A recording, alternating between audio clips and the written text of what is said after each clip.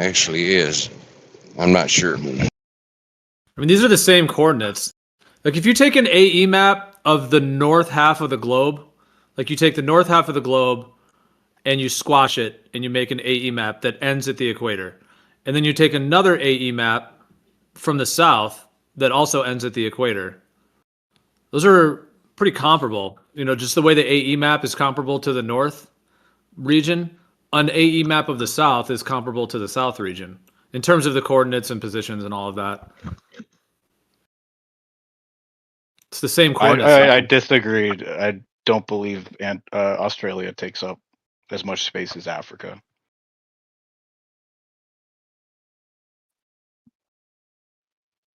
Well, bro, they got you've been shown the true shape of the continents. Maybe, maybe not. I mean, who knows, dude?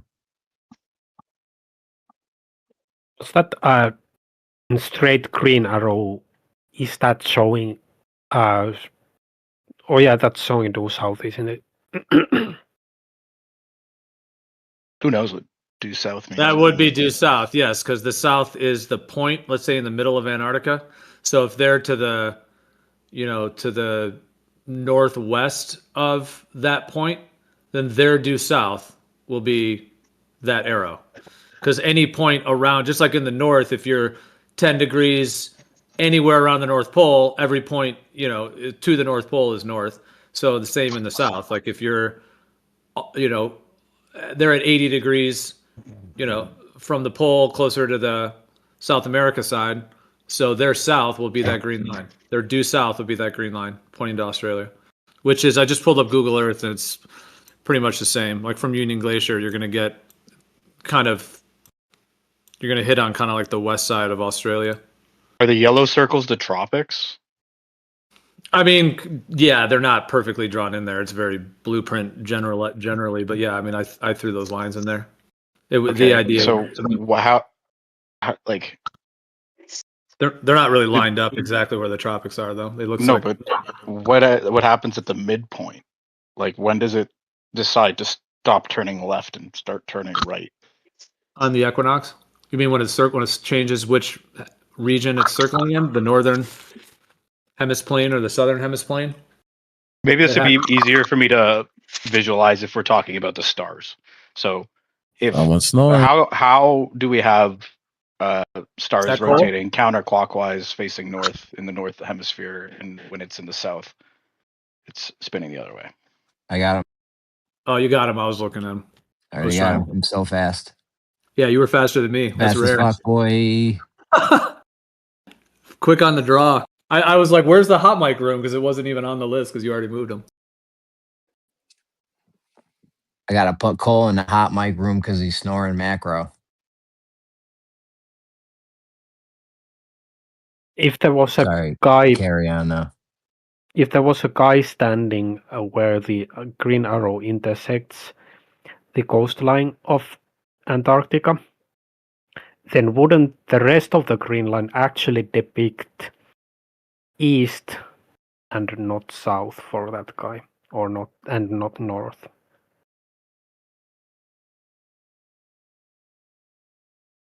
Would say that again? I'm not sure what you're saying. Would the green line be east for the guy at the intersection of the green line? You don't know which way east is. The guy in Australia? Are you saying the guy in Australia? Coast of Antarctica.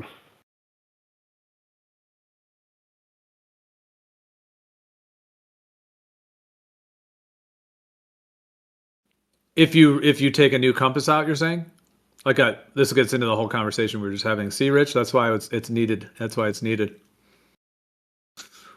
Because I mean, the thing about it, like, I was looking for an image I have. There's that guy that I know I have a screenshot of it.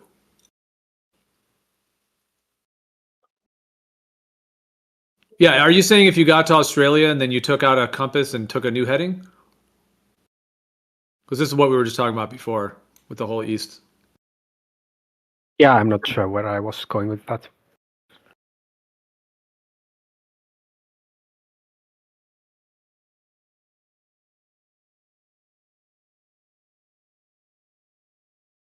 How about we bring it back down to earth, right? And we ask the question, why in 2025 we cannot draw a straight line 400 meters long?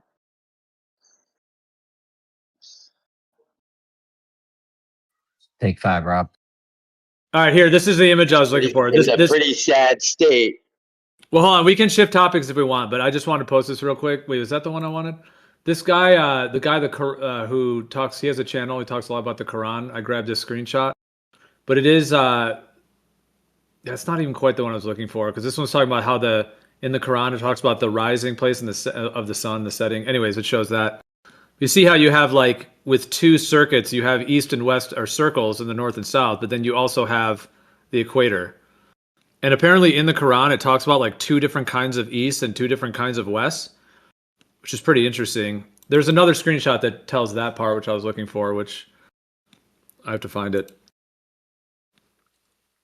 The Glovers just, never mind. Go ahead. I'll derail the whole thing. No, because the thing is with this dual pole, you have like basically you have like an actual, like a grid, like the whole thing, like this one, the new perspective posted earlier. Like you have like the whole thing is like a grid. So you have like a north line going up, an east, like a compass. The east going to the right, the south going down, the west going to the left on the equator. Like if you were in the center of that cross, like right in Africa there, if you were right there, then that would be like you would actually have real cardinal directions. So the way they call it the east, like the far east, like the Asia, and then the west, America, you actually have these quadrants, the actual east and west in that way. But east and west would also then be your circles, which Jeremy loves talking about. So then you have your actual, which Jeremy doesn't call those circles east and west when you're traveling on it. You know, like the actual circles, the east-west circles, you know, versus the actual, like, you know, cross of the compass, you know, the actual set directions. But a globe doesn't really have that in the same way. Well, it kind of does on the equator. You have that, but you don't. The equator and the prime meridian is kind of the equivalent of that on the globe.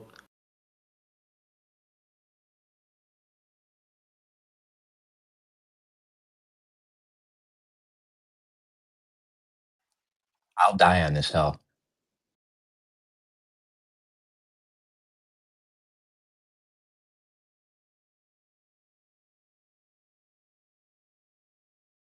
So you would just say the circles are not east and west. The only thing that's east and west is on the equator and on the prime meridian.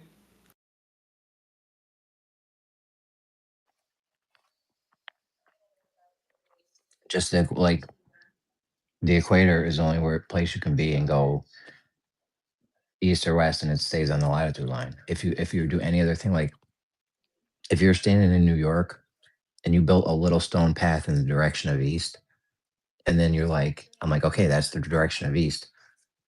I take a step in that direction. It's like, did I go east? Yes, I went east. I went on the bricks. We'd have to back up a step before I take a step and say, you know what I'm saying? You'd have to say, no, east is where you don't step on the stones, even though from where I am, that is the direction of east. So we would take a step, not land on the stones. And it's like, did you go east? I thought you had to be on the stones to go east. You know what I'm saying? I mean, I hear you. Yeah, if you're going to be really like down to the millimeter kind of motion thing, if you're not going to leave any leeway for readjusting, like moving 10 feet and readjusting, moving 10 feet and readjusting. Because yeah, it's like refraction. Like you're kind of taking like a line and then it's like off the actual original east by a little bit. And then you have to keep. So you're saying that the circles are not east and west at all. Like on this one, this is like a different projection, map projection, but north, east, southwest, like. You're basically saying the only thing is on the equator to the east. That's the only real east. When you make circles around the north or circles on the south, that's not east. You wouldn't in any way you didn't go east at any point, because in order to go east, you have to step up. You never went east at all. You wouldn't even give at all, not even one. In order to go east, you had to step up, because from wherever you're at any given point, in order to go in the direction east, that direction leads off the latitude line. So if you're just always on that latitude line, I would say you never went east. I don't know what direction it is, but not east. I did read the definitions earlier, and there is nothing in the definition of the word east that implies that you're actually circling a latitude like that. I mean, so what you're saying is like technically correct from terms of the dictionary of the definition of the word, but people do refer to following, a heading of east as you continue to correct your compass, because if you start traveling to the east or whatever, your compass is going to keep changing very slowly. So then your arrow is going to slowly move. Therefore, you'd make a circle around Polaris or a circle around Sigma Octantis as you travel. So can you understand why people call that like traveling east? Because you keep readjusting. 100%. 100%. Because if you check your compass enough, like I said, you take a reading, you make the stone path. Okay, that way is east. Say you take a step, right? And if you kept readjusting every step, you'd spiral out to the equator. It would take you forever, though. Whereas if you just checked your compass every 10 miles or 100 miles, it's not going to take you as long to spiral out. You get to the equator quicker.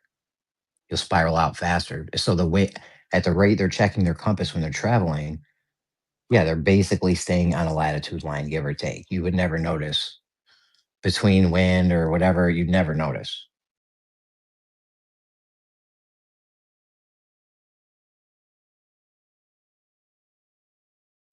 I mean, nobody travels on latitude lines, though.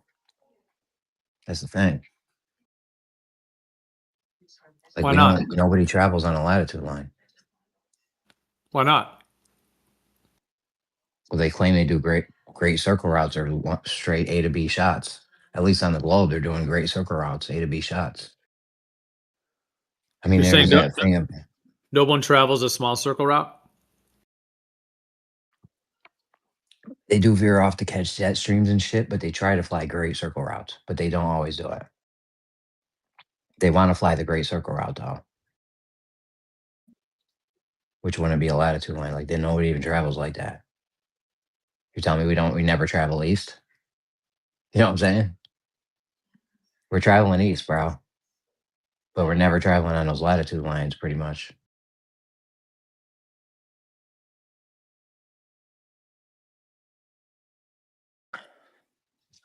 Like I said, not on the globe, at least.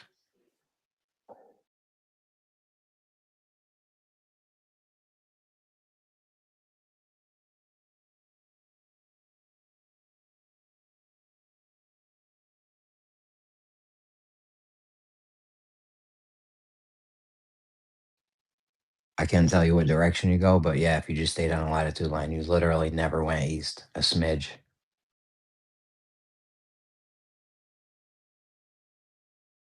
This says small aircrafts fly small circle routes to take aerial photography and land surveys. I hear you though. Like it would probably more be straight shots, like great circles in terms of getting from one place to another. Yeah. Like you wouldn't really travel on that. But if you were like in the ocean and you wanted to, if you're at the same latitude as Hawaii and you wanted to go from, wherever in Middle America matches the same latitude as Hawaii, you would stay on that latitude line in theory. Not if you want to go the shortest distance. The shortest path, you'd go off the latitude line a little bit.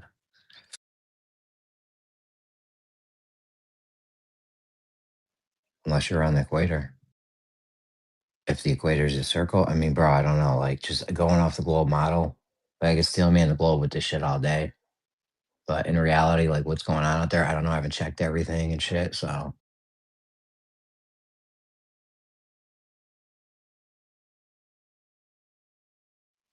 It's all globe facts. I've been steel manning spherical geometry and globe facts all day. And the globers have been fighting against me all day. Absolute insanity up in here.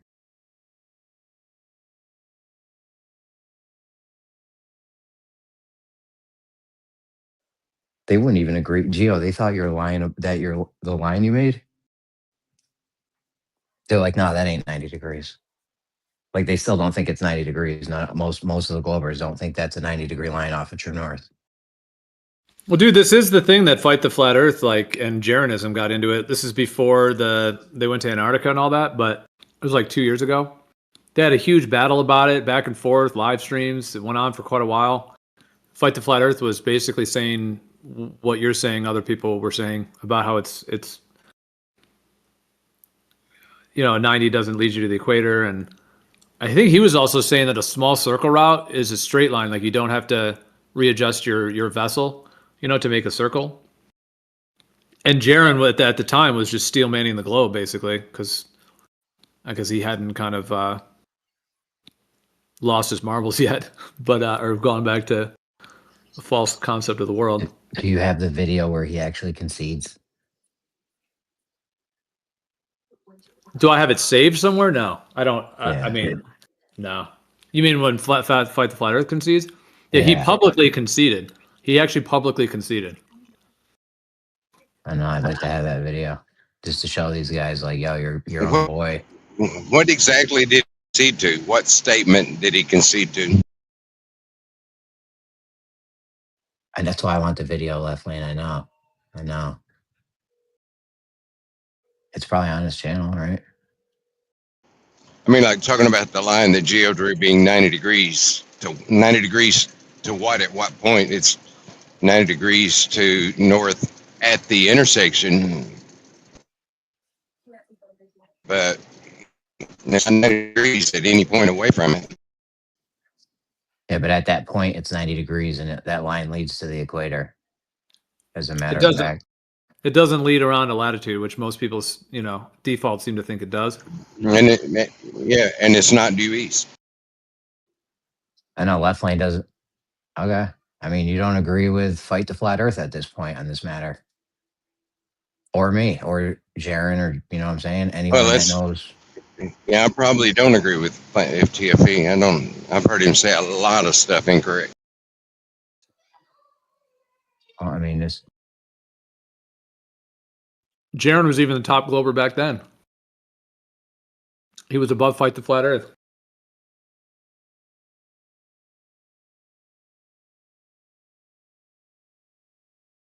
Jaron does have a good video. See, the thing is, didn't he take a lot of his videos down? I don't know. Didn't he take a bunch of his stuff down? It's got to be tough when he's said a bunch of stuff that he's now like, because now his whole thing is like, oh, like I'm a real truth seeker and I'm knowledgeable, but it's like, but all the things I've said for the last 10 years are, it's a tough position. It's like his whole reputation is just like completely tanked. So didn't he take a bunch of his videos down? So I don't know if it's still up, but he had a good one back in the day that was showing this, and he showed it, you know, on Google Earth, and I wonder if that one's mirrored somewhere. It's on this exact topic. And he was kind of doing what you're doing. He was just like steel manning the globe back then. Although I would contest that he was kind of on the fence the whole time, but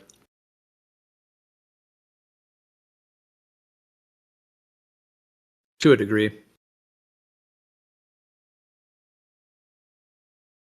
You got a channel and popularity, and everyone, you know, he's on Globebusters, kind of repeating a lot of stuff those guys said, like. But that's another topic.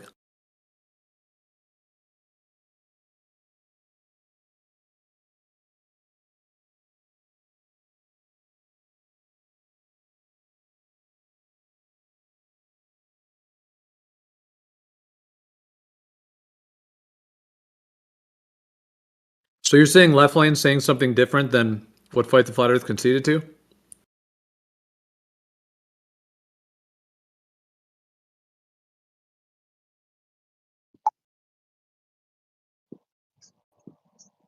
I was told to take 5. I took more than 5. It's a lull.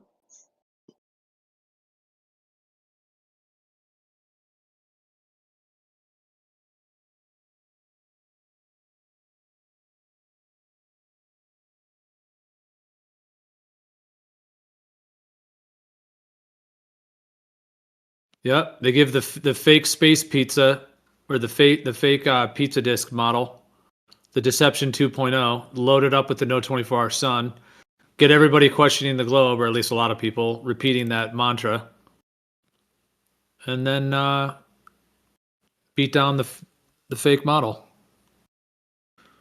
and then try to destroy all of this.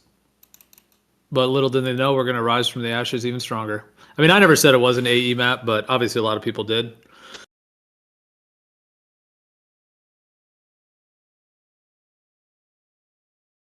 Doesn't really matter though. If both the globe and the AE map are false, then they're both false. So it doesn't really matter which one people were thinking was the case. It's like no better to be on one false side than another.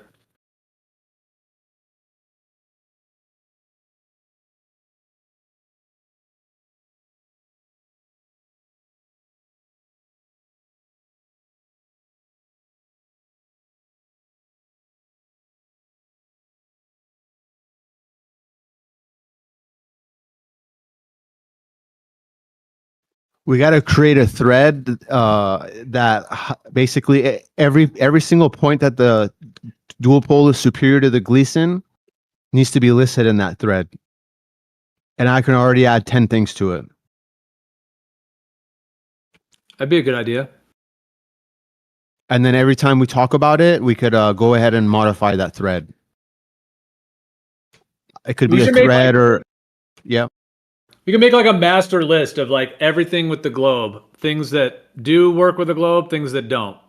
You know, everything with the AE, things that do fit with an AE, things that don't. Everything with, I won't say the word work really, because that's kind of, but let's say fit. It fits the model enough, close enough, you know, with an AE. And then everything with the dual pole. Make a massive list, and then we could, you know, adjust it as we go, add things, you know, add different, you know, add or remove things. That'd be pretty cool, just to see like a whole rundown of everything. It'd be a big project though. Yep. Gatebreaker, do you understand like new perspectives when he talks about like there's no need for any Pac-Man because you're just making, essentially you're making circles around the north or circles around the south, and it's like equivalent to the small circle route on a globe. You know, if you were to go from like that path we were saying earlier from like China over to, you know, Canada, you know, around the North Pole, or if you were to go from Australia, you know, across the Pacific Ocean, quote unquote, but you'd be like, if you were to go from Australia to South America, that you're actually just circling Antarctica the same way you would be on a globe, the small circle route. But he says there's no need for any Pac-Man. But he also has mentioned that there would have to be like, if you were to go, he was saying that, I think that his friend E1 was saying that that there's like ships out in the ocean that if you get past a certain point, they don't let you go past. Now I don't know if his friend was claiming that entirely or if it was just I'm not sure exactly with that, but because obviously on the dual pole there would be like an outer rim. It would be like a barrier in the Pacific Ocean essentially, you know, that would have to be, well, not really a barrier, but like on the outer stretches, you know, like there would have to maybe be some, either like a wall or a limitation or something. But outside of that, like he's saying that there's no Pac-Man because you would just be circuiting around one or two of the poles. But there still would be the outer extremities that, you know, would either have to have a barrier or a limit. But what do you think of that there's no Pac-Man needed? If you're asking for my opinion, I think this is just, I'm speaking for myself. Pac-Man certainly needed for multiple reasons, including the ground and the sky. Main reason for the ground is because things on one part of the map, they keep going forward and they appear on the other side of the map without running into any ice walls or outer barriers or anything like that. But I mean, there's no point in me talking too much about it. It's pretty simple, right? Planes, they keep going. Let's say you're looking at the dual pole map. You're at South America and you're going straight on the equator. You keep going, you keep going. From what I understand, there is no any outer uncharted lands or anything. They just keep going, and once they cross that pixel at the outer edge, and they keep moving forward, they're on the other side, and they keep going, and they hit the those Asian islands. That's for the ground. The sky requires Pac-Man because when you're at one edge of the map, you're seeing stars from the other edge of the map.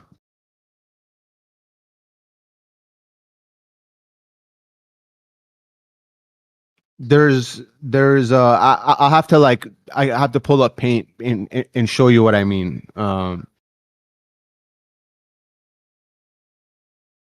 But that's my opinion is it's required.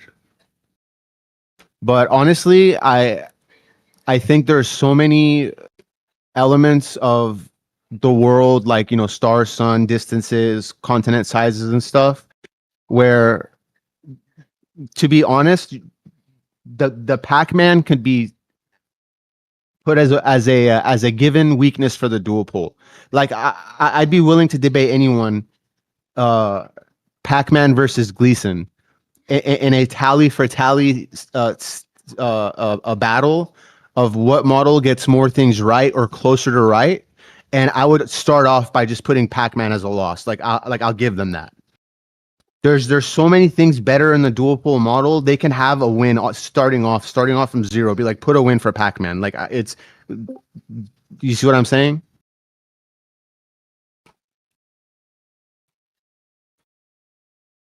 There's so many things that dual pole model gets right or closer to right compared to Gleason, that at the end of that, whatever that is, the Gleason can be thrown in the trash, in my opinion. Yeah, I mean, I feel that way about Gleason and the Globe. But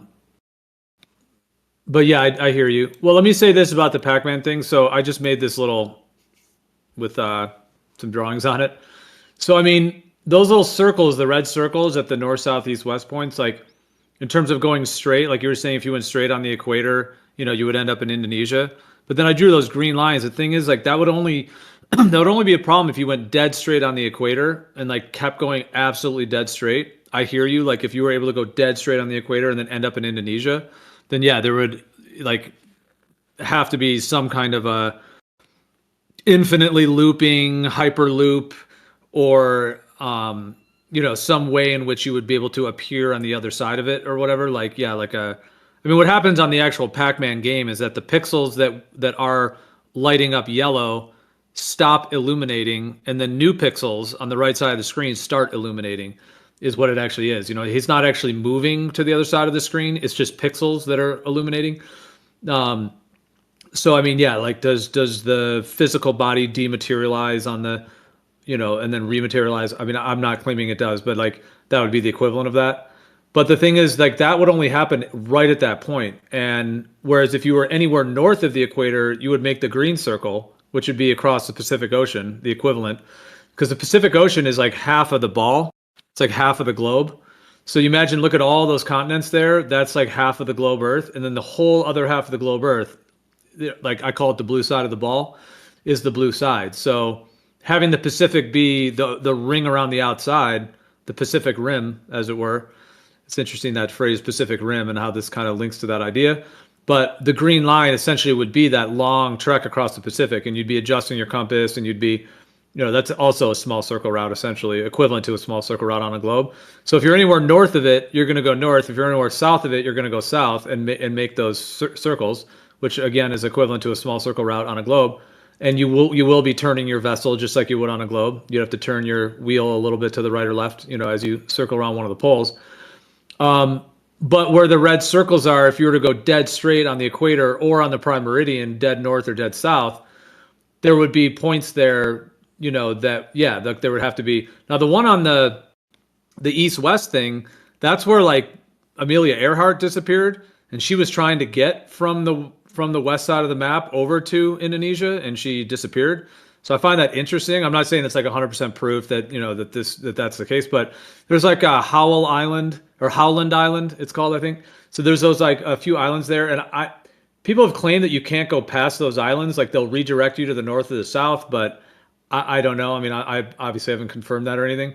But anyway, so yeah, those red circle points would be contention points, because those are the straight lines.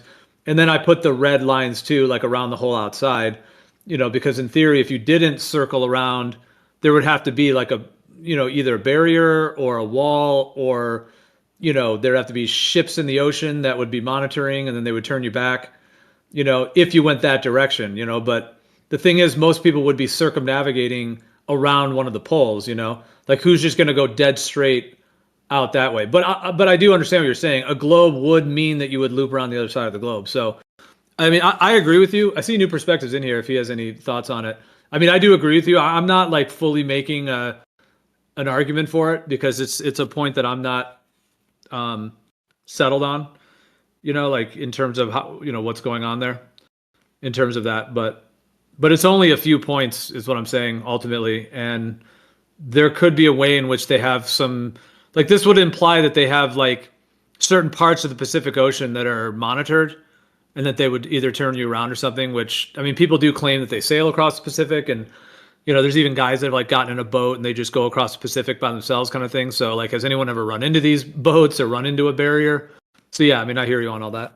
Well, they would just go around north or south. They would just go around to the north or go around the south. They could think they're going straight across the Pacific, but they're just going around either the North Pole or the South Pole. It would be the same difference.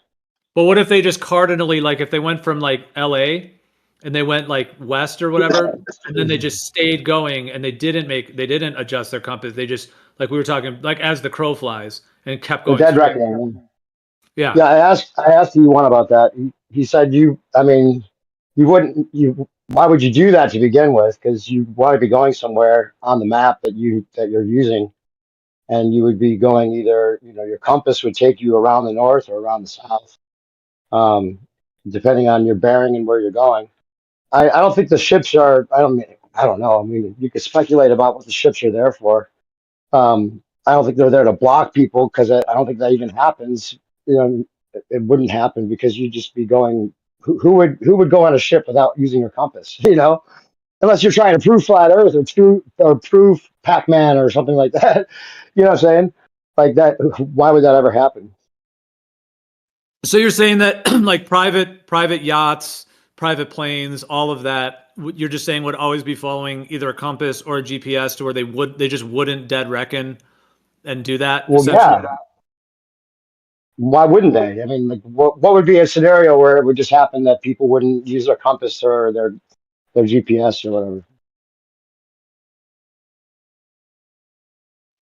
That they would just be like, there would be no reason to do that. You know. I mean, I guess I do hear you. Like, even if you own a private plane, you're not just going to fire off across the Pacific, just willy-nilly flying. You know what I mean? You're going to have like ignoring your compass readings. Yeah, ignoring everything that's showing you to where to go. unless you're us that actually wants to do it. I mean, I do hear you, but that's a lot of land though, because essentially, wouldn't that mean like, and that thing I just posted with the red circle around the outside? I mean, that's a hell of a lot of distance. Like the whole AE map, like 60,000 miles around Antarctica. The idea. Well, this is 60,000 miles of the Pacific Ocean, the Pacific Rim, essentially. So that is a huge amount of distance. That, I mean, could you? Well, the blue side of the ball is the same. It's the same. It's equidistant. I mean, it's exactly the same as the point for point, the grid system that the ball gives. There's no difference. I mean, you can make it look bigger or smaller depending on the lines, looking at it like from a bird's eye view, and it may seem a certain way.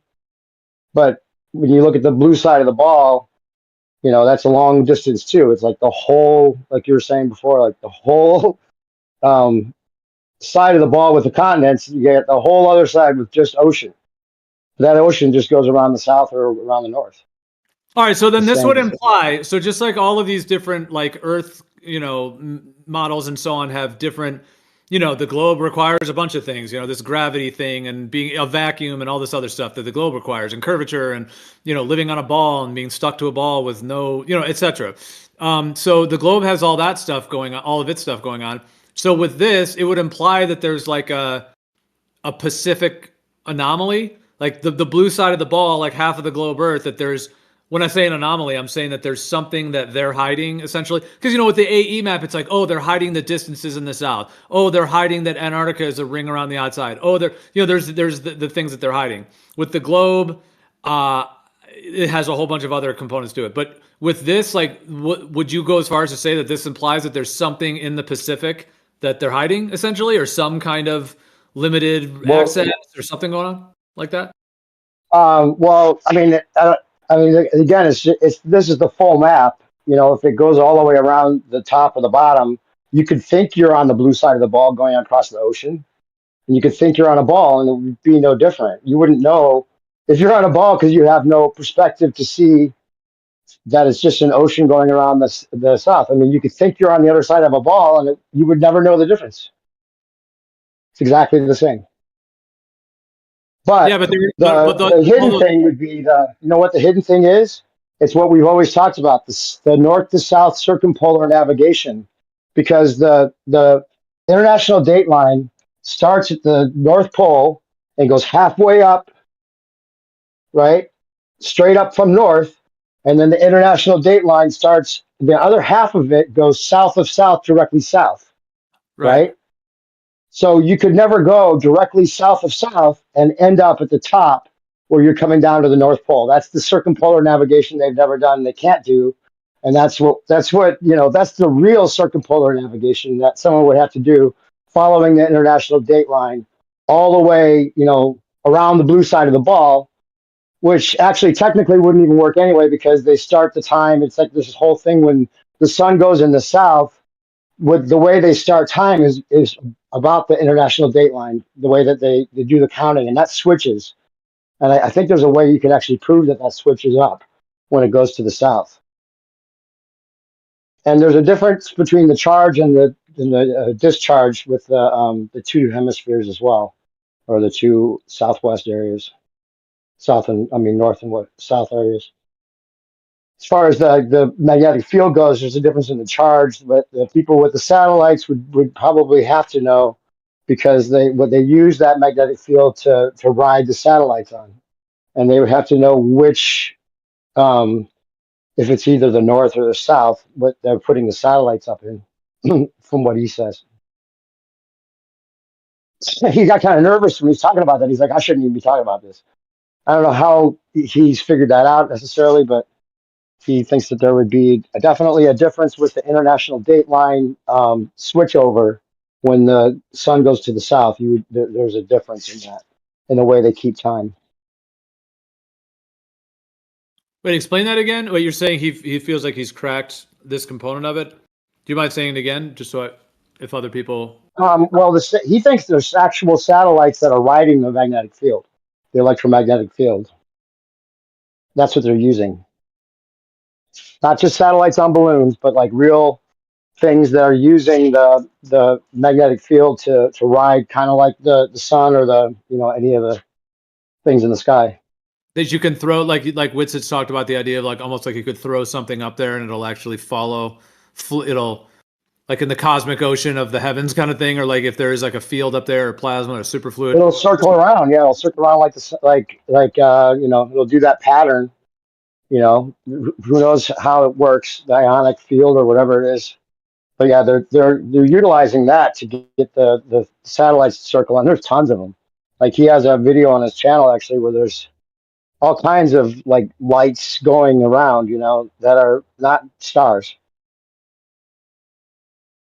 There's tons of them. Okay.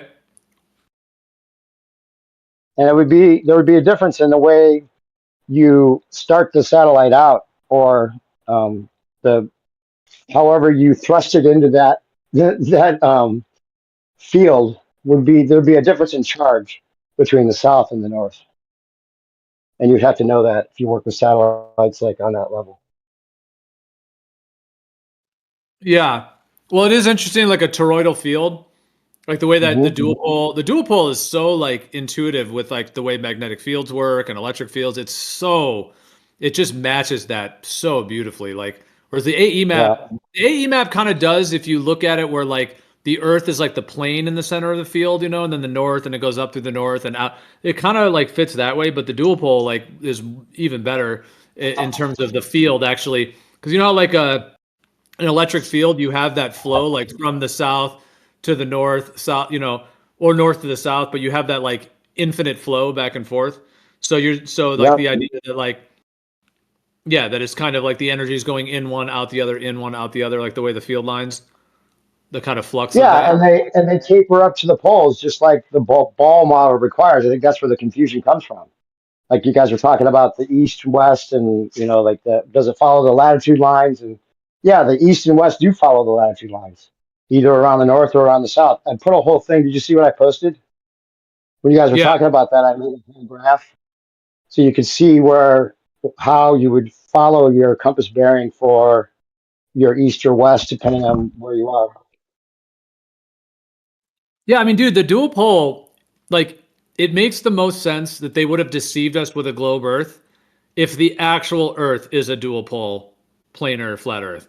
It makes so much more sense because you have a southern hemisphere equivalent, you have a northern hemisphere equivalent, you have the straight line at the equator. Like the AE map is just is the odd man out in terms of all that. You know, it has so many issues in the south, and you know the way that it expands it out.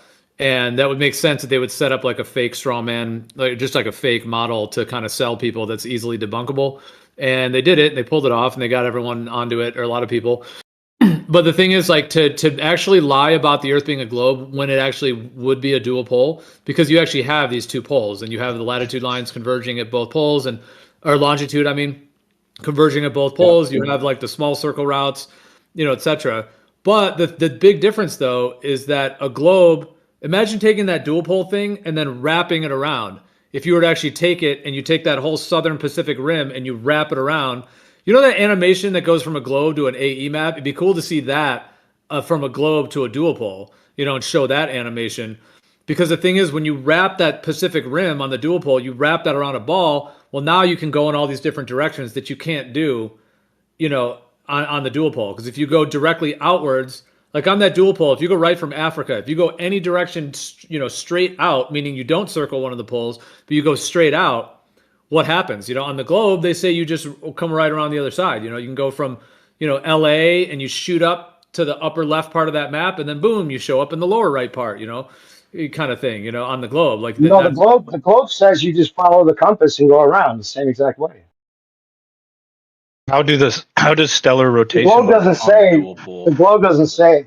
Hold on, real quick. The globe doesn't say. The globe doesn't say that you dead reckon. The globe just says you follow the compass, exact same way you would with the dual pole. But if you do a great circle route from Los Angeles and you fire off like on that dual pole from like the upper left part of it, the upper left quadrant, if you took a great circle route from Los Angeles and just shot that way, the globe claims you would arrive over in Australia, the great circle route.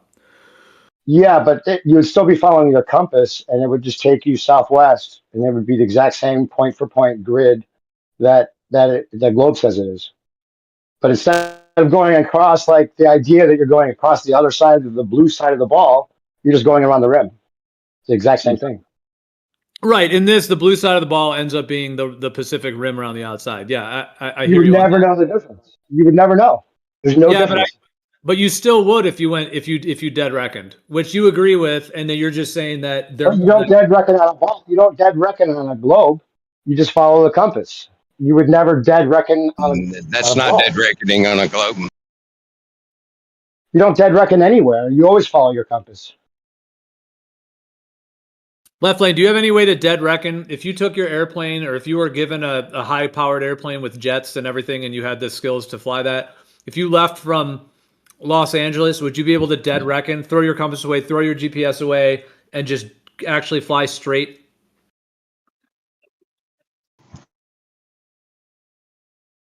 No, I need landmarks. I need points to confirm my, heading, make sure that I'm on track and things. You can't fly over the water without any reference. Right. So this is what he's saying, is that you would be circling the north or south on the dual pole. But new perspective, then what happens if you did dead reckon? Let's say we bought a plane and we did it. Do you think they would stop us? There'd be ships, there'd be radar, there'd be no-fly zones. I mean, do you think there would have to be, right? Like if there's no Pac-Man, then there would have to be some way that the powers that be would stop us, right? Otherwise, we're gonna. Well, you would eventually hit, where the sun doesn't shine, right? And you would assumedly would be an area where the sun doesn't warm land up for you to fly over, and there would be some type of an ice land that you'd be flying over eventually. We'd be like, you okay, can get now out we're. the magnetic field. I mean, I think everything's kind of forced into the magnetic field too. Like even on Earth, like I don't know if you'd even be able to. I don't know. You know what I'm saying? Like I don't even know if like the the forces would allow you to do that. I don't know. So if we did that, we would officially look at each other and say, we are now outer ponders. It's official. Yeah. Right? It was a semi joke, but I hear what you're saying. Okay, yeah, the sun don't shine. It'd be dark water. I guess it's in the realm of speculation at that point. Is there an ice wall barrier that's not Antarctica, but is there an ice wall barrier? Is there a physical barrier like the edge of the dome or some kind of like, force field? Are there ships in the ocean that say turn around, you can't go past there? Or another There's option? definitely ships. Or There's I guess definitely it's ships. just, yeah, I mean the ships. I mean having some kind of Well, you really think there's ships patrolling out there? Yeah, I've seen them. Yeah, they're just a whole line of them. You can just go on naval ship tracker, see them all sitting out there. There's a line all across around the Pacific of ships that are even on the naval tracker thing. He showed me like on if you look at the coordinates, like way far out west, there was like a whole line of ships.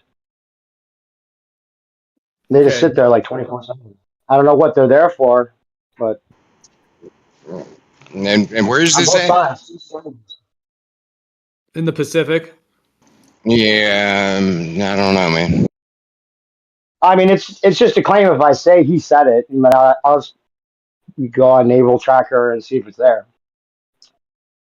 I mean, I've taken screenshots. I have them somewhere. He showed it to me.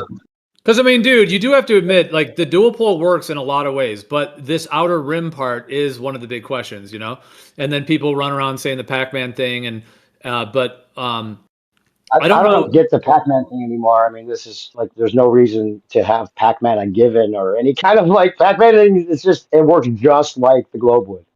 No, I hear you. No of everybody talking about the dual pole seriously, like maybe some people are open to it, but they're not like, really pursuing it strongly, like, but they're open to the unfolding of how things unfold. But I mean, of Pac-Manning, like, I guess Gatebreaker, although he's not, well, he has mentioned Pac-Manning, like he thinks it's needed in his opinion. So I'd like to hear you debate that. I did send you those shorts, those Gatebreaker. If you're here, so I'm not looking at the chat, but yeah, check out those things. Give me some comments, what your criticisms are, or your objections to what he was talking about in the shorts.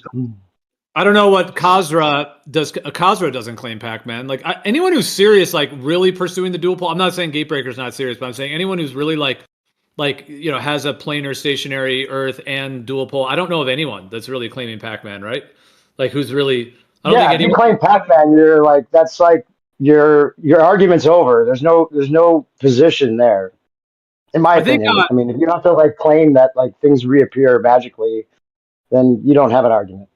I think Percentage has mentioned it, although he's not like really strong, like saying it is a dual pole, but he's kind of been saying that like it would, in his opinion, but he's not like, but he has mentioned it, just kind of saying that he has mentioned it. Percentage has, so yeah, I guess some people maybe Arwen has mentioned it. Yeah, so there are some that have mentioned it, but what I'm saying is I don't know of anyone who's like more on the side. I think it's a straw man. I think that's like put into like, I think it's because we think of it as a globe. I mean, when you see the dual pole, you see a globe kind of. I mean, I think that's how they conflated it because the magnetic fields, the electromagnetic fields, and the magnetic fields of the latitude and longitude, it makes it look like a globe. I mean, obviously that's where they got the idea to give. I mean, it could be that there is nowhere else to go, and they justify it by saying psychologically it's better to think about it this way because otherwise you're just like feeling like a rat in a cage and there's nowhere to go, and you're in this like. There's barriers, or maybe there is some kind of outer ponder thing that, like, it's dangerous to go outside of the area we know of, or, I could be convinced of a dual pole Earth. I would just need to have models for how what we observe works on the dual pole. Oh, did you see the thing I put in chat with all the east, west, southwest, north, southeast, all those directions, the way it would work? Yeah. I saw that, but what I'm more so speaking to is something like stellar rotation. Yeah, that's the real killer for the globe because you see how the latitude lines actually converge and diverge on the dual pole. Well, that's what the stars actually do, and that doesn't work for a globe. The stars converge and diverge. Do what? Yep. They do. At the equator. They do, bro.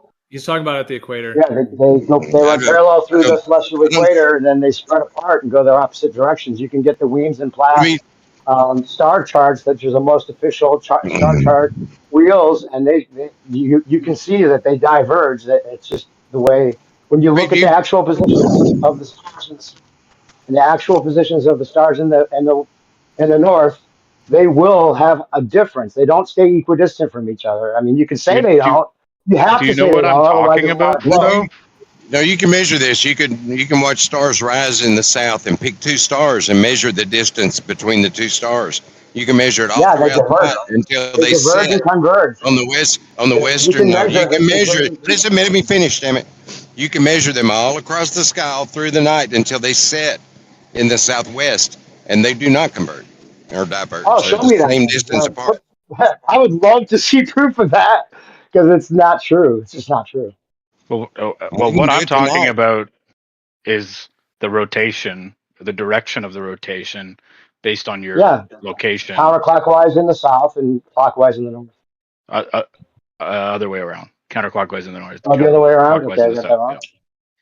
Yeah. If you're facing south in the south, and if you're facing north in the north, I haven't No, seen. I'm talking about literal. I'm talking about Without literal. duplicating stars, Like there's an there's no actual like. It's explanation on not a dual about. pole Earth.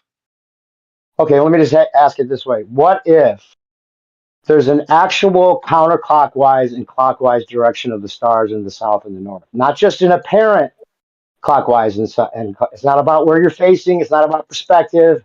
It's an actual counter rotation of the stars. What if that were the case? Then we would see them rotating in different directions at the equator, but they're going the same direction at the equator. At the celestial equator, they go parallel to each other, and then when you get And out they're far going the enough same west or direction. east, yep, they're going east to west, and then when you get out far enough west, you'll see them start to spread apart and go their opposite direction. What? Can you show me that, please? Yeah, sure. Yeah, I mean, this is, I just posted just star trails at the equator. It's absolutely what they do. Although, new perspective, I don't know if I agree with you that it's a problem for the globe model. How could you though. tell? No, that's a wide angle lens. That's not right. No. No, that's precisely how Wide angle. Where in this blur do you see them converging and diverging? it's clearly what they're doing. You can see them converge and diverge on that image. Stellarium shows that. Stellarium shows it too, absolutely, yeah. And then also that animation, which I was trying to look for it real quick. You guys have all seen it. It shows like here, this one. It shows a globe with like close and local stars, so it's not quite the same as the globe model. But this one shows them converging and diverging. Now, if you put these stars light years away, which sometimes when the globe guys use this, they'll say, well, imagine the stars are just further away. But if you look at that animation, so new perspective, I don't know if I agree with you that the converging and diverging is a problem for the globe model per se. Like this might be one that works for dual pole and globe model, but I also might agree with you that there are some nuance differences because you know, but I don't know that it is completely a problem for the globe the way you were saying. I'm not. Well, if they hold on. Like we can argue about whether it's just a wide angle lens or some kind of like bending around the globe makes it seem that way. You can argue that point or claim that or whatever. I mean, the actual star plotting shows that. Like if you look at the positions of the stars and they're parallel through the celestial equator, and then you look at the positions in relation to each other when they get out farther west, you will see there is a difference. Right now, if that actually does happen, and it's not just some kind of excuse, and it's actually happening, that does not work for the globe. Okay, but how this doesn't explain to me how on a dual pole, if you're facing south of the equator, you get a particular direction, and if you're facing north of the equator, you get a particular direction. You're just saying that there's somewhat of an issue of stars converging and diverging, and kind of vaguely gesturing towards that, as opposed to showing a mechanism by which you could have the rotation in an opposite direction. Yes, an electromagnetic field. And that's how electromagnetic fields work. They funnel in through the center and then they go out. I mean, you can look at many examples of electromagnetic fields, and that's what they do. Yeah, dude. I mean, this is hold on. This is from Stellarium. What I'm just posting right there, that's from Stellarium. This is a freeze shot from that animation that shows the stars I mean, they definitely have this effect. The globe, though, claims that you're on an actual ball and that these stars are, light years, bajillion of miles away. And essentially they make like a, a theoretical sphere around you, even though they're at different distances and they're light years away, but they can be treated as roughly the same distance, etc. And so you have a sphere, which, I mean, new perspective, it is like if you put like a GoPro on a basketball in a room with, Christmas lights all around, you can get that effect. So I hear you. There might be some differences though, like nuance, because when you're, but there is some overlap too, because I mean, the sky does have this this two-pole celestial sphere quality to it. So I'm just saying, I think there is overlap. Well, But if it's just a matter of like seeing the stars from a certain position, it wouldn't just be at the celestial equator. It does that. It would do it anywhere you are on a ball, right? They would just split apart because you're looking at the sky and you're looking at it from two different directions. Depend on the axis It's all one rotation. field anyway. But if we're moving away from the point, we're trying to talk about the stellar rotation on a dual pole Earth. And when you have a room, to go with Geo's analogy, and you have one clock that's regular on the ceiling, and then another clock that's going backwards, is going counterclockwise. If you were to extend the hands until they reach the middle of the room, they would be going in opposite directions. You would see one hand passing the opposite direction of the other hand, and that's not what we observe with stars. We see a counter rotation of stars in the south. Yeah. I'm When not you're sure what in you the mean by south- that. Well, hold on. What do you mean by that? Because I'm going to post this real quick.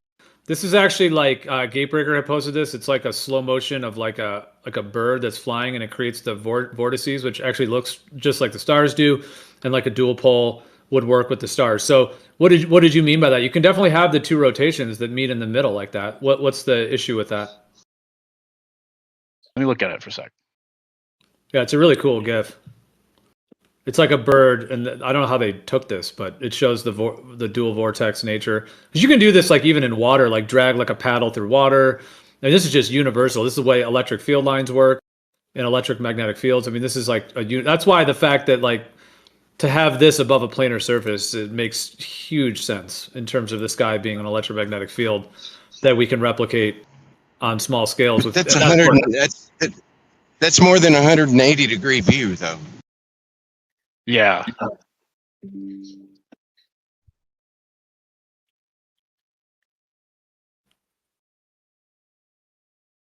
Yeah, you're seeing the two. I mean, I was going to post this too, like a Ferrocell. Which one are you talking about? I mean, yeah, if you're only looking at a portion of it, you're not going to see like the two full rotations at any part on Earth. Why not? Because you can only see a limited portion of the sky. Why? Because there's a limited distance to how far we can see. You can't see forever. Like if you had like a Okay, so what is the limit that we can see? Like if you had a Costco that was the size of the United States and you were chilling in New York, you're not going to see the lights above Seattle. I'm talking about looking straight up on a flat surface. If the proportions were, it all depends on the height of the You're just ceiling. saying you can't see it. Like, why can you not see both of the celestial poles if it's above a flat plane? Because well, this is a different topic, but go ahead. I mean, it's a little bit of a different topic. I mean, ultimately, in my thoughts, because you can only see a limited distance. There's a limited distance to how far we can observe, and that has to do with multiple factors. I think the environment, the way our eyes work, and there's a limited distance. Just like if you had a Costco the size of the United States and you had lights on the ceiling, maybe you make the ceiling, let's say 1 mile high or something, whatever the proportions, that would be similar. And you have a Costco with 1 mile high and you have lights all over it. You're not gonna be able just to chill on the southern tip of Miami and Florida and just glance up and see the lights in Seattle. You said you can't see it multiple times. I agree. We cannot see both celestial rotation points from the same position. I'm saying that's because of Earth being a globe. You can't see it because the globe is literally in the way of you seeing the other celestial sphere. That's a mechanism to obstruct your view. I don't understand how you can have a dependable notion, like you can demonstrate that if I am here on the globe, I would be able to see this and I won't be able to see that. But on flat Earth, you're just saying you can't see forever because you can't see forever, so we can't see both celestial spheres. But this thing that New Perspective just posted with the red and green lines, that's if I looked up on a flat Earth, I have no idea why I wouldn't see that. It makes a lot more sense that you would see that. Well, it is a different topic. You had mentioned something about the. It's talking about seeing the stars rotate on a dual pole Earth. It's the same topic. Don't interrupt. Don't do that. Anyways, the last thing you had said was about the rotation and the two hands of a clock. I posted a few things. I was interested in hearing further what you meant by that. If we want to go back to that, we can. If we're jumping to how far we can see, it's a different topic. The only reason it gets a little messy is that if we're posting things, talking about things, and we jump to another topic, it can end up being this kind of lily padding, jumping around, scattergunning, and then the points are not really very thoroughly gone through and actually analyzed because we're just hopping and jumping. And especially when somebody has like a need to kind of ridicule and try to, instead of actually having a productive conversation, it can get messy. So which topic do we want to go on? I do think there's a distance to how far we can see for many reasons. But if you're going to ask it quickly and then I say something very brief because we're scattergunning and then you feel like you can just, kind of try to ridicule it, shoot it down and pretend like that's a win or something, it doesn't have to be about winning or losing. Let's just pick a topic that we're going to go through, not interrupt each other, and just have it be a productive conversation. There was the last topic of the rotation, and now we're jumping to how far we can see. They're slightly different, so we need to pick which one we're going to do. Yeah, the vortices are, one's going clockwise, one's going counterclockwise. I hadn't visualized it like that. I can see them moving in the same direction. I thought we were well past that. I didn't say anything about winning or losing. I don't know why you're bringing anything up like that. And I don't know why you're disparaging me, saying that I'm only here to get a win or whatever. It's really useless. It's still on the same point of if we're on a dual pole Earth, what would we expect to see when we look up? And the fact that we can't see that, the vortices such as that, seems like a pretty big issue. Yeah, exactly what we see. Look at what New Perspective just posted. What the hell is that? A composite image? Where is it taken from? Arches National Park, I think that one is that the one from Arches. You can take them from. You have to be at the equator to get that full view. Okay, so let me just be clear on what happened, because Rich, you did this earlier. So you asked the question about the rotation. I posted a few things. So instead of saying, okay, Gio, I hear what you're saying, point confirmed. You answered that question. I hear you. That's answered. Thank you. Now let's move to the next point. It sounds like that's what we missed, because you said that point and then you jumped to how far we can see and started doing that. So that's what I'm talking about. If you're going to jump to another topic before the last one. So it sounds like you did agree that in terms of the rotation, that was not an issue that you had brought up. So that topic's finished. Now we're moving to why we can only see a limited portion of the dual pole system at any one place on Earth. Actually, no. Let's go back to that. If you want to talk about that more, we can talk about that more. The rotation direction of those vortices would not change depending on what direction you're facing. No, it shouldn't. Rich, Yet look, that is what we observe in reality. they're just discussing this new idea. They're trying to troubleshoot it, look into how it would work. This isn't the globe is wrong. It's this. All right. Well, here's the issue with it. Well, if the stars converge, here's an issue with it.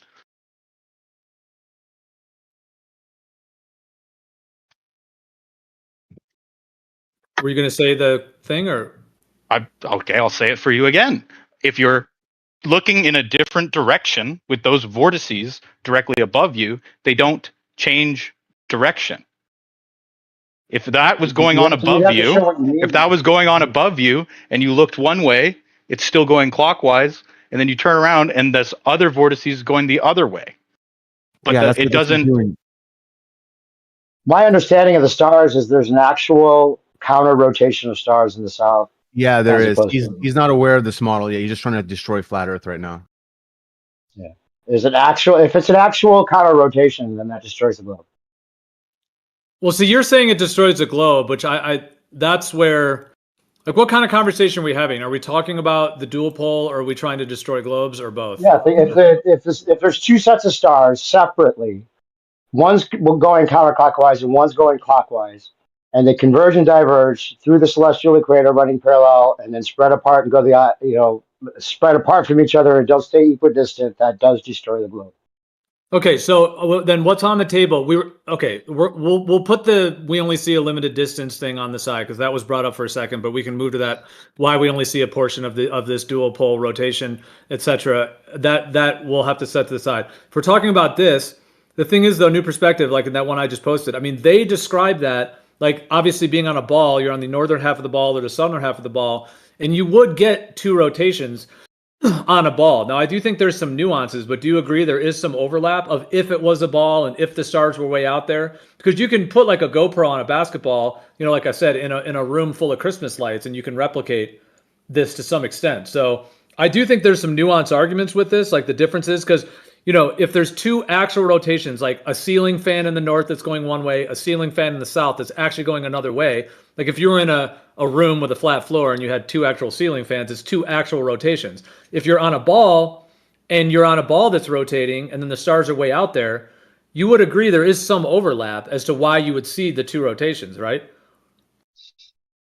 Well, that's the reason they were able to convince people it's a ball, because you could just think of it as like this they're all going in one direction and us being on a ball, and you would just see that you could claim wide angle lens or whatever, but I'm putting in that he put all the stars on two different discs and they're going the opposite directions, and that he based that on the Weems and Plath that show the same thing. He just scaled it down, and they converge and diverge on the most official star wheels that the nautical charts. You know, the people that would professionals that would use the stars and want to plot their positions.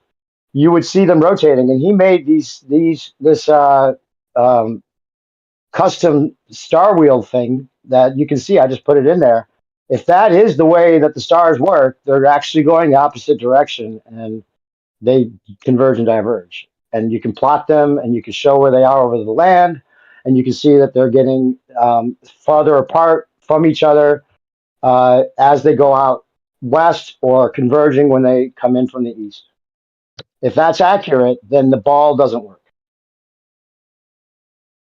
Why does the ball not work? Because they say it's the ground that's curving and then the stars are mapped to the ground. So what is your argument Because then? the stars spread apart. Like if you had two stars that are running parallel through the celestial equator, and then they start to spread apart and go 360 degrees out from each other, just like we see with the star trails in the sky, like they're going in circles in opposite directions. Those stars they're diverging away from each other. They'll run parallel as they converge. They run parallel through the celestial equator, and then they spread apart. The ball has to keep them completely equidistant from each other because it's only one field of stars for the ball. Same with AE map. Well, see, I kind of have to keep all the stars have to stay equidistant from each other because they don't move, we move. Well, this is kind of a contention. Even like I know Matthew Learns, if he's not in here, I guess maybe I shouldn't bring him up. But he was mentioning that he was saying the stars don't diverge. The thing is, though, like the equivalent. Have to say that.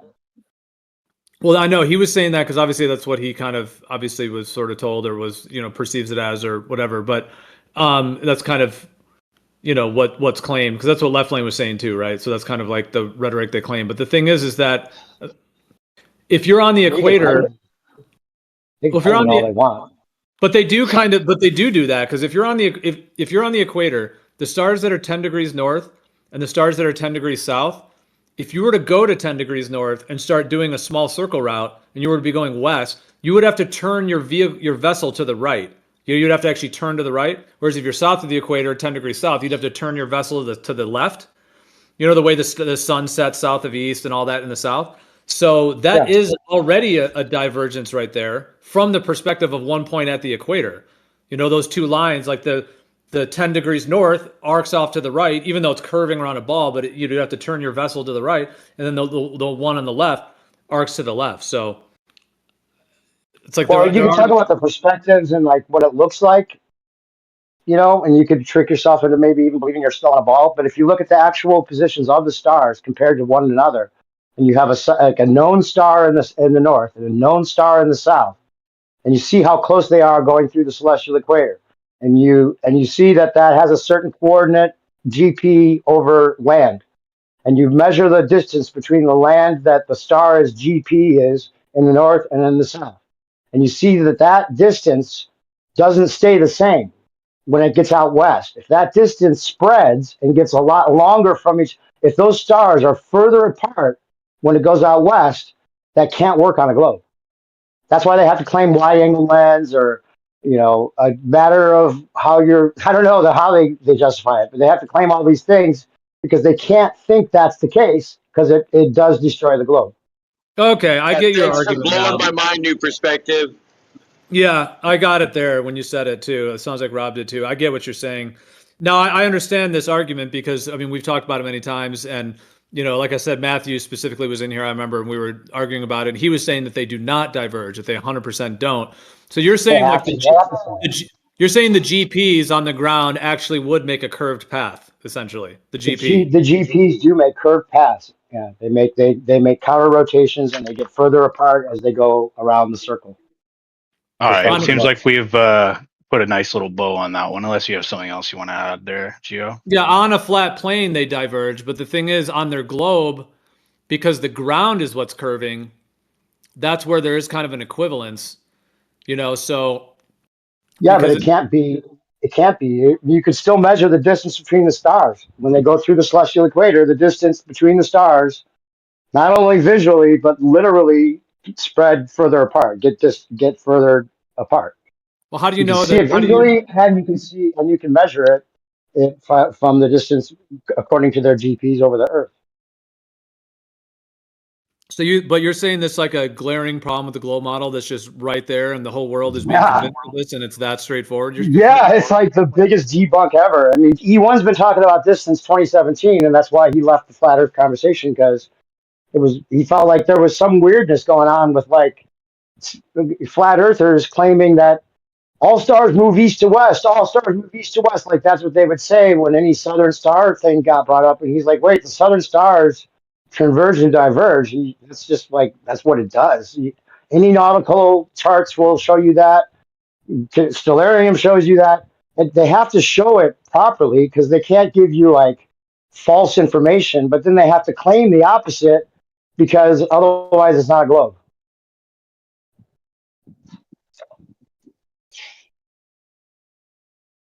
Well, I mean, I do think like kind of all like sides, as it were, like both sides, if you want to call it sides of these, have a bit of like people repeating things that they've heard and kind of just saying them, and you know what I mean? It seemed like almost controlled opposition in a way, because if like that's a glaring globe debunk and people have ignored it intentionally, then it would be like weird.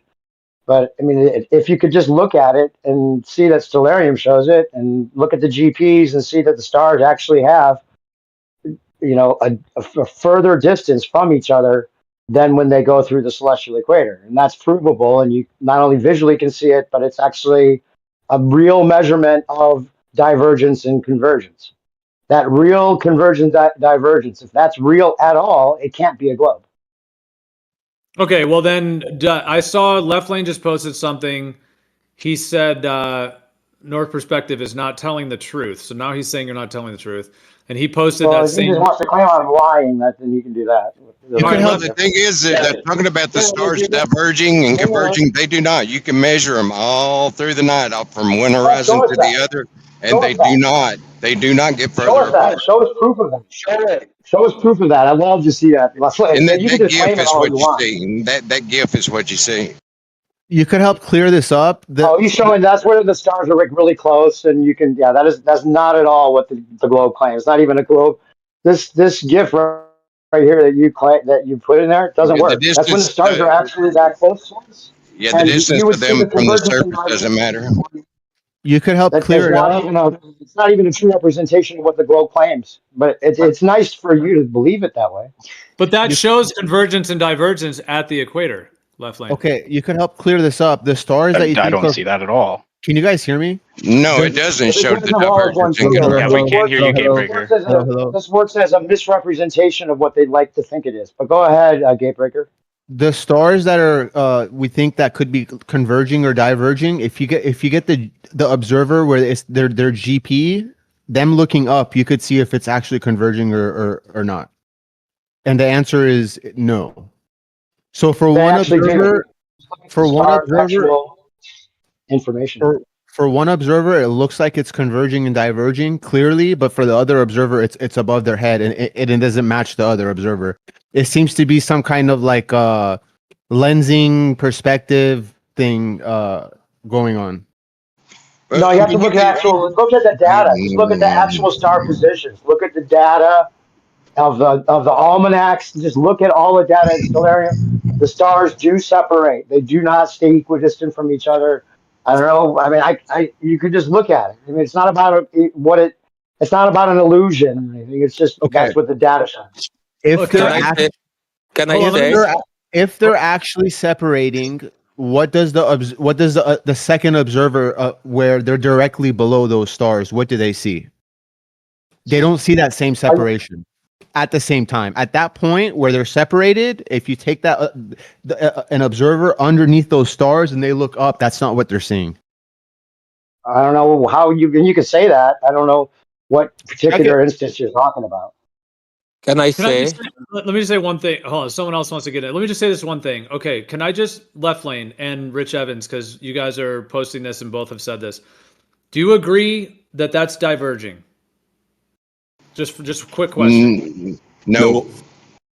That's what diverging is. They're two lines that go in different directions. You can measure the width, the distance between them, horizon to horizon, and they'll be the same distance apart.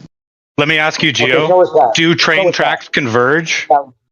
The path of the stars are diverging. I'm not saying the stars in relation to each other. I'm just talking about the actual optical divergence that occurs. Because the difference in this is if the ground is actually curving, because think about it, if you go, like I said, 10 degrees south of the equator and you start traveling on 10 degrees, let's say to the south, and you're going east. So you're going east, 10 degrees south of the equator, and you're on 10 degrees south. You would have to turn your boat to the right to do that. You have to keep a little bit to the right, a little bit to the right, a little bit to the right, which is a small circle route. So that is a curved path. But the reason you're making a curved path is because the ground is curving. If you have a flat surface, if you're actually making a curved path, you're actually making a curved path across a plane. So that's kind of like what this conversation is. Optically, obviously these are diverging. Anyone can see those two arrows. One's going off to the left, one's going off to the right. So optically, that's what they're doing.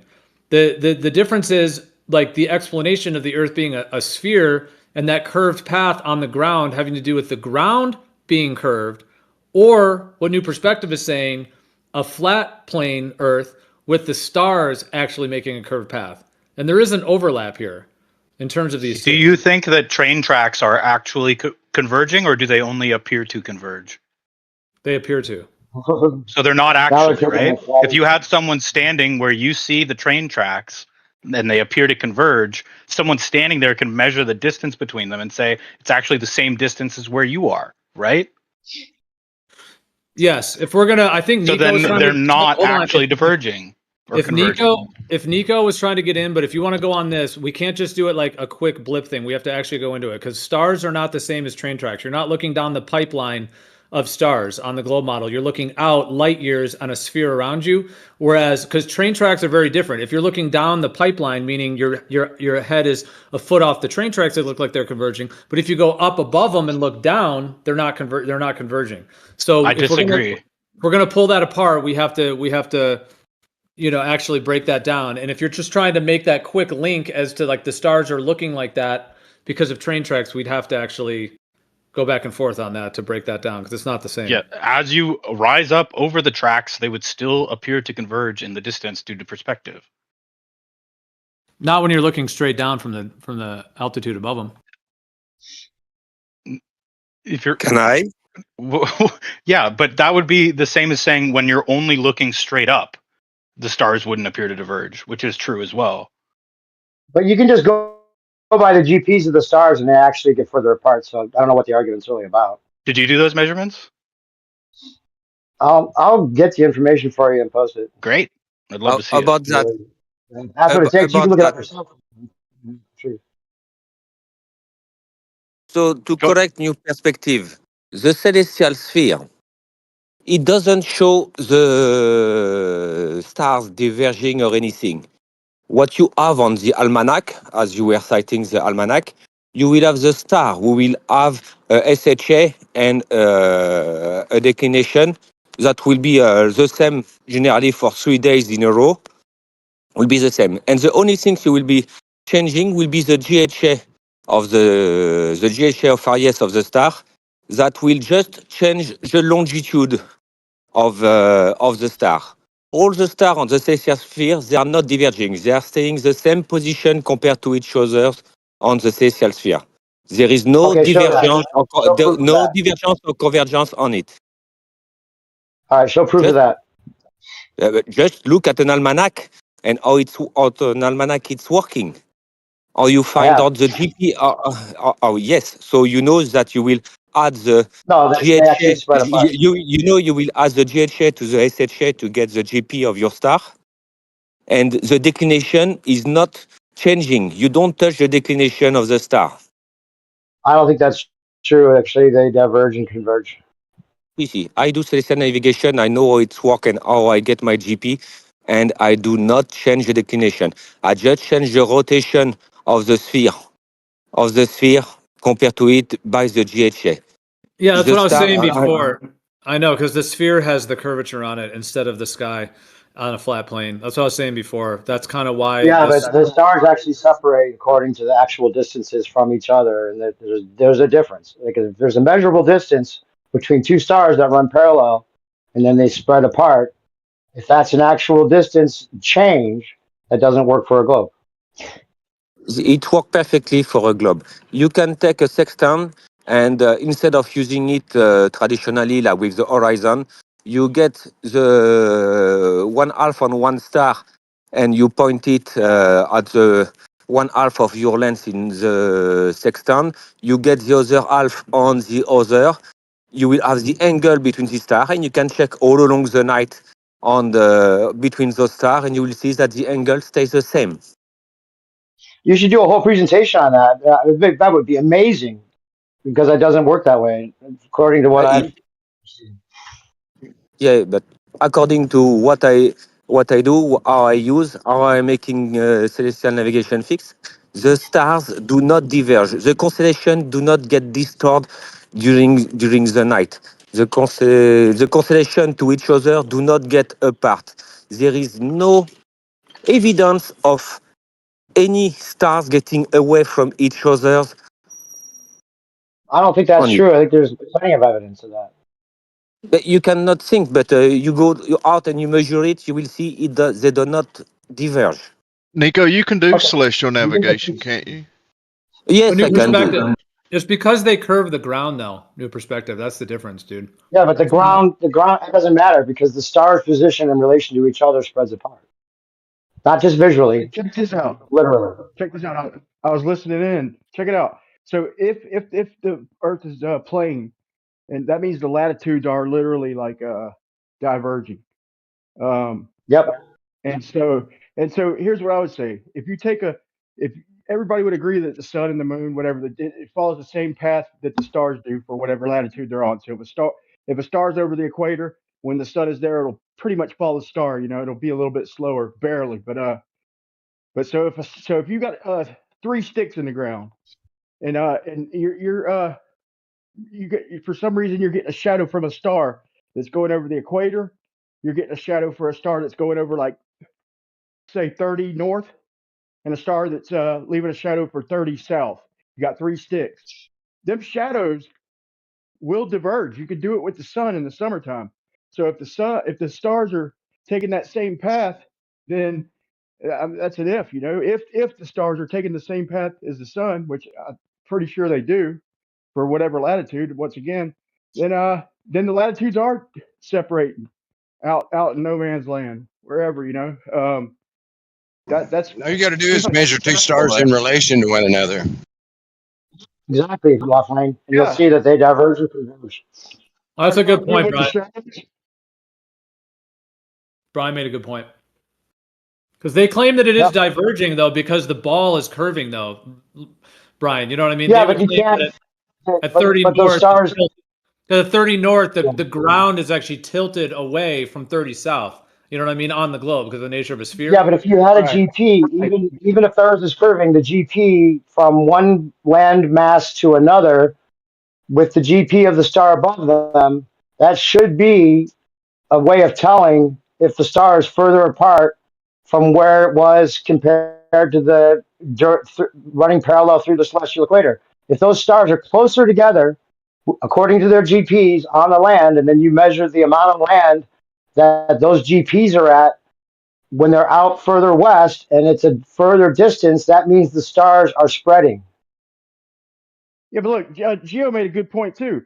If say if you're at 10 degrees in a straight line on the latitude, right? You got to curve to the right if you're going like west to circle around. The only straight line is the equator, and it's a straight line. And then if you go on the other side of the equator, you got to curve left, and they'll say yeah because the angle's changing and shit. But that's still I've never really heard a good so they've got divergence with latitudes that don't diverge. So I've never heard a good explanation from the globe. Every time we have this conversation, we get mixed answers, and I've actually They have recorded to a lot claim of the it. opposite of what we see. They just have to claim it because I mean, if it does destroy the globe. If what we see in the sky is actually happening and they're converging and diverging, then it doesn't work for a globe. You can see right there on what I just posted. Like those stars would go closer in the middle, and then you can see them going apart from each other in the opposite directions. You can see it visually. That's my first Now, if argument. you want Man. to claim that's an optical illusion, you can just claim that, but it's not. Dude, that's a That's why I started this 360-degree conversation, man. panorama smashed into a 180-degree picture. That is not representative of what we see. Well, Yes, it is, man. They said this, the Astronomical Society says that they converge and diverge. It's on their website for the star trails. yep, The first thing very they good, talk Brian. about You're is right about that. how the stars at the equator. He says, but paint your telescope by the equator and you see blah blah blah. You'll see the stars converge and diverge. Like I don't know. You know, it's a good conversation to be had. You know, if you ask me. But here's the thing: if Yep. the Earth is a plane, I agree with Gio that there's got to be two poles. I mean, fuck, dude, there's two fucking rotations. So, I mean, I don't even know how this is in question. There's two rotations. Magnetic This is why declination before wouldn't even work TFE, without two poles. dude, we were already addressing this whole topic. You know, trying to make sense out of it. And the only thing you could do is derive that there's two freaking poles out. I don't know. That's why I'm waiting to join back, dude. I'm waiting for at least close to half of the flat earth community to understand that simple fact. There's two fucking rotations, man. Excuse my language, Yep. but it's Hey, did you get the videos I sent you, Brian? Did you get the videos I sent you? I Yeah, DM'd you. let me I don't know if you sent them. Oh, you sent them? Good deal. Good deal. Good deal. Oh yeah, definitely, dude. Brian, how do you think we get sunsets on the dual pool? What do you mean?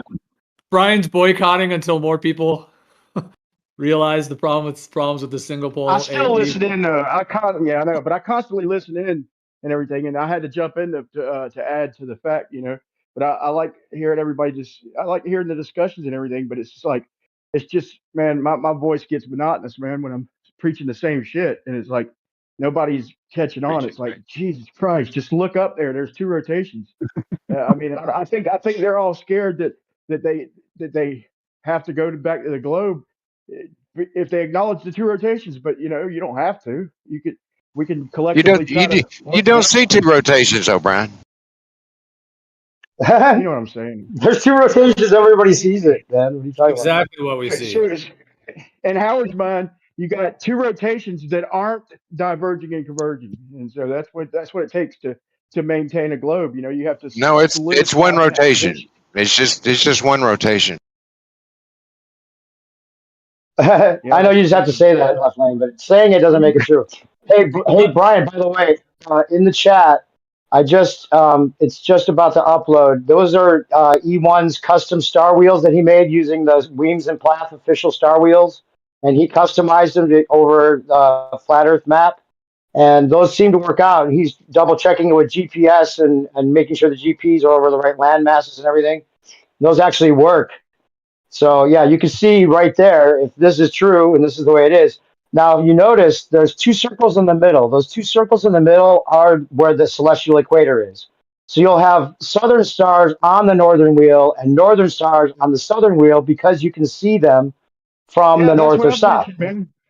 That's what I've Yep. mentioned too, and it's like it could have something to do with They don't go polarity. 360 degrees away. You can only see them if you're looking south or north, right? So like those the Exactly, outer dude. circle, the whole outer circle is just where what you can see looking the other opposite direction. They don't actually go 360 degrees.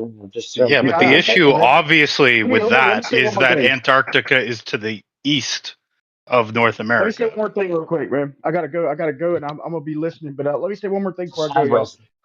Like on a flat pole. See, why I want more people to join this conversation to discuss reality. The two rotations up above us. I want them because there's a couple problems. That's what we should be discussing. There's a couple kinks, man. A couple things that it seems like collectively maybe we can work them out.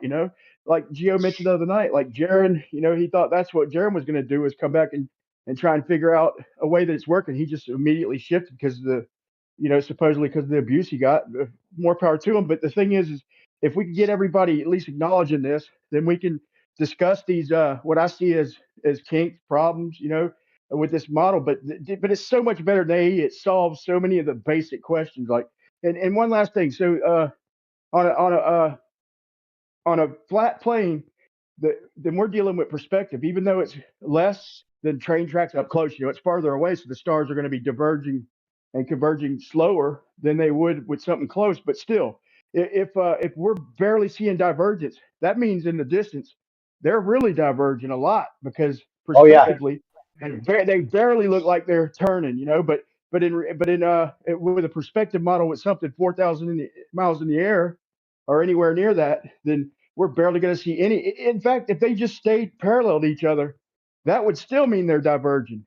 That would be like looking at train tracks in the distance. If they apparently stayed parallel, we'd know they were getting further apart because of perspective. So, and I think polarity is something we got to throw in there with the way that two rotations maybe overlap a little or maybe go around both sides. I think polarity has something to do with it. There are some fixes for these problems and stuff, and I It like works just hearing like an electromagnetic discussion, man. field, Brian. Check out the videos I sent you, Brian. Brian, did you Absolutely, finish? man. But I'll be listening, guys. Oh, by the way, Brian, the thing that how you were having problems with the direct sunlight with your dual pole GPs and stuff with New Zealand and Australia especially. Well, it seems what they did was they made the map, right? They didn't actually move anything. You can't actually literally move anything, but the celestial, I mean, the prime meridian has to run through Egypt, not Greenwich. So when they move the map the way we see the map, right, for the center to be Greenwich, it fucked everything Right. up, and all the continents shifted down, and you had New Zealand like below Antarctica. But when you shift it back to where it originally was, and there's a link I'll put in here that shows about the natural prime meridian being over Egypt. That's probably why they put the pyramid where they did.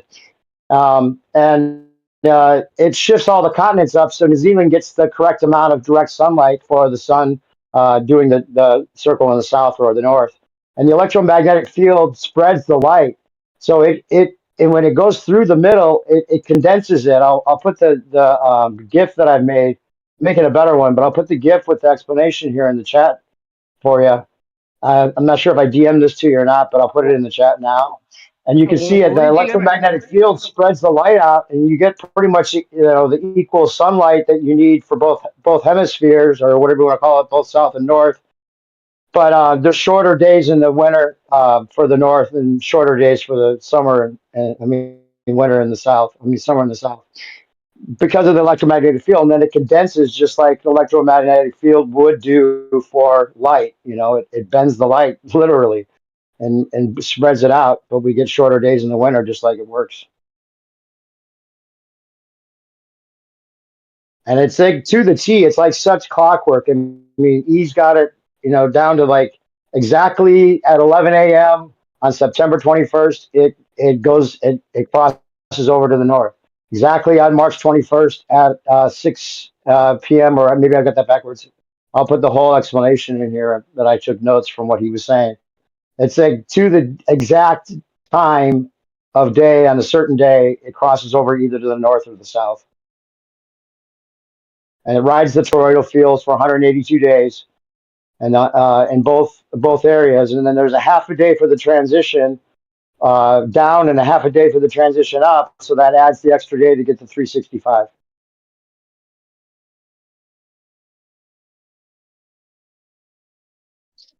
He just looked at all the nautical information and took the data and made, the whole thing work. That the only way it could work, because we know it's a flat Earth, and it has to be two poles. So did I cut out?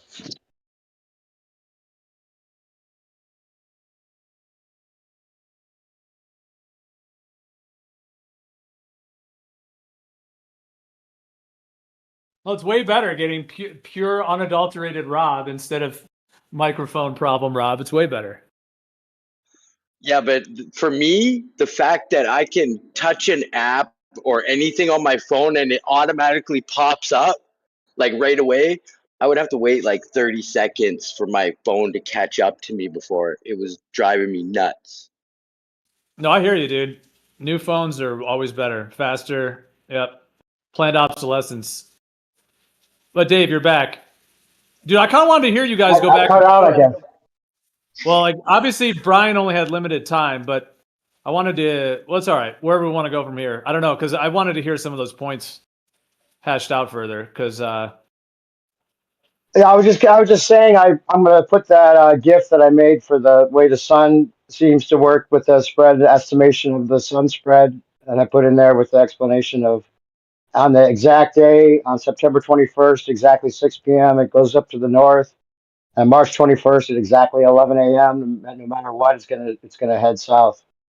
When it's halfway discharged, it charges up in the south and then discharges in the north.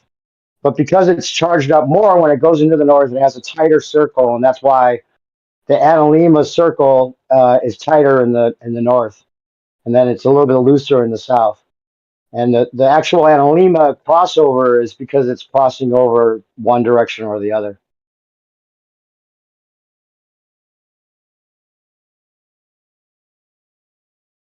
Looping between the toroidal fields. well, you're saying that the loop is actually. I'd have to think more of what you mean by that. You're saying the loop is actually smaller in the south because I mean the latitudes are similar, like 23.4 degrees on both sides, north and south. Now, Well, you know how we get that uneven, like it looks a little tighter, looks like a little bit of a smaller circle in the north as opposed to the south. This is like the primer fields, basically, is what you're saying? Well, that is how the no, the analemma. Yeah, the analemma. That doesn't mean it's making like an actual tighter, because it's still 23.4 degrees on both sides. So it would be Yeah, I'm not talking about that. I'm not talking about the distance. I'm talking about the tighter circle. It looks like it's a little bit smaller circle in the north as opposed to the south for the analemma. It's not about the distance it goes away from the celestial equator. That's the same. Okay. So if you're seeing a 24-hour sun at 80 degrees north versus a 24-hour sun at 80 degrees south, the sun is the same distance. It's making the same size circles, you're saying? But the actually, yeah, I'm not sure if there's much of a variation as far as like the distance from the north or the south, but it actually does get, I think the way E explained it is that it actually is a little bit tighter towards in the north. It goes closer to the pole than in the south, slightly. Okay, I'd have to think more about that because there's the whole elliptical component, the way that they claim the elliptical nature of the orbits and things. Yeah, so, the 23. There's a couple of variations that it's the same but different, and it's not about like even like with the shorter days and the sun's speed, the way he was explaining it, and I had made him go over it like 3 times because it's not the angular speed of the sun that changes, but the distance that like it would be going around at 15 degrees if you're like on the outer circle of a racetrack, you would you'd have to go faster to go around the bigger circle. But because it's 15 degrees and it's an electromagnetic field, it's not an actual physical distance change because it's still 15 degrees. Okay, I'd have to think more about that. I mean, the reason that the analemma is shaped the way it is in the globe model is because of the elliptical orbit and the equation of time, differences. So Right. that I'm would, talking about. yeah, that would have to be understood on a dual pole, how that math, which you might be hinting on it or alluding to, some components of it, because of the elliptical nature, which causes that effect in the globe model, but then how that translates to to how the sun is actually moving. Yeah, he talks about the equation of time. I think in one of those cuts that I sent you. I am I don't know if you expecting you watched to come out. I am expecting you to come out with a 17-hour video titled East. it. East. All right. Why East? Dude, how did they get everyone on the AE map, Dave? Like, how did they, dude, like, what is going on, dude? Like, you know what I mean? People started realizing the Earth's not a globe, and then just because the AE map was everywhere on the internet and everybody was championing it, you know what I mean? But like, why from day one weren't people just like, dude, there's two poles?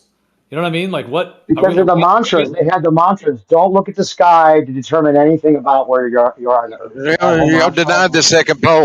You denied the second pole.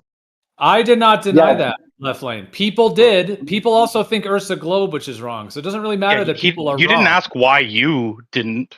You asked why they said didn't. He said you. Somebody said you as if it was Geo doing it. Left Lane. I mean, it's kind of a bigger question. I guess, people were kind of sold that model and that idea, and then people wanted something to latch onto. I'm just saying, like, why? I mean, I don't think everybody was on the same page with things either, but. Well, I think a lot of it's like denying the things that are actually charted. Like, if there are like for instance, regardless of the argument, I'm not trying to start that argument up again, but like, let's say people actually did go to Stellarium and saw that it's not just an apparent converging and diverging, it's a real converging and diverging, right? Well, flat earthers are like, oh, you're using Stellarium, that's a globe tool, or anything that's like an all official has to be a globe thing, right? So, or just looking at the sky, that's a globe thing. They determine where we are based on the sky. So don't ever look at the sky to determine anything about the Earth. That's the flat. It's been the flat Earth mantra ever since the start. And to some degree, there's merit there, but to a large degree, then you can't determine anything about there being two poles for sure. All right.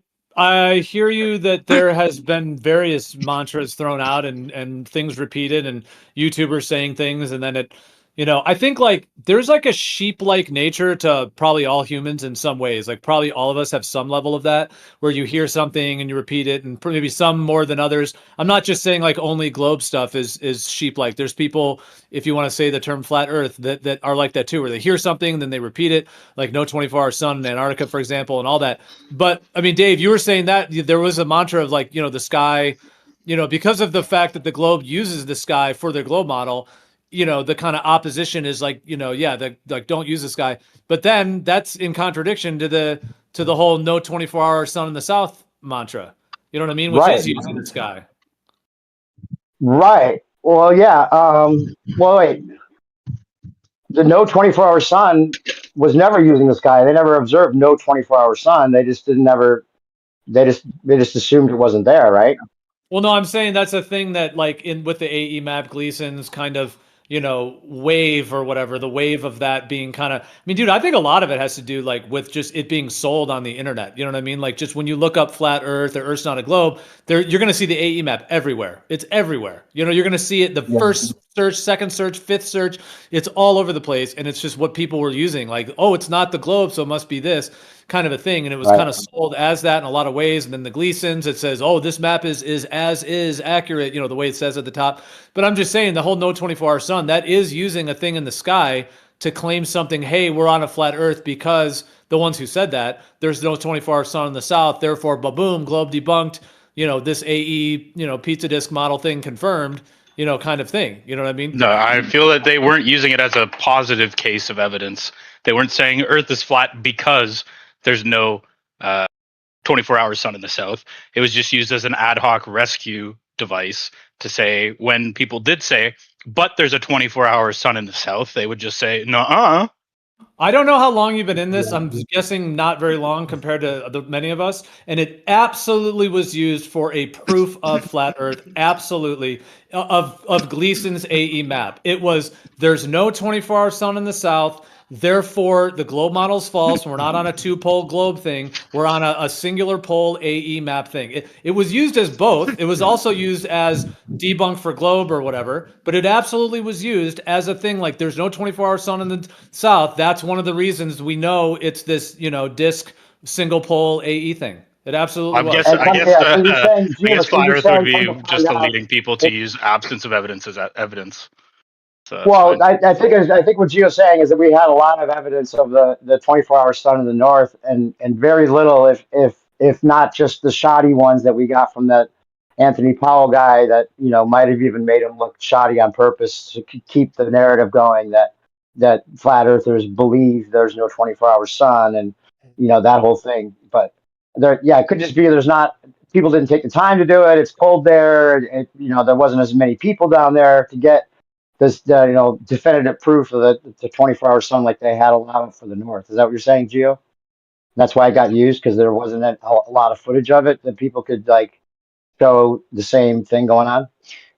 Yeah, I mean, he's saying that there was proven not to be the case, right? And it was used as a flat Earth. No. It's just that we haven't seen it. We haven't seen it like we do in the north. So it was just an argument from ignorance. I got you. No, I originally brought this up of how did people get all onto the AE map as strong as people did. I'm not saying everyone's had different viewpoints. Some people just kind of held it as a possibility. Some people did commit to it. Learn, share your hot miking. Everybody hot miking, please mute yourself. So I'm just saying there's that whole question of how that occurred. And then New Perspective said, well, yeah, it's because there was this mantra of don't look to the sky, don't look to the sky, just stick with the ground stuff and all of that, because obviously there's 2 poles in the sky and then that, et cetera. The thing about 24-hour sun, I was just coming back to New Perspective and saying, yeah, but a lot of people did use the sky to try to say this is why it's the Gleason's map, because it would imply that there is no 24-hour sun because it's just one sun circling the north. And so people did use that. And they used the very lack of evidence of a 24-hour sun in the south, which even the globe earthers back in the early days, 2016, 17, 18, even were admitting there's not great evidence for the 24-hour sun in the south. It's part of their model, etc. But there was only a few videos, like that first video in 2014, 15, 16 from Anthony Powell, like you're mentioning, and Robert Schwartz. Those videos were a bit shoddy. Like they were not nearly as good as what we have now in terms of footage. Like they were cut. They were not very genuine in terms of, so was that done on purpose? That is a question. But I'm just saying it was used as an argument of, for that Gleason's map. It's a component of the sky that was used for the argument that the Earth is that Gleason's flat Earth map and it's not the globe.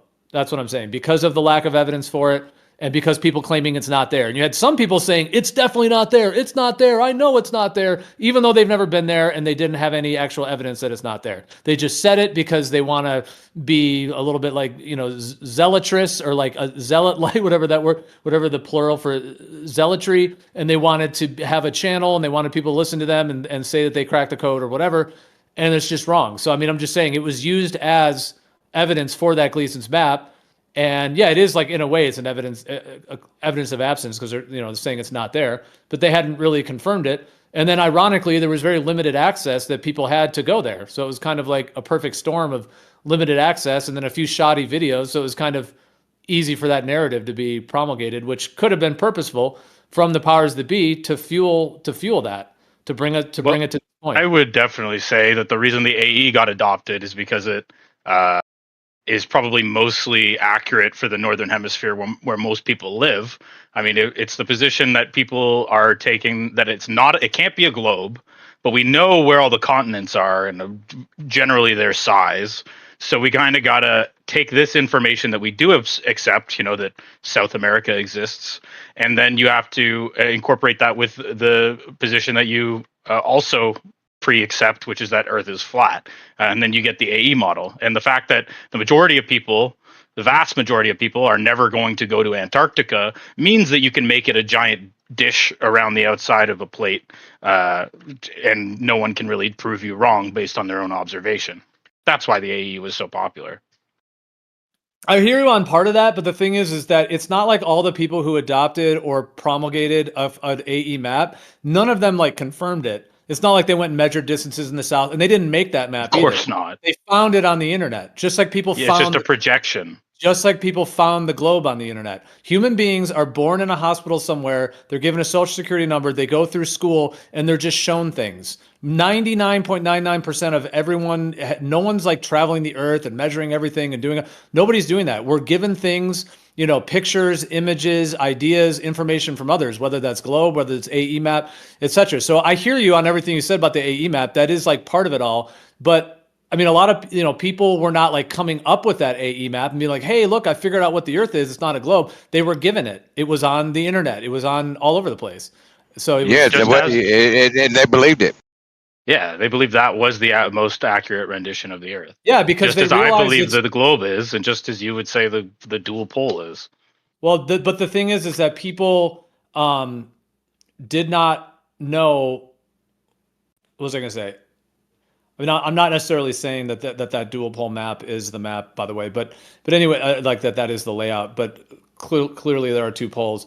But I mean, the thing is that like, yes, people did go with the AE map, but the thing is, it's because they realized that Earth is not curving and is not in motion, and so they resonated and various components that it isn't a globe, and seeing all the problems with the globe. So it's kind of a combination. It's like there's a wide range of people that have different perspectives, but generally, Earth isn't a globe. It isn't curving. It isn't in motion. They're coming to that truth, which I know if you believe it's a globe, you don't think that's the truth, but I do. So that is the truth of that. And then they needed to figure out what it is. And instead of each individual person being like, okay, I'm going to wipe the slate clean and go brand new and figure this out, they went with kind of a little sheep-like. I'm not calling anyone sheep, but it is kind of like the humans tend to follow each other, and we kind of get in waves and we jump on bandwagons, and people are in channels, and then they like a certain content producer and they start getting friends and whatever.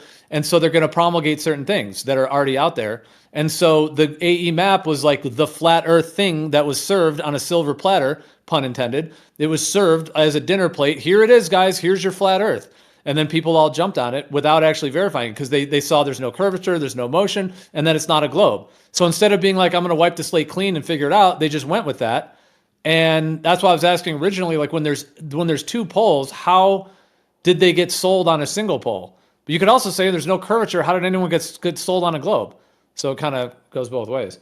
Well, I was more so going to point out that when you say people found that they had issues with the globe model and what they observed, like for instance, the motion aspect of it, why do you think that only cuts one way in terms of finding problems with the globe and not with finding problems with the flat Earth? Are you asking why did people who started being like, there's no curve, there's no motion, why didn't they also say, hey, there's a Southern Star trails and stuff to sunsets occur? Well, sunsets is no problem for a planar Earth. I tried to talk to you about it, but okay, that's not at all. If you're talking about, I thought we were kind of more talking about the AE map and how there's two poles, and the fact that how did everybody? I was kind of bringing up originally, how did a bunch of people who realize there's no curvature and no motion, how did they get sold on an AE map that completely doesn't work with the sky or with the equator, with a whole bunch of components of this realm? Now, the same AE thing map, can be said about the dual pole. The AE map discussions never had. No, there is two poles on a dual pole. We're talking about the single pole. The thing is that on the Southern Star problem for the ice wall Gleason's map never had a valid explanation that I had ever heard through the years. So it was always a pretty strong point for the globe side, even in all these years, the stars in the south. And people would say various different things about it, try to say reflections, which doesn't work because the GPs don't move. Anybody saying it's just some inverted reflection absolutely doesn't work. I mean, and there's people today, even in these servers now, that are saying that are promulgating right now that that's what's happening. Even people that, I mean, I was gonna ask like new perspective because you're kind of in, I don't know, new perspective. You're kind of like going against a lot of other people that you also listen to. So it's I don't know, man. It's interesting. There's different. Can I go after new perspective? Yeah, what were you asking? Like, the it's like flat Earth, like the dual pole is like flat Earth to flat. There's different. Can I go after new perspective? Yeah, what were you asking? Like, the it's like flat Earth, like the dual pole is like flat Earth to flat Earthers. Like, it's like the most hated thing because it looks like a globe. Because it confirms some of the globe things as far as like the being two poles.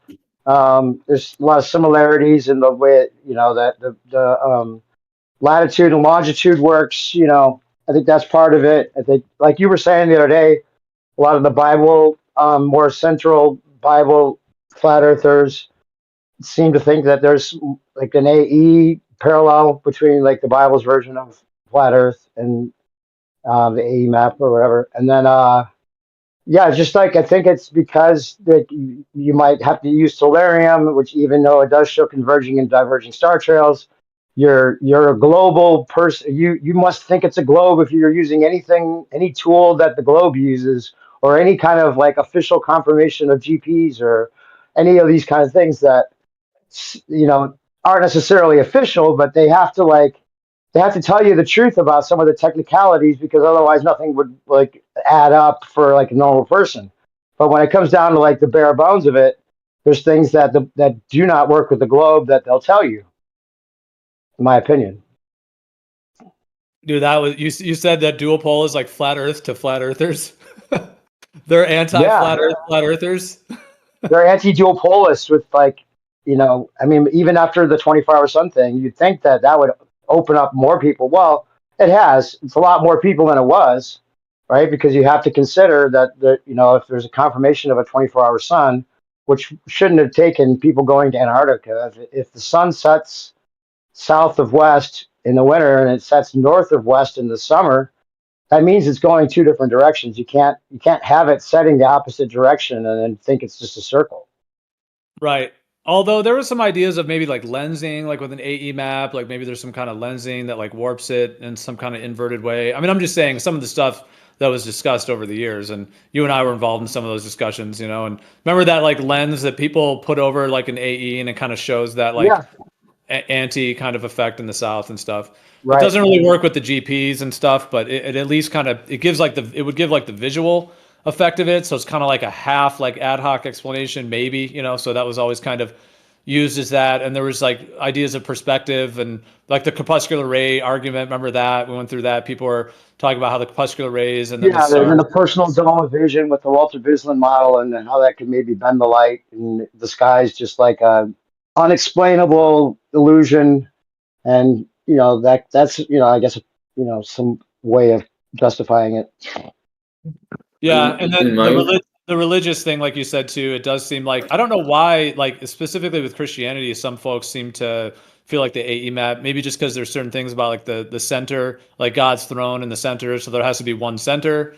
Maybe I don't want to strawman those positions, but that is a factor. Now I don't know if a dual pole flat Earth is going to like be that big of a problem for some of the biblical folks, like in terms of that or not, because there's like actually two centers. I mean, you could still consider the north as a center, and then the south is like, the second part of it, like a toroidal field. So yeah, there's ancient cultures too. Like they didn't use this; they didn't go to the south, so not like they didn't use the southern stars for their because you could think of it as part of the northern stars if all you're seeing is it from that angle, and you wouldn't have like enough peripheral vision to see whether it actually goes all the way around you, or you could whatever it is. But also you have like the ethnocentric part of it, like where everybody wants to think that everything revolves around them, and so they just had everything revolving around the north because that's where they were. Yeah, I hear you on that. You said that before, but I mean the thing is you can see the southern star rotations even from Florida. Like you can see parts of it, depending on the time of year. Like you can actually see like part of the rotation even from Florida. So I mean, it wouldn't have been that hard unless they were really far north to know like, okay, it's not just a huge disk of stars that are all going in a circle. But I mean, the thing is, dude, it's like the globe is the globe. If people think it's the globe and you think you found the truth, then that's your journey. If it's not the truth, then you haven't found the truth. And then the AE map, the thing is, like, if the Earth just was the AE map, that'd be almost kind of like easy. Like, oh, okay, well, it's not the globe and it's just this AE map, good to go, you know? But then if it's not the AE map as well, then what actually is the Earth? You know what I mean? And now they might want people to go back to the globe, but again, it's like, what is true? Like, outside of like a battle of wits of like, I'm right, you're right, I'm wrong, you're right. You know, instead of that thing, just what actually is the truth. And it's like layers of an onion. So I mean, Dave, is that how you see it at this point? Is that essentially the AE map? Do you think it was a purposeful deception, like the globe is? Is that your view? Well, it was just a transform of the graticules, a way of laying it out that way as well. So you could see it that way. I know a lot of people just say like, well, it's just a coordinate system transform, which is true. But you have to, and the magnetic declination doesn't work. You have to have two poles to have the magnetic declination work the way it works. Yeah, and in fact, there's claims that the globe Earth would have to be like a ball magnet, and it wouldn't even work that way because when you get to like the equator or it wouldn't have the magnetic declination on a a ball magnet with the north and south above and below each other directly even work right. It wouldn't even work right for a globe. Why do you think that? But wait, That's the claim. I'm saying that's the claim about a ball magnet and the way it works. No, I can show it to you that it does work. I don't know why you say that. You'd have to show like a ball magnet. I don't know if it would work just like a ball magnet, but the claim is that a ball magnet doesn't have the same polarity working in the same way electromagnetic fields work. Okay, anyway, proceed. I don't want to interrupt you. Well, no, I mean, we could shift to that topic, but I mean, I don't know. Dave, okay, well, go ahead if someone else wants to. I don't know if the AE mapper, I mean, it does seem like it was kind of like definitely injected into it, but I mean, any flat earthers that were like being, cautious about making claims, I would say like the majority of people that call themselves flat earthers that weren't just like joining the crowd or, new to the whole thing, they always said we don't claim a model. I don't think there was flat earthers claiming the AE map was correct ever, really, that were respectable, aware people. Everyone just said we don't have a model. Falsification is independent of replacement and all that. Well, I mean, this is a problem with making generalizations because obviously there's a wide range of people, but there definitely have been people that have claimed, I mean, Flat Earth Banjo, probably Dave Weiss, it's on his app, on his phone. I mean, Jaron, there's a lot of people that have like pretty strongly said it's the AE map or something very close to the AE map. And there's people, I won't name names, but in this community right now that are even at the cutting edge of these convos that are saying that it's something like the AE map or maybe generally the continent's laid out like that. It's spreading out from the south. Kind of a thing. So, I mean, it's a wide range. Some people, you're right, did not claim a model. Some people were like neutral on the AE map. I mean, I could share my, I've had my, everyone's had kind of some association with the AE map, some kind of a position. Some people jumped on it. Some people were like, well, maybe it could be this or could be, et cetera. So, but dude, there were a lot of people. I mean, Eric Dubay, there were people that were, even some that with the Gleasons, like, how it says at the top, this is the world as is, or, it says on the Gleasons. There definitely have been people that were very strong saying that, more on the side of saying it is that. But you're right, not everybody. Some people did not jump to that. But I'm just saying, dude, it's like it was, if you're saying it was injected, so that means it purposefully, dude, they use it as the United Nations logo and the World Health Organization, like that exact AE kind of layout. So, do you think it's as far that the controllers, the powers that be, set up the globe deception and then a flat Earth deception 2.0 with an ice wall and a no 24-hour sun and all that to then? They definitely wanted people to attach that to the flat Earth because they could just sit pretty and be like, oh, they don't even have a second pole. So we could just like call them stupid flat earthers because they don't have two poles, which we know there are, That was one of the things that got trolled so hard too. Like even on the 24/7 Flat Earth Discord back in the day when everybody was on there, like the main community, like dude, like the ice wall is the most hardest trolled thing about flat Earth. You know what I mean? That term flat Earth and ice wall, and you know what I mean? Like that's like one of the hardest. Like everybody comes in and laughs and chuckles, and the whole rim around the outside. I'm just saying, like, it's in the ether, you know what I mean, as the thing to ridicule, the thing to be like, oh, it's so obviously wrong because, you know what I mean. That's a pretty strong kind of troll point that was used, and from the perspective that is false, it's kind of a good thing to to troll on because it's like, oh, Also, the thing there's another thing that I've heard people say, like, well, we're not claiming the AE map, but it has to be something like the AE map. But when you think about it, if the AE map is the transform of the graticule and all the GPs have to work out, like that's the way the continents have to be spread for the sun to be somewhat near where you would see it in the south. Like that's the way the transform works. So it can't be just something like the AE map. It has to be the AE map for the GPs to be somewhat correct in relation, at least in the north, So I don't know if what people are expecting, like some kind of AE layout that's different than the AE layout we know of. I don't know if there could be a way to shift things and have it work that way that would be more accurate, is what I'm saying. Yeah, I mean, I guess you could have slightly different continent shapes and things, but I do hear what you're saying in general. Other people were trying to get in. Sorry, guys, we've been going a million miles an hour. Yeah, I think Jeremy and Embo, you guys, just anyone else want to get in? We've been. Yeah, so I wanted to give my opinion about this topic from my perspective as a globe earther. In my opinion, the way flat earthers could have been fooled by the A map, even though the evidence was so obviously against it, is because you have the same problem in the vertical direction. Like, for example, let's say the sunset. If you were to just take the pure geometry, like calculate with a triangle how high the sun would be, in your field of view, then it would never set. Basically, its angle would be approaching zero as it's getting further away, but would never actually be zero. And that's basically already would debunk any model of a flat Earth if you didn't add any new factors. And obviously, if you want to remain flat earther, then you need to add those factors. So they started making up those things like refraction, like magnification, like perspective in another way than we as globe earthers understand. And if you already believe that something like that can happen in the vertical direction, then nothing is stopping you from believing that the same thing couldn't take place in the horizontal direction, because why wouldn't it? If we already cannot really understand the sky and how things set, then we cannot be sure that in the horizontal direction, when we look at the star, it's actually where it appears to be. So if all of the people in the south saw they see the south celestial pole looking at the south, even though it's a completely different direction, then maybe it's just the same mechanism that causes this illusion that the mechanism that causes the sunsets, for example, right?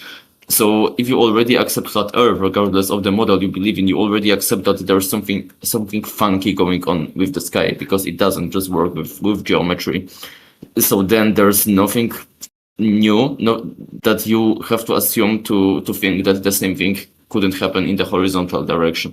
That's why I think with this philosophy that you don't you don't look at the sky, you only care about the ground came from, is because if you actually care about the sky, then flat Earth collapses already under the most basic observations, right? Like the sunset.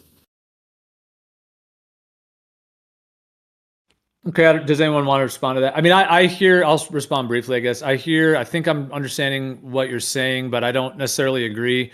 The sun would not just infinitely hit zero. This is getting into the whole topic of that, though. I mean, I do understand. I think I'm understanding maybe the meta point, though, that you're saying that from the perspective that we're not on a globe, there would need to be an explanation as to how the sky works and why we have a limit to how far we can see, why Polaris sets at the horizon when you get to the equator. For example, one might think, oh, if we're just in a huge flat Earth with a huge, like in a room, like a big flat floored room, oh, you'd be able to see everything in the ceiling. Like if you're in a warehouse, oh yeah, you could look all around and see the whole thing. So I do understand like that there would have to be an understanding as to why you don't see the whole thing on a flat Earth. Now the globe is going to say, oh, it's because you're on half of a ball. But a couple points you said in there, I mean, I don't agree. Like, okay, the idea that the sun continues setting and gets all the way like almost to zero. Well, that's not what would happen because you have a limit of how far you can see on the ground on a flat Earth. So like if your limit is 3 miles, 5 miles, 8 miles, it's not 50,000 miles. Like you don't see 50,000 miles of the ground. If you could see 50,000 miles of the ground, then yeah, maybe the sun would never set. It would just get to a tiny little pinprick and it would never actually set, because that's what happens on an infinite plane with no atmosphere and no conditions. But the fact that you have conditions, if you can only see 3 miles of the ground, like the water, you see 3 miles, 5 miles, well, then that's where your horizon is. And so anything in the sky that's going beyond that point of the convergence is going to set. So I don't think that's a problem for a planar Earth, but I do kind of get what you're saying, that maybe if that is something that was on the table of, like you're saying, the vertical, the way you described that, the vertical of how things are setting and rising, that also the horizontal people, could have been, you're saying, like conflicted in terms of the AE map, that there could have been some way in which the personal atmospheric dome kind of thing would play into the problem with the stars in the south and the two poles. Is that kind of like somewhat of a steel man and a partial response? Yes, basically. That was basically a perfect statement of my argument. It was that if you already add this new unknown factor to explain why things are setting, while the elevation angles don't match with just raw geometry, then there's nothing stopping you from just assuming that the same effect is taking place in the horizontal direction. So that's why I think it would be the case. All of the arguments you could make against the A model, like that all of the people see the same pole when looking south, they could also be made about how the stars rise and set, in my opinion. And if you want to go that route, then no flat Earth model could work, because all flat Earth models have this problem. Because if you have this convergence, then why wouldn't you be able to have this convergence with the pole? I mean, you already said in the discussion with New Perspective that you know about this explanation with like the corpuscular rays, right? There was this video where they explained that it was basically just a convergence, but instead of vertically, the stars were kind of converging horizontally, and that's what was causing this apparent pole in the south. So that's an example of how a flat earther could think that the same thing is happening and extrapolate this also in the horizontal direction, and that's why it wouldn't be a problem to a flat earther. Oh, let me say something, Gio. You was talking about the sun not getting smaller, like on if it sits in 3 miles, but in West Virginia, you can literally climb to the top of certain mountains and see the sun go set over top of other states, which would be like a long distance away. Like you can see Kentucky, Virginia, and West Virginia, all three from a certain mountain where I grew up at, and it's like a national park, and it's marked where what you're looking at off in the distance. So, but the sun still always seems like to be the same size as it sits. It don't appear to be changing any, and that's a long ways away. It's not just 3 miles. Okay, the 3 miles I said about the ground, that was specifically, I said 3 miles of the ground you can see. Like if you're down at the water, you might see 3 miles until the horizon, sometimes 5, sometimes 8. Yeah. That's what I was referring to. You're now referring to something a little bit different, being at altitude and then being able to see the sun, not necessarily the ground layer like definitively, but the sun in the sky. Because yeah, like if you can see, let's just say 12,000 mile diameter, 6,000 in every direction. Let's just use that number for the moment. I mean, that is the claimed distance between the equator and the North Pole, 66,210 miles. And that's when Polaris starts to set.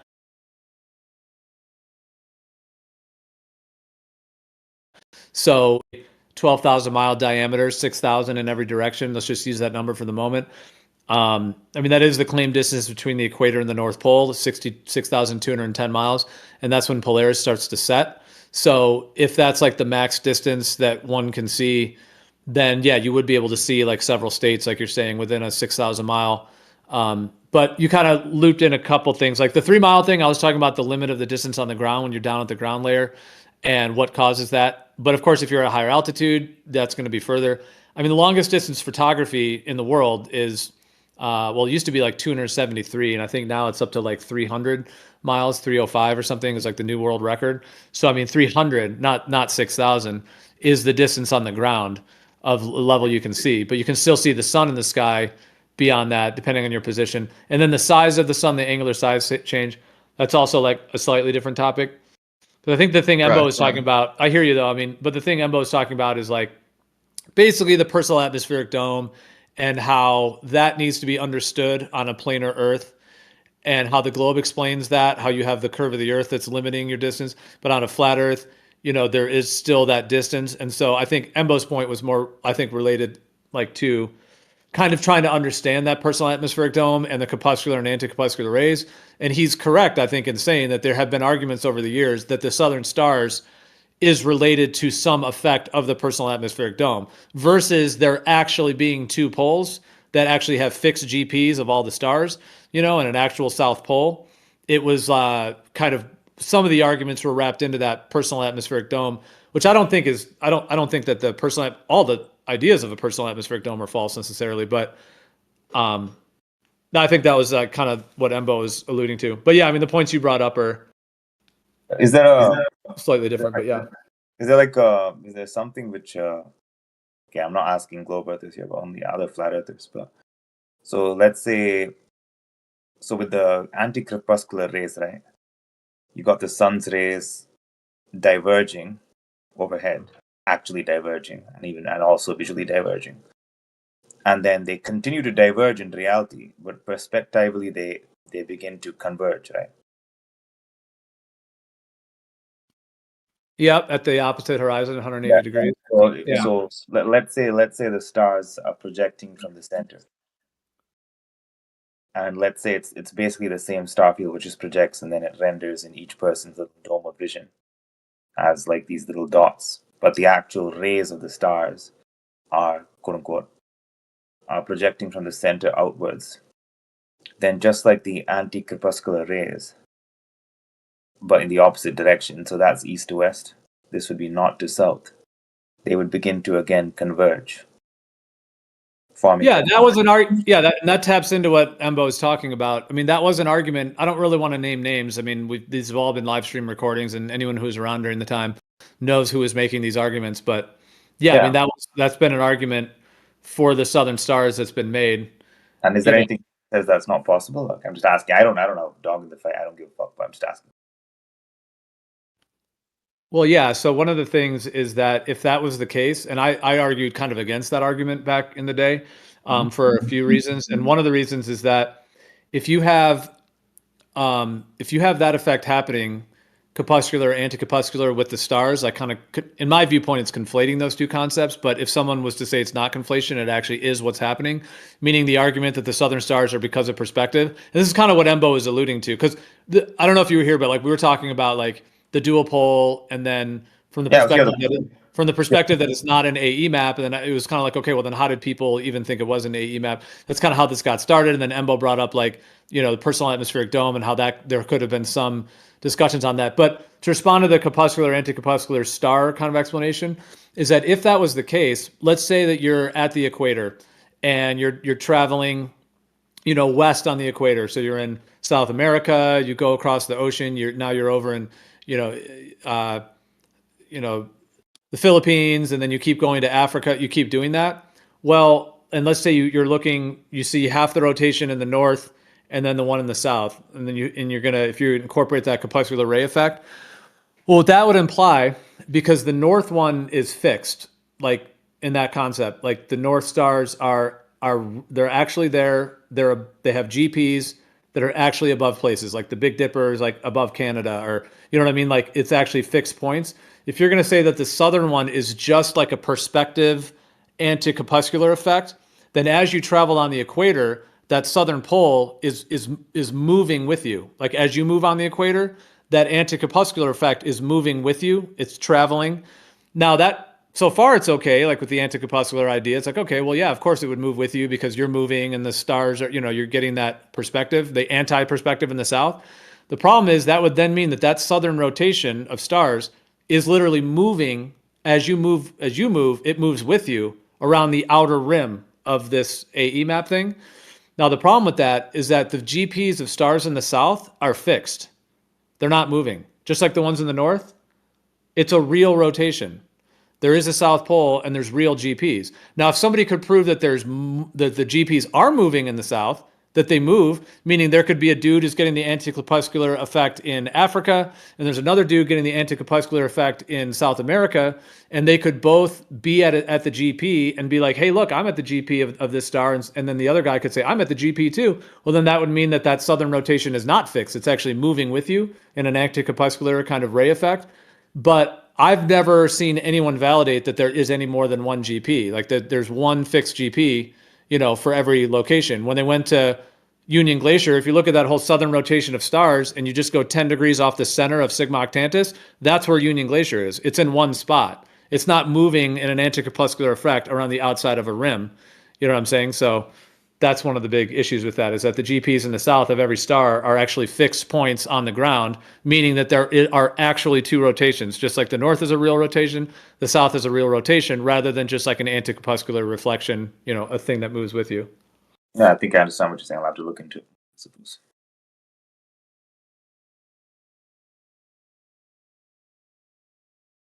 But yeah, I was there for the whole thing. I was just waiting for like a turn to ask this question. Yeah, it's a good addition because it's kind of part of how Embo was kind of characterizing some of the factors of how we see, and then the stars and how that intersects.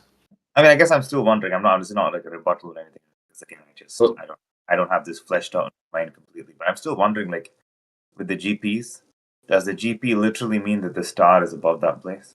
I'm not quite so sure. Yeah, like if you freeze the sky, like let's say at 2 a.m, you freeze frame the sky and you take a picture of it. Every night, if you adjust the time by 4 minutes, 3 minutes 56 seconds, you can have the exact same freeze frame of the sky if you adjust it for the 4-minute difference between the sidereal and the solar day. So if you just adjust that, you can get the exact same position of the stars every night. And those GPs will be, well, if you freeze frame at one time, there's one ground position. Like to the thing, like, let's just take Union Glacier, for example, like where they were at 80 South. Just to give like a quick thing, like I'll just post in the chat this image real quick. I just made this. This is basically the southern star rotation. It's a time lapse, but I drew on it. I just put Union Glacier.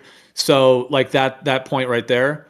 So if everybody on Earth started going towards that point, would they all end up in the same place, the same position on the ground?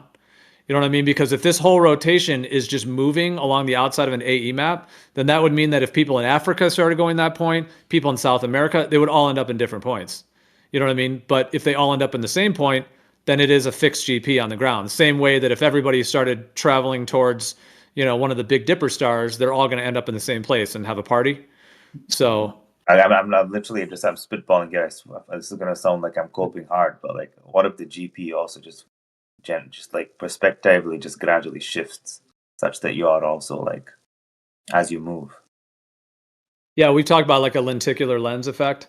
Lenticular lenses were like, I don't know any of these things. I'm just thinking on the fly. Like, I've heard that word lenticular. I don't really know what that means really, but like, but I don't know. I wasn't even connecting with that. I'm saying like following something, just like we know with like following a compass.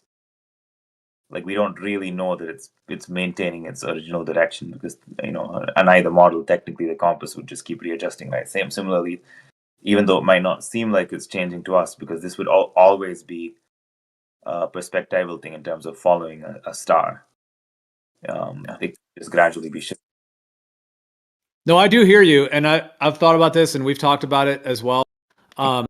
So real quick, like if you see in the chat, that's an example of a lenticular lens. So basically, it you've seen those where you tilt it and you get a slightly different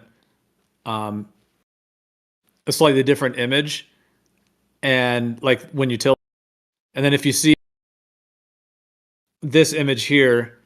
This is just from the Wikipedia page, but you see how a lenticular lens works. So you have all those different eyeballs, and then you have, all those different colored arrows, and then they're all on different sections. And as the eyeballs look at a particular direction, the lenticular lens actually refracts the light to where you only see one of the images. That's why you can have those little like holographic image things, like that one I posted where it's like looks like Batman, and then you tilt it, looks like Superman, that kind of thing. Yeah, so I mean, if the sky was something, I think that's sort of what you're alluding to. Like as you move the sky, like maybe like a holographic lenticular lens effect or something. I still think those are very interesting ideas that could be involved with in some way of how the sky works. But I guess the thing is, and yeah, if you're talking about compasses, are you saying that okay, so this would be a way in which you're saying, like, as a rebuttal to what I said, that the GPs are not fixed, that they move as you move, and then the compass could be giving funky things to where you would not all end up in the same place? Like if we all walked to Polaris, we would not end up under Polaris and we could have a bonfire kind of thing. Because if you could all end up under Polaris, then the GPs are fixed, like their actual points.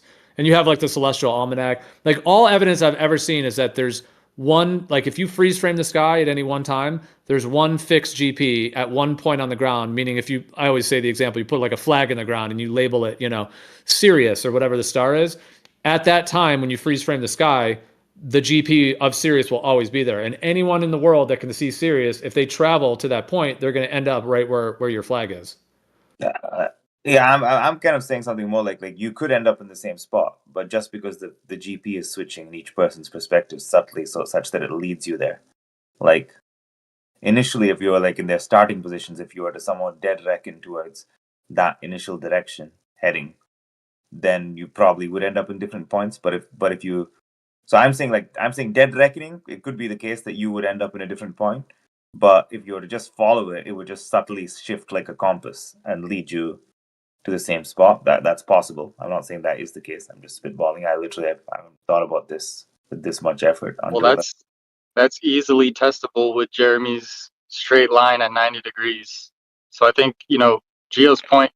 You're correct. That just because you know the GP doesn't mean you know the physical location. But it's less about the location of the star in 3D space and more about where you are on the ground and what path you need to take to make the star appear above you.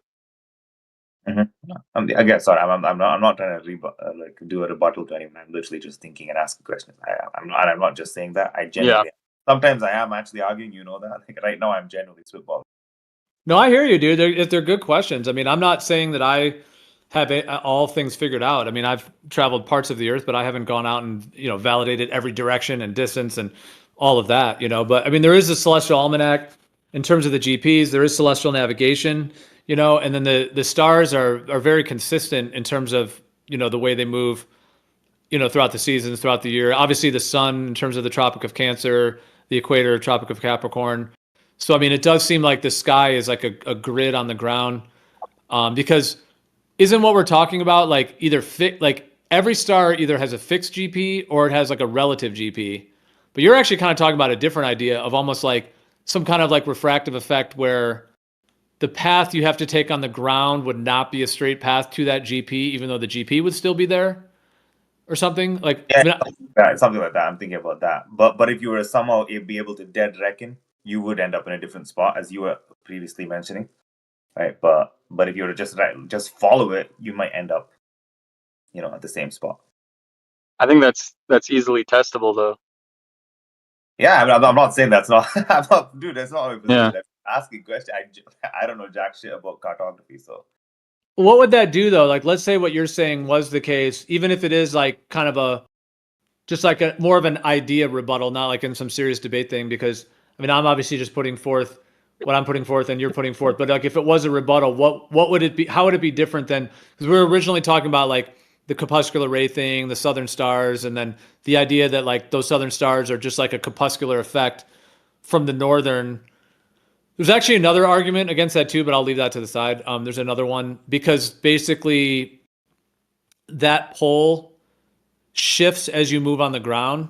Like if it was corpuscular, that corpuscular effect would move with you, whereas like it's actually dependent on what part of the ground you are, of what part of the sky is visible. Anyways, that's kind of too quick of a way to explain it, but there is actually another, meaning that the poles are actually, there's another thing about what you're with that shows it's not just optical, that there's actually fixed poles in relation to the ground, because depending on where you are on the ground, like if that corpuscular effect was happening, it would just like, with corpuscular rays, it's consistent.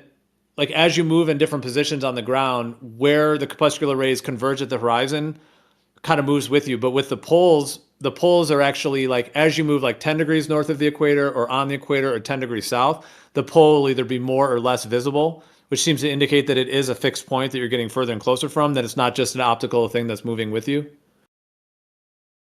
Yeah, I think I follow that. Yeah, I have to flesh this out more in my own mind.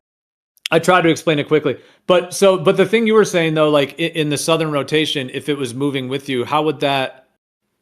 You're saying that would be possible. Are you putting forth the idea that from the effect you were saying that it would be possible to have consistent GPs and the GPs move optically as you move? Or I'm trying to understand. That's the one. But then Anchovy says you could test it. I suppose you could test it, but then if you could dead reckon, but I'm just wondering if someone's done that.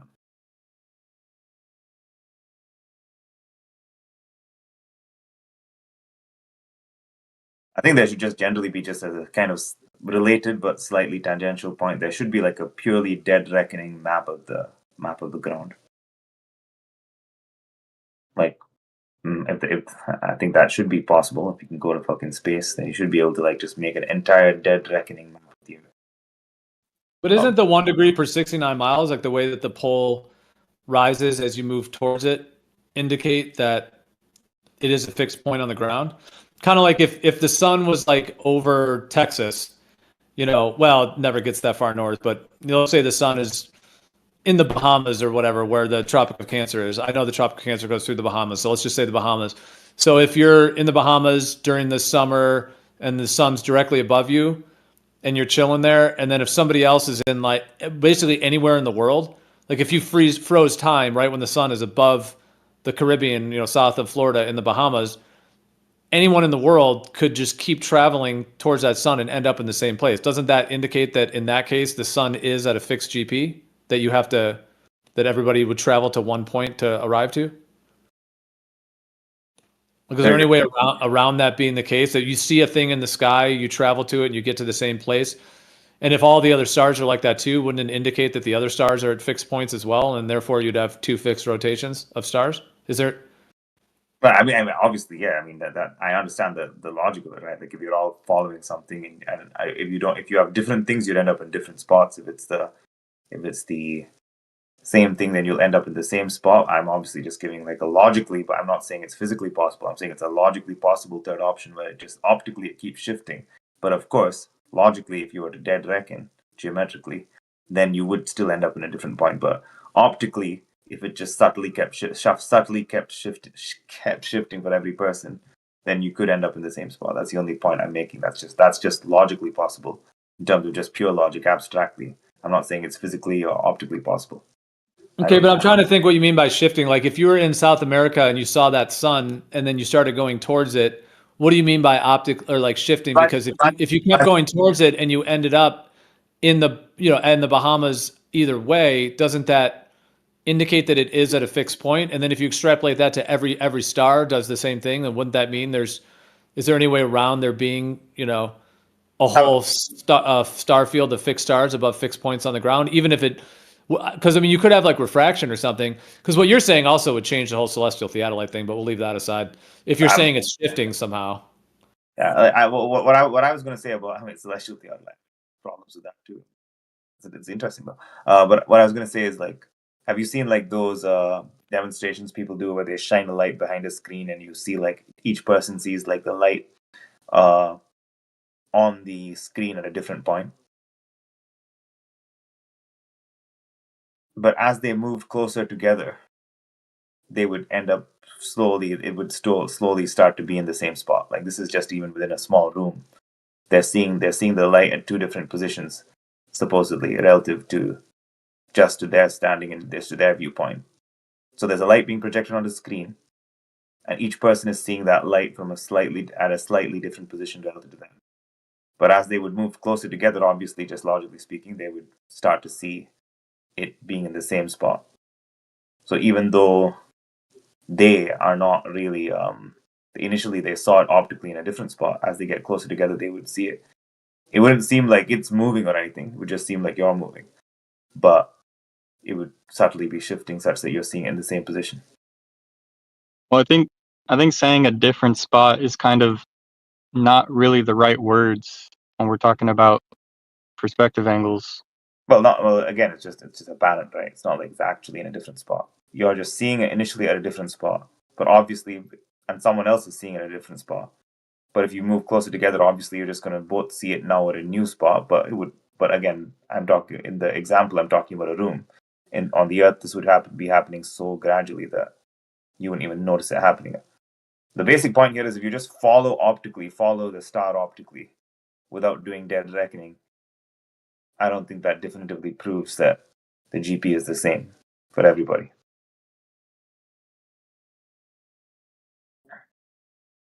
Like if Yeah, you dead, I'm trying to think of what you're saying. I'm trying to kind of like put. It's tough to kind of. I mean, I think I might be because I've thought about a lot of this too, like the lenticular lens effect, and some of these ideas are like holographic components. And I actually think, I mean, there's actually other arguments about. So like some of the globe guys will talk about some of the issues with like having a flat surface with the way the sky works, like the way that the constellations all stay the same proportion. And you know how they like look like they're like almost like in a hemisphere, the way like a planetarium, the way a planetarium works, where like a planetarium is like the stars are all at fixed distances from you. You know, like if you were in the middle of a planetarium and you know the screen is 30 feet away from you, it's 30 feet all the way in your hemisphere. You know, it's like a radius. Whereas if you had a flat ceiling of stars, like you can't really replicate the stars in a planetarium with a flat ceiling. You have to make it curved, which I think is interesting. And then, you know, how many curved hemisphere domes do you have on a flat Earth? You know, kind of a thing to account for that. Now, this gets into like angles to stars. I'm not trying to bring up a bunch of other arguments, but there are certain components as to how the sky has a globular kind of quality to it, meaning it doesn't really function like just necessarily. I mean, it could be a flat series of stars that optically looks like a hemispherical dome, or there's even like ideas that like we actually see and like the stars manifest in like a hemispherical holographic way. And then kind of like you're saying, like as you move, that personal atmospheric dome of holographic stars moves with you, which is pretty trippy and interesting to think about. Like, you know, and that's why you kind of get that personal atmospheric dome effect. Now, I'm not putting that forth as like the way it is actually working, but I'm saying there are certain like ways about the angles to the stars. There's some arguments that the globe guys say that are pretty strong. You know, it doesn't mean it is a globe, but just because the globe implies a sphere of stars that surrounds you on the globe, but if it's actually like a holographic hemisphere that follows you. So it's just interesting, and I'm open to some of those ideas, and it kind of links into what you're saying too, of these effects. You know, in terms of how the sky does actually work. Like in this creation, you know, did the creative principle, you know, God, etc., did it just say, hey, I'm just going to put some flat stars up there and just I'll put a flat Earth and call it a day? Or is it something much more nuanced? Obviously, the globe guys think it's a globe, but having a planar stationary Earth with a sky that is something more, you know, some kind of like, you know, quantum holographic field of something that's complex. It doesn't mean it's quote unquote magic. It could actually be the way light works and the way it works, but it also could not just be a conventional like, oh, it's just light bulbs on a ceiling. Like it might not be that easy. But with all that being said, I know that was a lot there, but you know, well, now it's going to sound like, because I was going to say like with some of the arguments you're talking about, like if if we use Polaris, you know, if Polaris is at a fixed point and everybody sees it, well, that was kind of I was going to give that rebuttal, but I'm also kind of saying all of what I was saying there too. But I was just saying, like, if we're talking about GPs, if we just use Polaris, like everybody can see Polaris, and if everybody travels to it, like how could Polaris be moving at, you know, how could the optically be moving and then you all end up in the same place without it actually being above that position? That was kind of the first part of what I was going to say, but then I kind of started with the other thing of the. Yeah, I understand. Yeah, because it's in the center. Again, I'm just trying to think. I'm trying to think it through. I'm not like saying what I'm saying has no loophole. And again, can you post that example you were talking about where they shine some behind some, or do you have like a name for what you're talking about? Yeah, I was going to ask. Well, what if there's any visual of that too? I'm not sure. I mean, maybe Dave Weiss has something like ages ago, but I don't know where when and where I saw it. Like, so I mean, I'll try and find it at some point. I'll use ChatGPT. Go ahead. Yeah, go ahead. Someone else. But I mean, do you have this worked out? Oh, go ahead. Go ahead. I mean, do you have it worked out in your mind though that there could be like a rebuttal to what I said originally about fixed GPs? and having two rotations? Like, are you thinking there could actually be, like, it doesn't matter about a debate between you and I or anything. I'm just saying, because I've thought about this thoroughly. No one's ever even tried to really, every time I bring it up, I've tried to rebut it myself. I've even come up with ideas. So do you have something you feel like could be ironed out, or? All I'm saying is I can't like I'm not saying I can think of a comprehensive model that accounts for everything. All I'm saying is like the definitive way to prove that the GPs are like at the same spot would be to dead reckon. That's all I'm saying. Yeah. Go ahead, Embo. Okay. Yeah. So I'm surprised that, in your opinion, it's weird to have moving ground positions on a flat Earth. If basically on any flat Earth model, you would have to have, like, when you have a star, and when you travel towards it, right, in order to meet at its GP, and other people also do it to meet at a single point, they cannot all be traveling at straight lines going to that star, towards the star on a flat Earth, because if that was true, that would basically imply that when you travel in a straight line in every single direction, then you will just simply come back to the same place from where you started, and that simply means the Earth is a globe. So that already contradicts the assumption that the Earth is flat. So all flat Earth models need this, that when you're traveling towards the GP, you aren't actually traveling in a straight line, because this star will be changing a direction, and if you use the star as the reference for navigation, then you will be also changing the direction with towards it without even knowing that. Kind of the same way as A map people believe Polaris, is in the North Pole. So when you travel west or travel east, then using Polaris as a reference, you're actually traveling in a curved path, right? Because that actually wasn't a good example. Let me think of a map people believe Polaris, is in the North Pole. So when you travel west or travel east, then using Polaris as a reference, you're actually traveling in a curved path, right? Because that actually wasn't a good example. Let me think of okay. Do you know what the celestial equator is?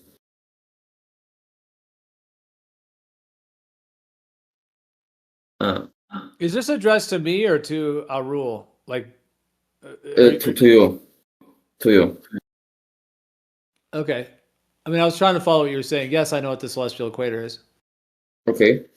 So on the AE map, for example, if you travel east to west, then you have to travel in a circle. You have to turn your way. You cannot just travel in a straight line.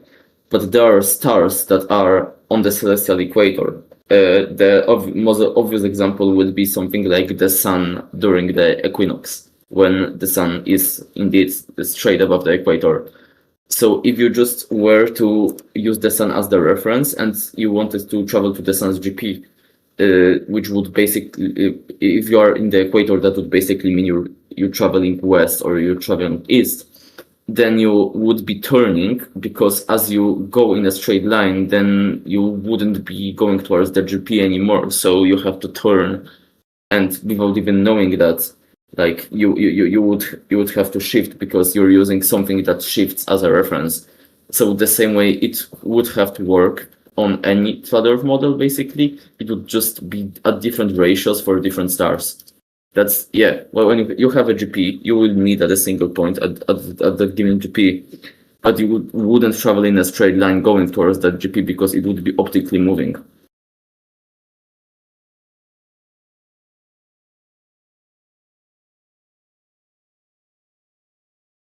Okay. Well, there's a few different points. I mean, one of the things you're talking about, the equator, that is a huge problem for the AE model, AE map. So I'm not claiming the AE map. So I mean, I the straight line of the sun at the equator is a huge issue, because the AE map claims as the circle, the equator is a circle, and so on. Whereas the sun rises due east and sets due west, makes a straight line. And even on the AE map, that's supposed to be like half of the circle or half of the 24-hour rotation. So I mean, that's one of the huge problems for the AE map. So I mean, you're not attributing that to anything I said, right? You're just saying in general, number one. And then secondly, when you're talking about the fact that the stars are moving and that as they move, you'd be making a curved path because you're following a moving star to the second part? I'm trying to address kind of, if you're addressing this to me, those two things. Yeah, I wasn't necessarily talking about the motion of the stars over time, but the motion of the stars as you move on the ground. That the sky will be shifting 1 degree per 6 nautical miles. If you believe the Earth is flat, then when you travel towards the GP of the star, by just following the star where the star is in the sky and just like thinking I'm going to go towards that star in the sky, then you wouldn't be traveling in a straight line.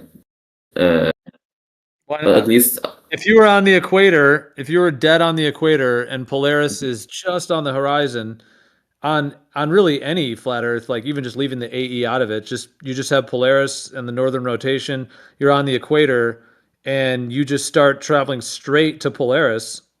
You could why wouldn't you be going in a straight line? And Polaris will rise. Yeah.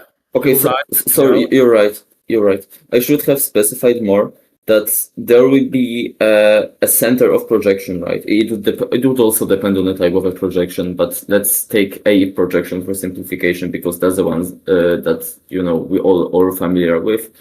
It doesn't have a distortion at the very center. So if the center is the North Pole, that's why if the center is the North Pole, then you will be able to travel towards that North Pole and see Polaris and just travel straight towards, then you will meet at the GP.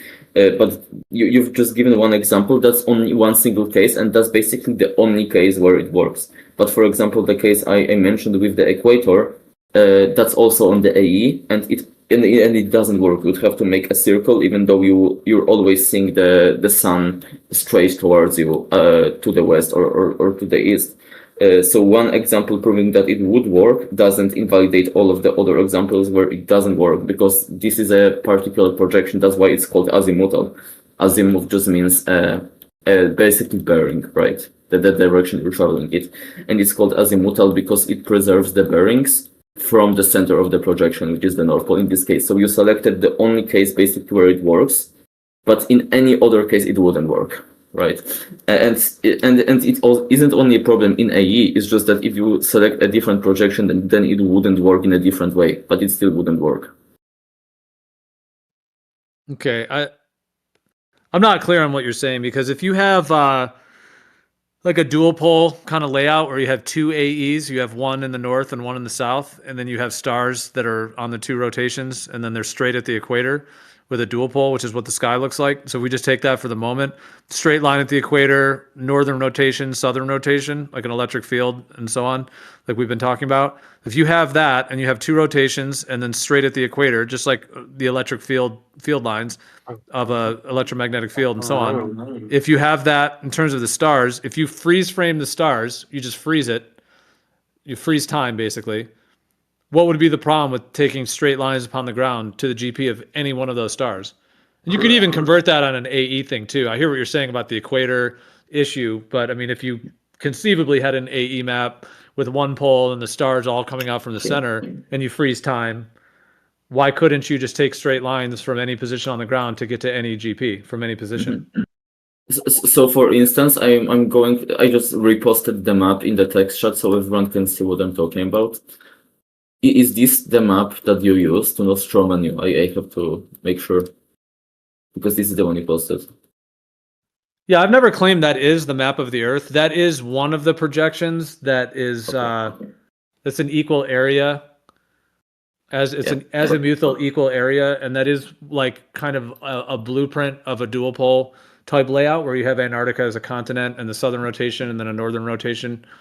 So yeah, I'm not saying that is, I mean, obviously Australia looks distorted and so on, but as a general layout of a dual pole.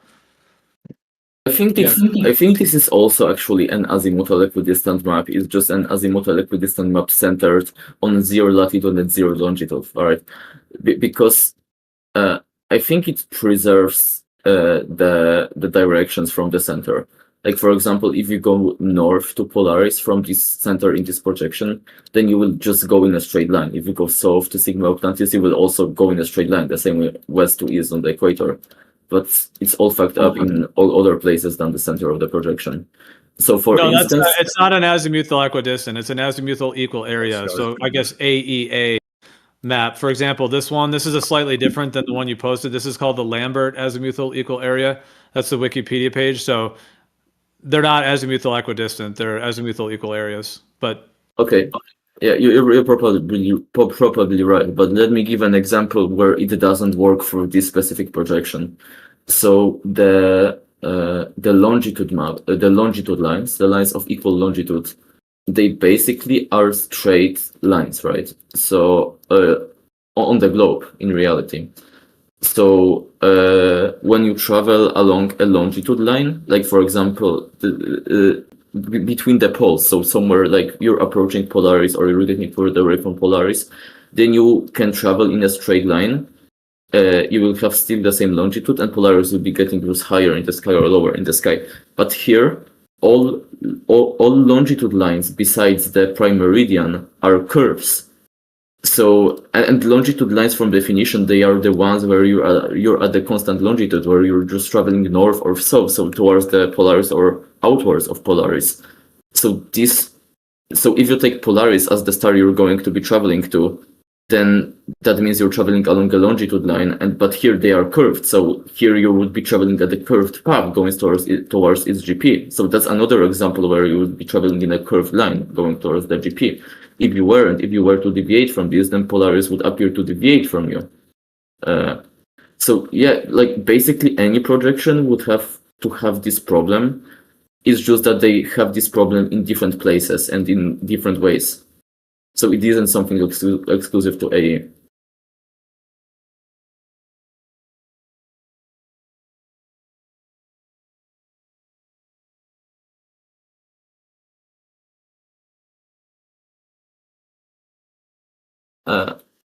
This is basically just reformulation of the problem that 1 degree per 6 nautical miles cannot work on a flat Earth, just described in different words. Like basically, if you just assume that there's this GP, and then when you go towards the GP, then by 6 nautical miles it will be getting higher in the sky, but by 1 degree. If you assume that this holds for any place on Earth and any direction, then this basically doesn't work on a flat Earth, not because of some specific projection that you assume, but just because of any flat Earth. You can basically prove this mathematically, but you can also just prove this by just actual examples. That if you give me a projection, I can show you where it wouldn't work.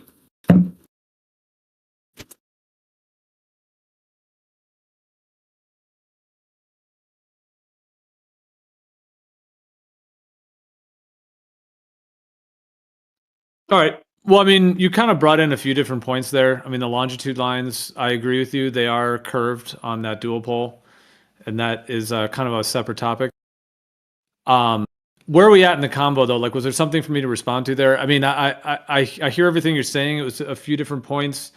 The thing is, we were talking about like GPs and taking straight lines, and then whether the GPs are fixed to fixed places on the ground, and then the southern rotation of stars. And if there are fixed GPs for all the southern rotation, then the southern rotation is like in the AE map idea. When people think of the northern star rotation, as far as I can tell, pretty much everyone would consider that there are, like, that's a real rotation. The North Pole is real. Polaris is actually above the center. The stars, the Big Dipper, etc., are at actual points, above Canada, Russia, etc., that the stars are in fixed GPs coming out from the center, so it's like a real rotation. And then what's going on with the southern rotation? If the southern rotation is also a real rotation with real fixed stars, and Sigma Octantis is above an actual place on the ground, which they call the Amundsen Scott Base Station at 90 degrees south in Antarctica, which, Jaron, for himself feels like he confirmed that more fully by going to 80 degrees south for Union Glacier. And that's been part of one of his argument points, is that there is a South Pole, and how it doesn't work on the AE map. And then for him, I guess he decided just to take a bunch of assumptions that it's a globe for whatever reason, even though he didn't find curvature in motion and whatever, and he just kind of is now jumping to globe because I guess he's a content creator and needs to keep saying things instead of just being in the unknown. I don't know, whatever reason he's doing all that. So he like flipped to the globe or whatever it is. So that's his kind of conclusion on it. But from the perspective that just like the North rotation with Polaris and the stars and the Big Dipper and all that, the Southern rotation is also a real rotation with Sigma Octantis being the counterpart to Polaris and all of the Southern stars being all of the Southern stars actually having fixed GPs, then that would mean that there are actually two poles and two rotations, two actual poles, which ends up being a two-pole planar Earth. So that was kind of originally what we were talking about. And then we were talking about, are those GPs in the South fixed? Or like Arul was saying, could it be like one of those arguments of like the corpuscular, anti-corpuscular rays kind of effect? And could that Southern rotation actually be like an anti-corpuscular perspective effect, where kind of like looking down the train tracks, the way the train tracks converge and the way that the corpuscular rays, diverge on the one horizon, then you turn 180 degrees and then they converge. So they go from diverging and then they converge back to 180 degrees. So that's kind of, I know I'm kind of reviewing, but then we were talking about that in terms of like, and those are some arguments from years ago. People were saying like, could it be, a perspective kind of effect? And then we led to like, okay, well, the GPs, are they fixed GPs? And that's why Arul, I guess his name, what is it, Babby Boone, PhD, but his Discord name is Arul. Anyway, so he was then saying, well, could there be some kind of like an effect where the optical effect kind of changes as you move on the ground? Anyway, so we were kind of like in that mode, and then you brought this up. But the thing is, like, leaving off, I thought where you came in, it was if there are fixed GPs for every position on a flat Earth, that you could take straight line paths to get to any one of those GPs. Like if there's a star in the Southern rotation and you're in Florida and you freeze frame the sky, can you take a straight path and end up at that GP? And somebody else who's in South Africa take a straight line and end up at that GP. Or, Union Glacier. Everybody who took a straight line can get to Union Glacier. So I know that was like a huge review, but I'm trying to understand how like all of that led to what you're saying now, because you brought in a few different things like the longitude lines on a dual pole, which is like a slightly different thing. But even if you remove all that, whatever flat Earth model you have with the stars above, if the stars are at fixed points, why couldn't you take straight paths from anywhere on Earth to get to that one point on a flat grid? If you want to have a proof that holds for every model, that isn't just listing an example for some specific model, then that proof would have to require some differential geometry. And I don't think that it would be productive to do this right now, because I don't think many people would understand this. But I showed it holds for your model, that it also doesn't work for your model. So my point, because I said something very long, but my point of saying that was basically that you have this critique of AE, the critique that on AE you have these GPs in the south, like let's say the GP of Sigma Octantis, and you cannot just travel in a straight line from every point on Earth and just meet at a single point. You would have to travel in a curve, in those weird elongated curves to go to that single point, because it would be somewhere, let's say so from the Australia. It couldn't be on the every outer edge of the Earth at the same time. But this is also a problem for your model. So if you want to hold this standard as something that debunks this AE model, then by the same standard, that would also debunk your model, or you would have to have an inconsistent standard of evidence, basically. So if you want to use this as a debunk, that this would also debunk your model, or you can just admit that it isn't a convincing argument for you. The only reason why I said that was to show that it's also a problem for your model, right? Well, I haven't modeled the whole Earth or mapped it, so I would have no reason that I would claim any model when I haven't modeled it. I've never mapped the entire Earth. But I hear what you're saying. We are talking about sort of some general model outlines, and I am referring to some of this so I can understand why you said that, but I'm not like holding to, because I haven't modeled the Earth, so I'm just being intellectually honest.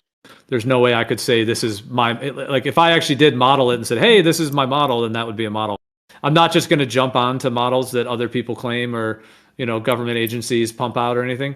But I'm just not clear. I don't know if anyone else can translate that. I'm not clear on what you're saying. I just made this image real quick. This is on that kind of one of those dual pole type projections. I put green dots all over it. That would be like the stars are all over the place.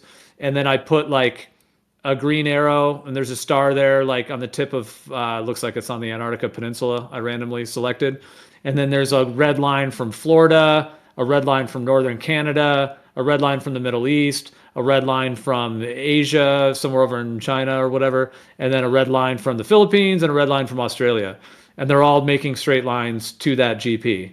So what is the problem with that? Like on any map, whether it's an AE, any flat Earth with any stars that are in fixed positions, what is the problem that you could technically take as the crow flies straight lines to any GP of any star?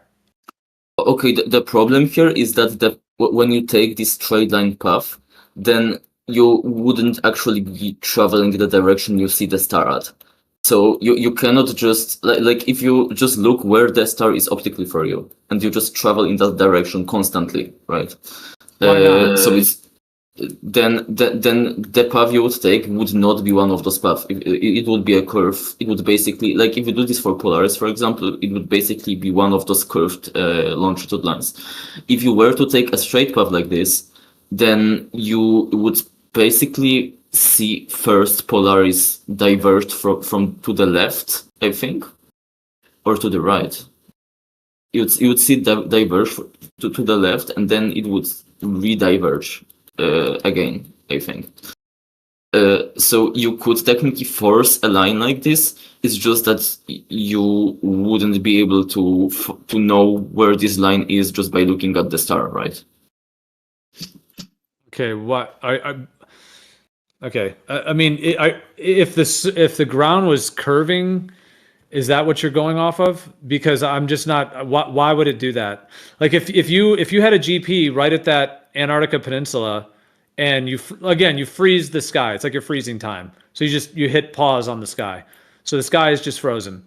Hypothetically, I mean, it doesn't have to be totally hypothetical because, like I said, if you adjust this time by 4 minutes every night, you actually will get the same freeze frame, 3 minutes 56 seconds. Like you could actually get the same freeze frame, but why would it be a problem? Why would it shift? Like if the GP is above the Antarctica Peninsula and you're in a boat somewhere in the Pacific Ocean, Atlantic Ocean, wherever, what would be the problem with just aiming your boat at that GP and making a straight path and ending up there? Why would it shift the way you're saying? Why would it take a curved path in any way? It would just rise 1 degree per 69 miles as you get closer to it, and as long as you're taking a straight path, you'd get to be right under it. Because longitude lines, they are defined as the direction between north and south. That's the axis between north and south. So when you're traveling north, then you will be approaching Polaris. You will be heading towards Polaris. Yet those lines here on your map, they are curves. So that means that in order to follow the bearing of Polaris, you have to travel in a curve. Or in other words, if you want to travel in a straight line instead, then you wouldn't be traveling, approaching Polaris, right? Then you wouldn't be heading towards Polaris, because if the line where you would be is a curve, then the line where you wouldn't be would be not a curve. If you got what I mean.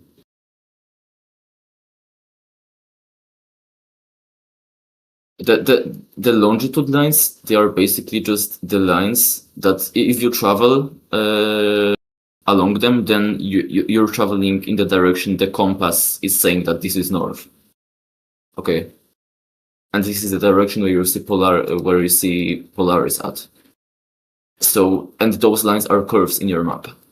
So again, if the lines where you are going just towards Polaris is a curve, then the line where you're traveling in a straight line, it has to be a different line. So by logic, it has to not be a line to Polaris, because the one to Polaris is already a curve.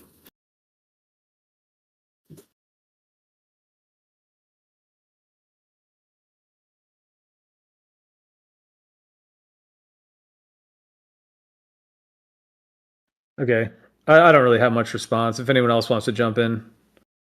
I'm not really understanding what you're saying. You're bringing in longitude lines. That's a whole different topic. I mean, maybe you're like conflating on a globe that those are straight lines, like to Polaris, the way longitudes work on a globe. Is that how you're bringing in longitude? Because I'm just talking about the stars, like in a position at a freeze frame. You don't really need any longitude or latitude. We're just talking about a star in the sky and making a straight path. Like, if you just threw longitude away, you threw latitude away, you threw all that away. Those are imaginary lines anyways. Yes, they have something to do with the stars, but we're just throwing those out. And then you have one fixed star in the sky, and you make a straight path on the ground to get to underneath that star. Just that simply. I mean, I don't know if someone else can translate. I'm sorry. I'm not understanding what you're saying. I'm just not resonating with where this is going. If someone else wants to jump in or something. I mean, I don't want to just sit here on silence, but I don't really know how to engage with you further on this. Is Zimbo arguing that lines of latitude or lines of longitude are straight lines? Well, he seems to have brought that in because we're talking about like GPs of the stars and then traveling towards a GP. Like Bacon, if you freeze frame the sky on a flat Earth, you freeze frame the sky and you want to get underneath the GP of a star, can you not just take a straight path from any position on Earth and just angle your vessel right to that star and end up under it, taking a straight path from anywhere? Sure, but that's not related to the shape of the Earth. That's all we were talking about originally, because we're talking about the northern rotation, the southern rotation, and we're saying, is the southern rotation a real rotation of stars? Let's just leave the globe out of it. Let's say a flat Earth with two rotations. And is it a real rotation? And one of the arguments for that is if it is a real rotation, then that means that there are real GPs for every single star in the south and in the north, over Australia in the south, over everywhere, same as in the north, over Russia, over everywhere in the north. And if you have that fixed GPs of both star rotations, then that would mean we have two rotations, two poles, two rotations on a flat Earth. And then if you freeze frame the sky at any one point, you can travel in a straight path to the GP, and no matter where you're coming from, if you pick a GP in South America, whether you're in North America, whether you're in Africa, Asia, wherever you are, you would be able to everybody would travel a straight line and end up at the GP of that star, and then you could all have a party and meet in the same place. That was like originally what we were talking about, and then go ahead. Sorry, but I think I have to add something. I don't want to lead this discussion anymore. I will, leave room for Bacon. But I just wanted to clarify because I think you left an important detail out of my argument. Like, yeah, obviously on a flat Earth, you will have some place where you have the observer and some place where you have the GP. And there is a line that obviously is physically possible that the observer could just walk in a straight line to the GP. This is what Bacon said.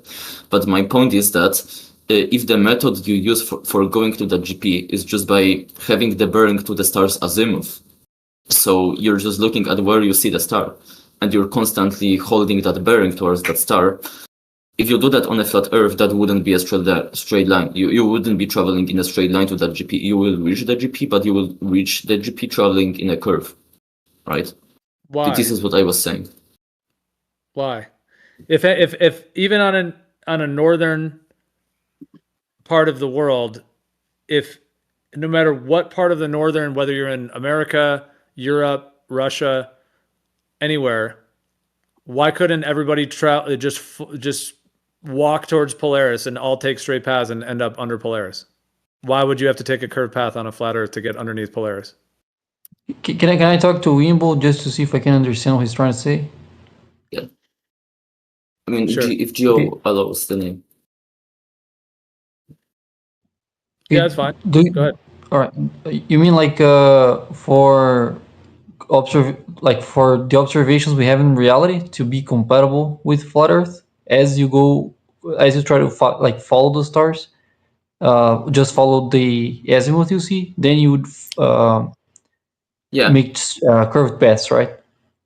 Because if you don't have to match, all right, because if you don't have to match, the observations we already have of the stars, then maybe you could do that with straight paths, right? What you mean is that for that to be compatible with what we observe, then that would curve the paths, right?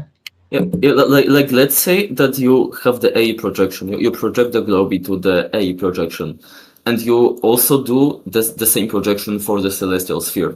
So for every longitude and latitude that you will see some configuration of the stars for some given time, you assume that you will see the same configuration on a flat Earth, regardless of what is causing that. You just assume that this is equivalent, kind of like in Walter Bissing's model, right?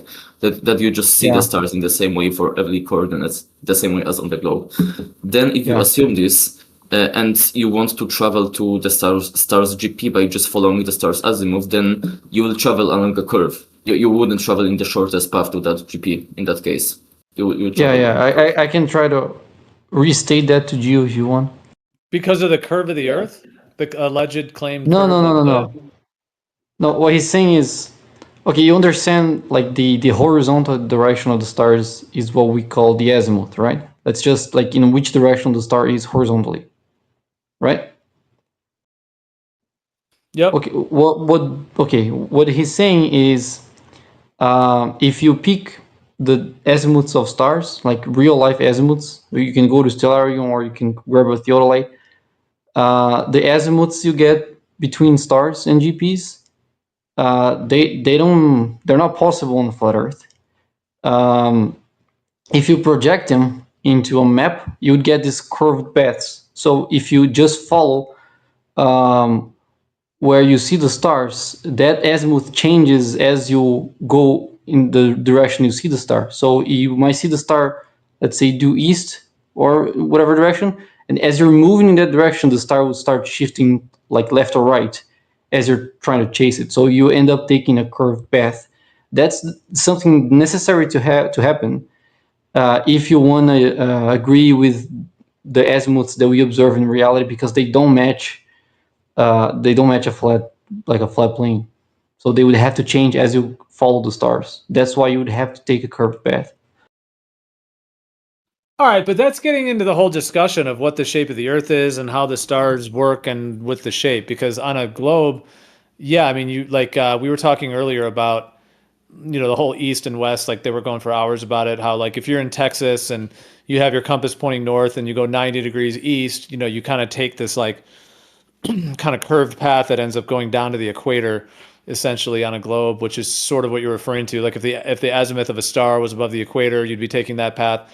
Obviously, on a flat Earth, like this, you know, there could be an inversion in which the ground is flat and the sky is what has the curved effect. You know, so you're actually taking a straight path on a flat Earth, whereas the globe assumes a curved path based on the model of the coordinates. So, I mean, if that's where EMBO is going, then it's kind of a whole different topic. Like we're getting into like longitude and latitude and grid lines and then the shape of the ground and what actually is happening. Because on a globe, they're claiming that as you travel, you're going around an actual curve and that's related to how the sky works. Now, I know you're claiming that is what reality is, but I mean, that's what's in contention. I mean, originally, that's what matches the azimuths. So if we're talking about latitude lines, I got a question for Bacon, just real quick. Yeah. Did you want to go on to something, Gio, or?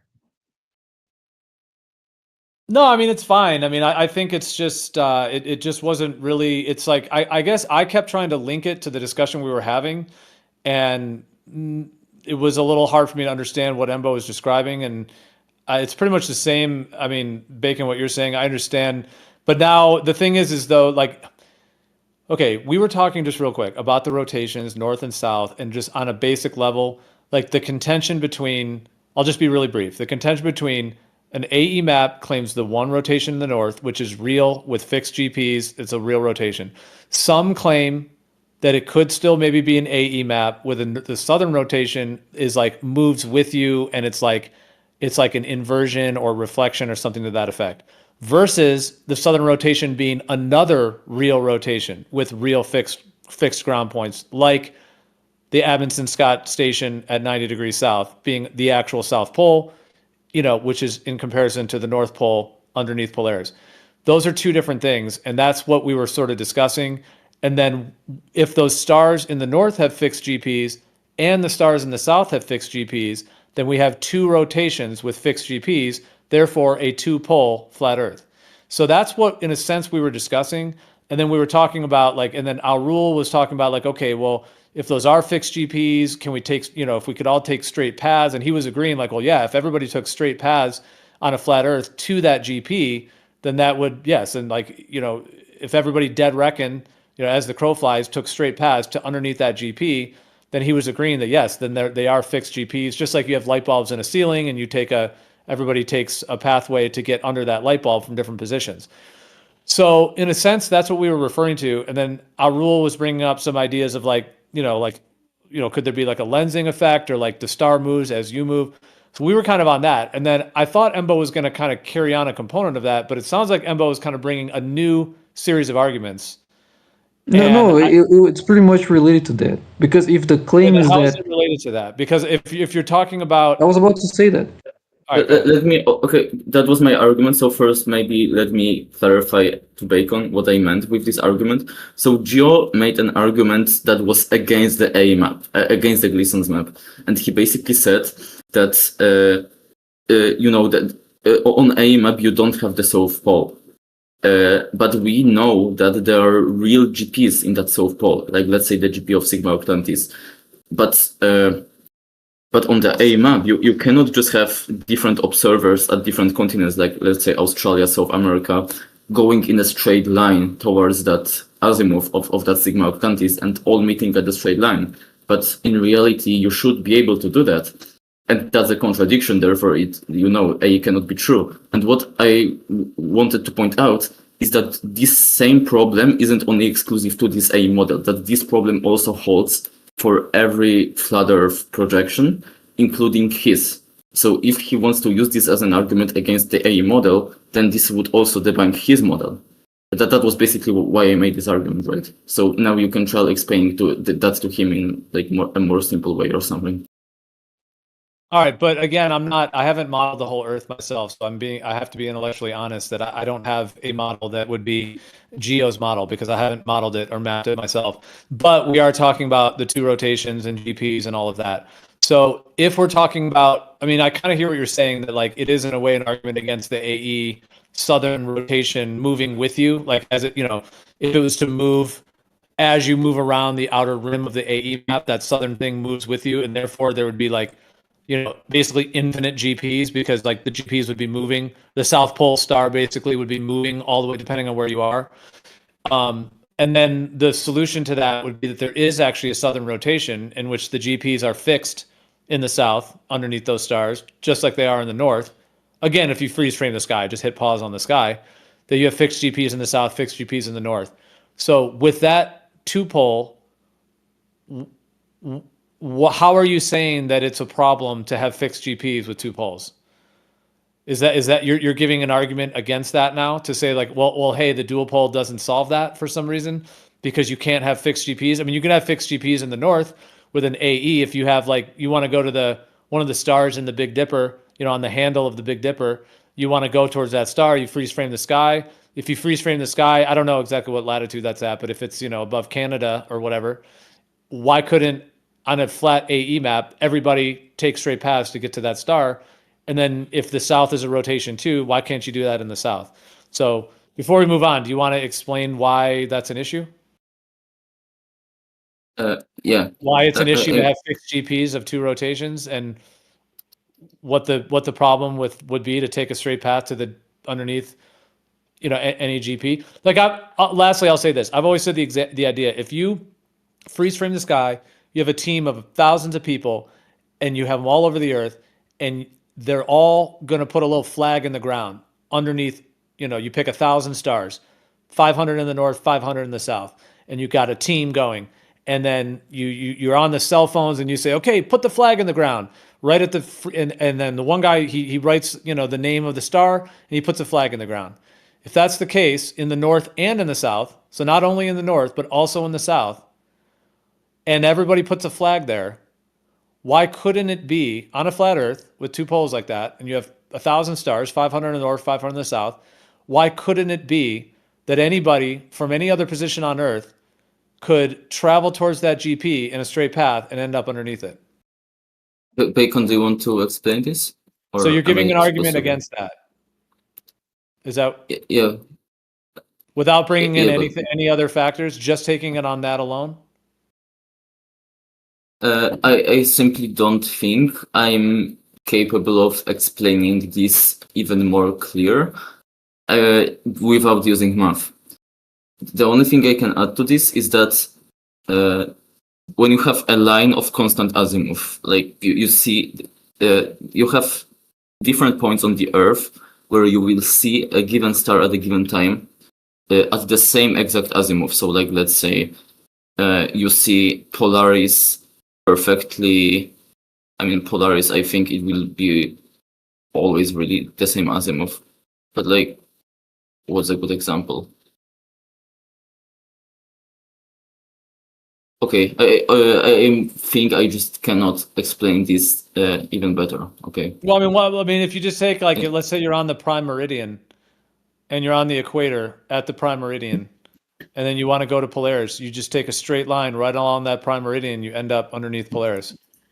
On what projection? On which one? On any. Oh, or you do the opposite. You take the prime meridian to Sigma Octantis. I'm just using the prime meridian because it's just a straight path. Not really, because on this map that you posted, I'm going to resend it again so Bacon can also see.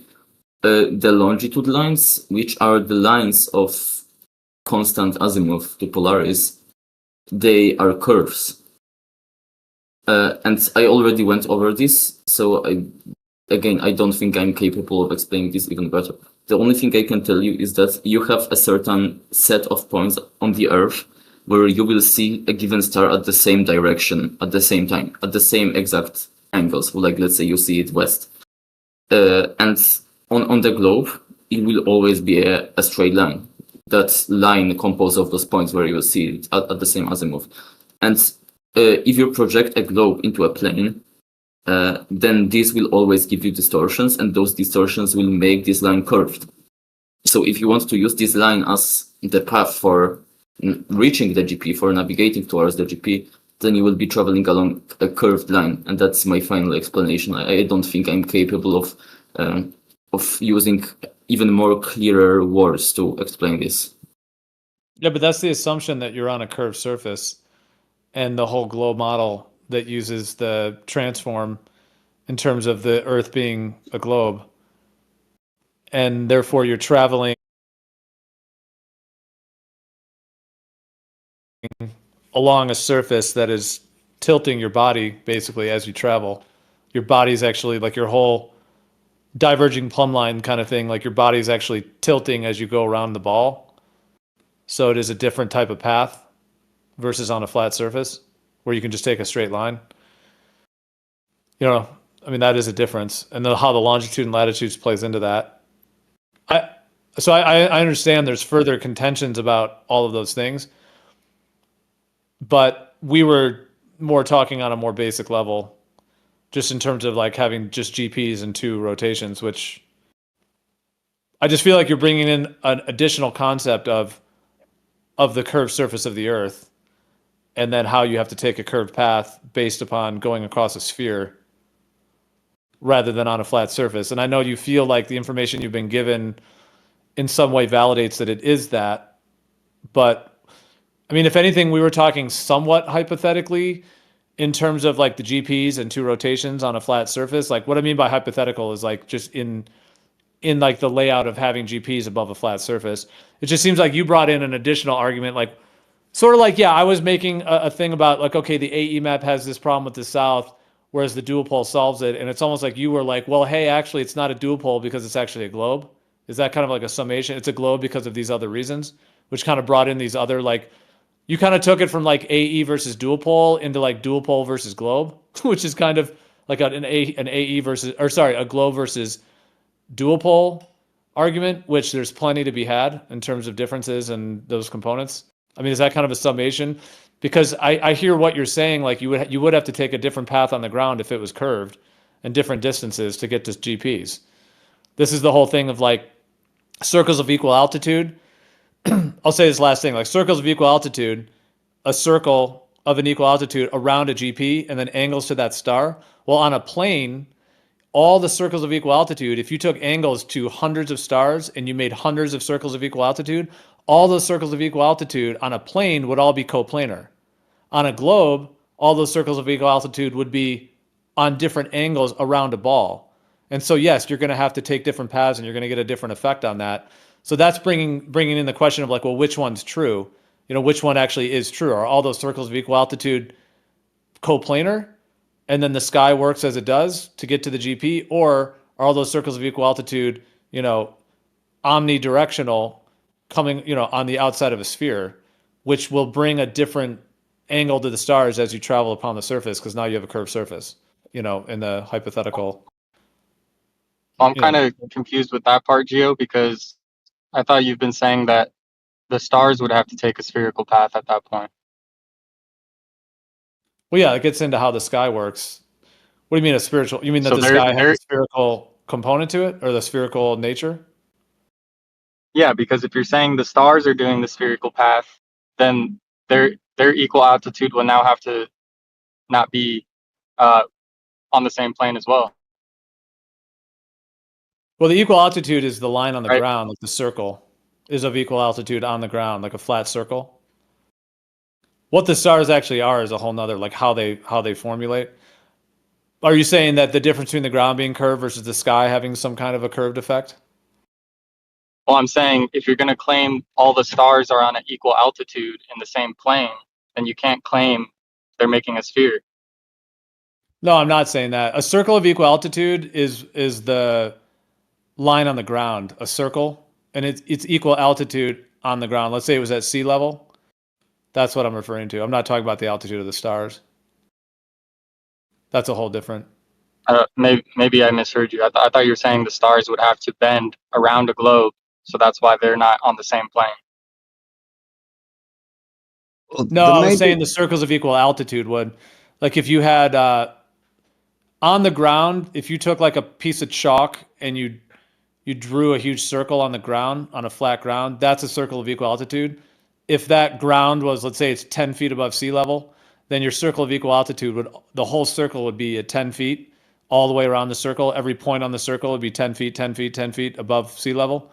That would be a circle of equal altitude. So what I was saying is that if you were to take angles to stars and plot GPs and then draw your circles of equal altitude on the ground, all of those circles of equal altitude would be coplanar on a flat Earth, whereas on a globe, all of those circles that you're drawing would all be, you know, tilted, going around a ball. You know, they would not be coplanar. They would all be.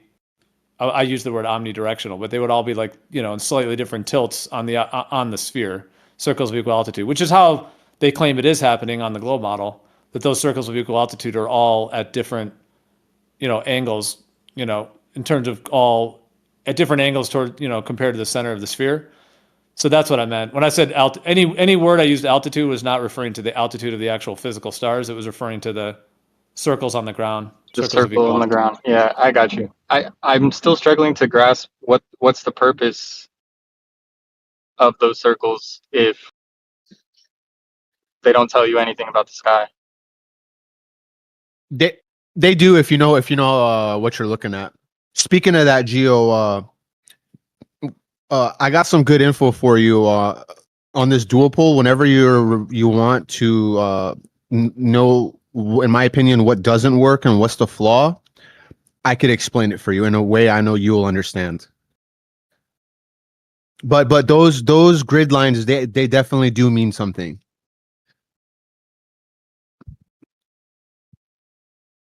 No, it's definitely been a packed conversation. There's a lot in here. Real quick, just Anchovy, this is like a celestial navigation map of a globe there. So you see that thing that says circle of equal altitude. So what I was saying is that if you did a bunch of those, like you know, instead of just one circle of equal altitude, you did, you know, 100 of them, they would all be on different positions around that sphere, and they would not be coplanar. So this is kind of like led into an argument about, because it kind of plays into what Embo was saying about making a curved path on the ground, or the sky is what's rendering that effect in whatever way it is. Like, you know, the sky having that, I mean, it's referred to as a celestial sphere. So I was kind of linking that into like the circles of equal altitude. If they're all coplanar, then the Earth is planar, and that's a test that can be done. So I was kind of linking that in. Well, we can shift to whatever. Embo or Bacon, did you guys want to say anything further on that, or because I mean, or if I'm not, steel manning what you're saying, or if you wanted to clarify it, or if Bacon was gonna about what you were saying about how you have to take a curved path. I just think like it's conflating the two models and assuming you'd have to take a curved path on a flat Earth. But if it's the actual sky that has that effect, then you'd be taking a straight path on a flat Earth. In terms of the being on an azimuthal grid and then the hemisphere, just like on a planetarium, like the sky is on a planetarium, it's the dome that has that curved effect, not the ground. But if you flip that and say the ground has to have that effect, then I think that links into what you were saying about assuming you'd have to take a curved path to get to a GP on a flat Earth by kind of overlaying those two coordinate systems. So what the argument I made, it wasn't based on some physical configuration of the sky. That the sky is physically plane, or it's physically a dome or something like that is curved or that is not curved. The only thing I assumed is that for a given set of coordinates, so for some certain longitude, for some certain latitude, you will see the star at a given angle, the same one as we do measure in reality, and that, depending on what shape of the Earth you assume, if it's flat or if it's a globe, will give you a different result. On the globe, it will give you basically the conclusion that if you travel towards the direction of a star, then you will be approaching its GP in a straight line at 60 nautical miles per 1 degree of the rotation of the sky. And on a flat Earth, in order to do that, you would have to be traveling in a curved line. And I wasn't trying to have some physical model about what the sky is, drawing some physical intersections, some physical lines of sight from the sky to the ground. Basically what I did I assumed Walter Bislin's model, where he doesn't care about what's the cause of this visual effect, what's the physics behind this light bending. He just assumes that the final result is that we see the stars where we do see them at different places, that the same places that we record in reality. And if you assume this, and you know those positions of those stars, those angles for different coordinates, latitudes and longitudes, then depending on what's the layout of those latitudes and longitudes, if they are placed on a ball, if they are placed on a plane, and depending on what kind of plane that is, then that will give you an information of what path do you have to take in order for the stars to behave in a certain way. So in my opinion, I mean, that's not really an opinion, but I just didn't assume anything about the nature of the sky.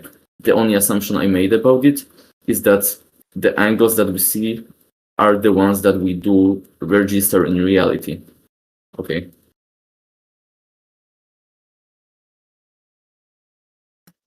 So I don't think that's a fair characterization of what I did.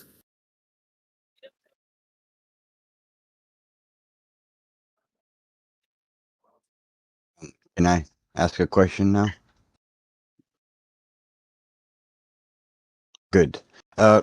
One major question I have is the whole wobble. The reason why there's a wobble and 8.5 years inner wobble and whatnot, and why that's factored in because of what we observe looking up, right? Seasonal, etc. 23-degree tilt. It kind of lines up that way when we have the seasons, and I think that was mentioned in here earlier. I'm just wondering, what's the flat Earth model of the wobble or compensation of that differential?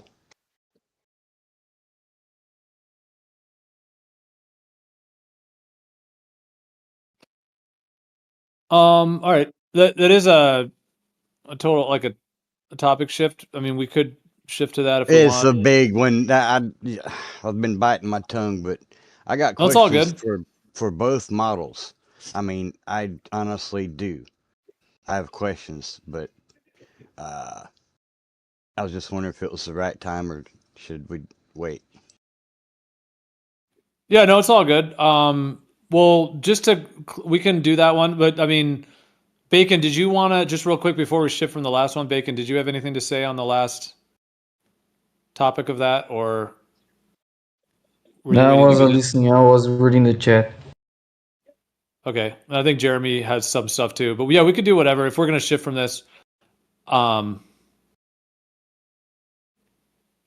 Yeah, I guess I don't have too much more to say on the last one, unless. I mean, I don't know. I mean, I'm not even still clear on exactly what Embo's point was. I don't know if anyone else, or should we just move on? If anyone else did and they wanted to steel man it, or Just move on. We should Jeremy, just did move you on. I get any say of I that? say move on. I can't. No, Let's move on. Hello, Bacon. I got something with Bacon real quick though. Oh, what's up, Bacon? I wanted to say hi to Bacon too. What was that, I'm about Howard? to show Bacon. Yeah. Bacon's the Hey, star. so- We I'm about to we show can do Bacon. the wobble at some point, but it is a big shift, and it's like it seems like it's kind of like pregnant with a stuff on this part of it, so we can do On whatever both you guys want. sides. Yeah. It's a question on both sides, but I just want to hear, like, I've gone through and heard the theories of why we have the wobble, and then the seemingly 8.5 year inner wobble. That what the wobble pop part. I don't know what the fuck how to say it for real, but it's just I get it's kind of hilarious. That's why I can't help but laugh. But I'm just one of my questions. That's all. Well, after that, me and Bacon are up. So go ahead if anyone's got an answer for that. Well, I just don't feel sad. It's all right. We can move on, but I mean, I tried to like reiterate what Embo was saying. I guess we should just move on. It just seems like I mean, because you were trying to say that this is like a rebuttal as to why you can't take a straight path to a GP on a dual pole, but then it's like, I mean, you're basically at that point, aren't you trying to argue between dual pole and globe, and then the sky and some of the intricacies between that? Like, it doesn't really correlate. I just didn't feel like it followed exactly. I mean, if we've moved on, that's fine. But we were just talking about like on a more basic sense of GPs on a flat Earth with a single pole versus a dual pole. Yeah, Period. technically, Yeah. Technically, if you use the same argument used to the bank AE, and you use the same argument on any other flat Earth model, then that would prove that flat Earth is fake in general, because you would reach the exact same problem on any flat Earth model, basically. But that's your okay. But see, that's where there was a schism, because we were sort of like AE versus dual pole, and then there was that argument in terms of the GPs on a more basic level, and then you kind of jumped to like, well, hey, dual pole versus globe, it's globe because these other reasons. And it was just, to me, it was a little bit of a disconnect. I was trying to follow you and go through all that, but it was just a disconnect because we were just talking more about GPs of Southern Stars. Like one of the things Jaron kind of came to is it's like, oh, like, there's a South Pole, there's a 24-hour sun, and so to him, it's a huge problem for the AE map, which I agree, all that stuff is. And then for him, obviously, he kind of went globe or whatever he's doing. I think he's going to be sorely sad when he finds out it's not a globe and he did this whole thing and he was wrong a second time. But that's all right. People can jump around and be wrong on things. And you guys may think we're wrong or whatever. So that's fine. But, Jaron, there is some parts of what Jaron's been saying that I agree with. And so part of the argument I was giving was kind of against the AE map and then how the dual pole solves that. And then, I mean, I'm kind of understanding, but it's like you came in and were like, it's fine. But you were like, well, hey, actually, it doesn't work on any flat Earth because it's a globe. And then getting into some of those nuances about the stars and the coordinates and whether the ground is curving or the sky and all those factors. So, I mean, if anyone else has any closing thoughts on that, but I mean, that was like I guess the schism, because I guess you were just jumping to a different debate about dual pole versus globe. And I was sort of kept trying to fit it into the conversation we were having. And then anyways, so I don't know. Is there any resolving on that? Or we got the wobble, we got Jeremy and Bacon. We got Bacon here. He's I think we should do Jeremy versus Bacon, because Jeremy said in the lecture that he only has a couple of minutes. Is that Okay. true, Jeremy? You got a couple minutes because I got something Embo to share. said take 5. Embo said take 5, Gio. Well, I got to take 5. Learn, share. We'll do your wobble at some point, but Dude, no rush, man. I've waited this fucking long. I've got plenty more patience. all right, right. I'm gonna I got take. some good info for you guys I never shared regarding the dual pull. I'm gonna take 10, but after 10, I want to hear what Gatebreaker has about the dual bowl. All right, I'll wait No for doubt. you. This ain't gonna take long. I don't have long. I'm just gonna keep it nice and short. All right, Then you can everybody get in line. You'll get your chance. get your Go ahead. popcorn. Get your popcorn out. Okay, Bacon. All right. You're saying that longitude lines and latitude lines, other than the equator, all the latitude lines, you're saying they are 90 degrees. What do you mean they are 90 degrees? They meet the longitude lines at 90 degrees. All latitude lines meet all longitude lines at 90 degrees. Yeah. Okay. Yeah, that's what you're saying. Yeah. Yeah, I would they all say meet at that 90 only degrees. happens at the equator, and here's why. Okay. You know the 200 the 270 degree triangle you guys make. Yeah. Okay, let's use the prime meridian and the equator, right? Does that make your 270 triangle? Two meridians and the equator. Yeah. The prime meridian and the equator. Well, that's just two. You need a third. You need an extra meridian to make a triangle. What's the name Like of three lines. what's the name of the opposing meridian? Yeah. What's the name of the Yeah, let's opposing just talk longitude? about like 90 degrees longitude. That's the other meridian. Is that Okay, called anything? The 90? Yeah, 90 west. Okay, 90 west, equator, and prime meridian. That's a triangle. Okay, there's your spherical triangle. Yeah. So no matter how far down the longitude lines go, that top angle doesn't change, right? The prime meridian and 90, the longitude lines, like you could go to 45 to the equator, past the equator. No matter how far you go, that top angle doesn't change, right? On those two lines. Yeah. They call it 90th meridian west, by the way. I don't know. We'll just go with this. It's fine for the example. Meridian and 90. So if that's the case, if you're saying now the latitude lines meet at 90, right? I can do I can still do my 270 triangle. I can just kick it up a notch because that doesn't change the top angle, right? So I can go from the equator to 45 degrees latitude north, and I can now still do my triangle off that line because you're saying these lines are also 90 degrees, and that should add up to 270 still, right? Yeah. Yeah, but that's not the case. You can't do that. That does not make a 270 degree triangle. It only does it on the equator. No, and the reason it why doesn't. I don't think it matters if it's the equator. The reason why? No, you only get to 270. If you start stepping up latitudes, it starts lessening. You get less and less. Okay. No, hang on. Yeah, if you do it at anywhere else but the equator, that's not a triangle because the lines connecting the 2 points aren't a straight line in spherical geometry. So that's not even a spherical triangle anymore. You still have 390 degrees, but that doesn't form a spherical triangle. Okay, so let's use our two lines, our prime meridian and our longitude line.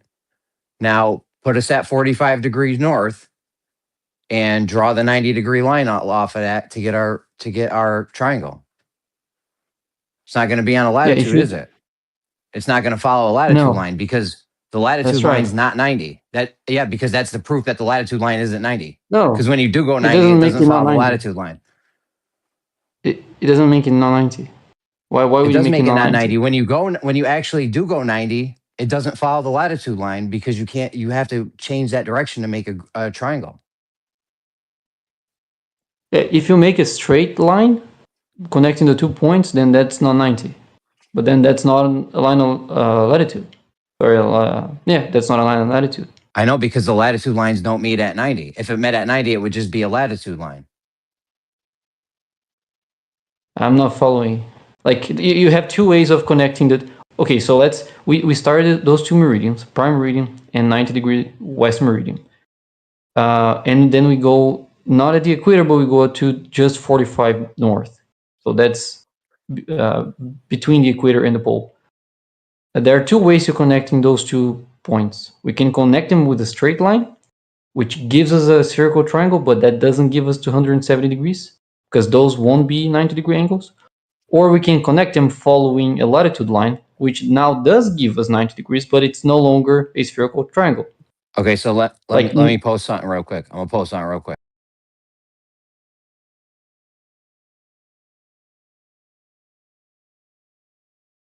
Okay, you see that photo right there? Yeah.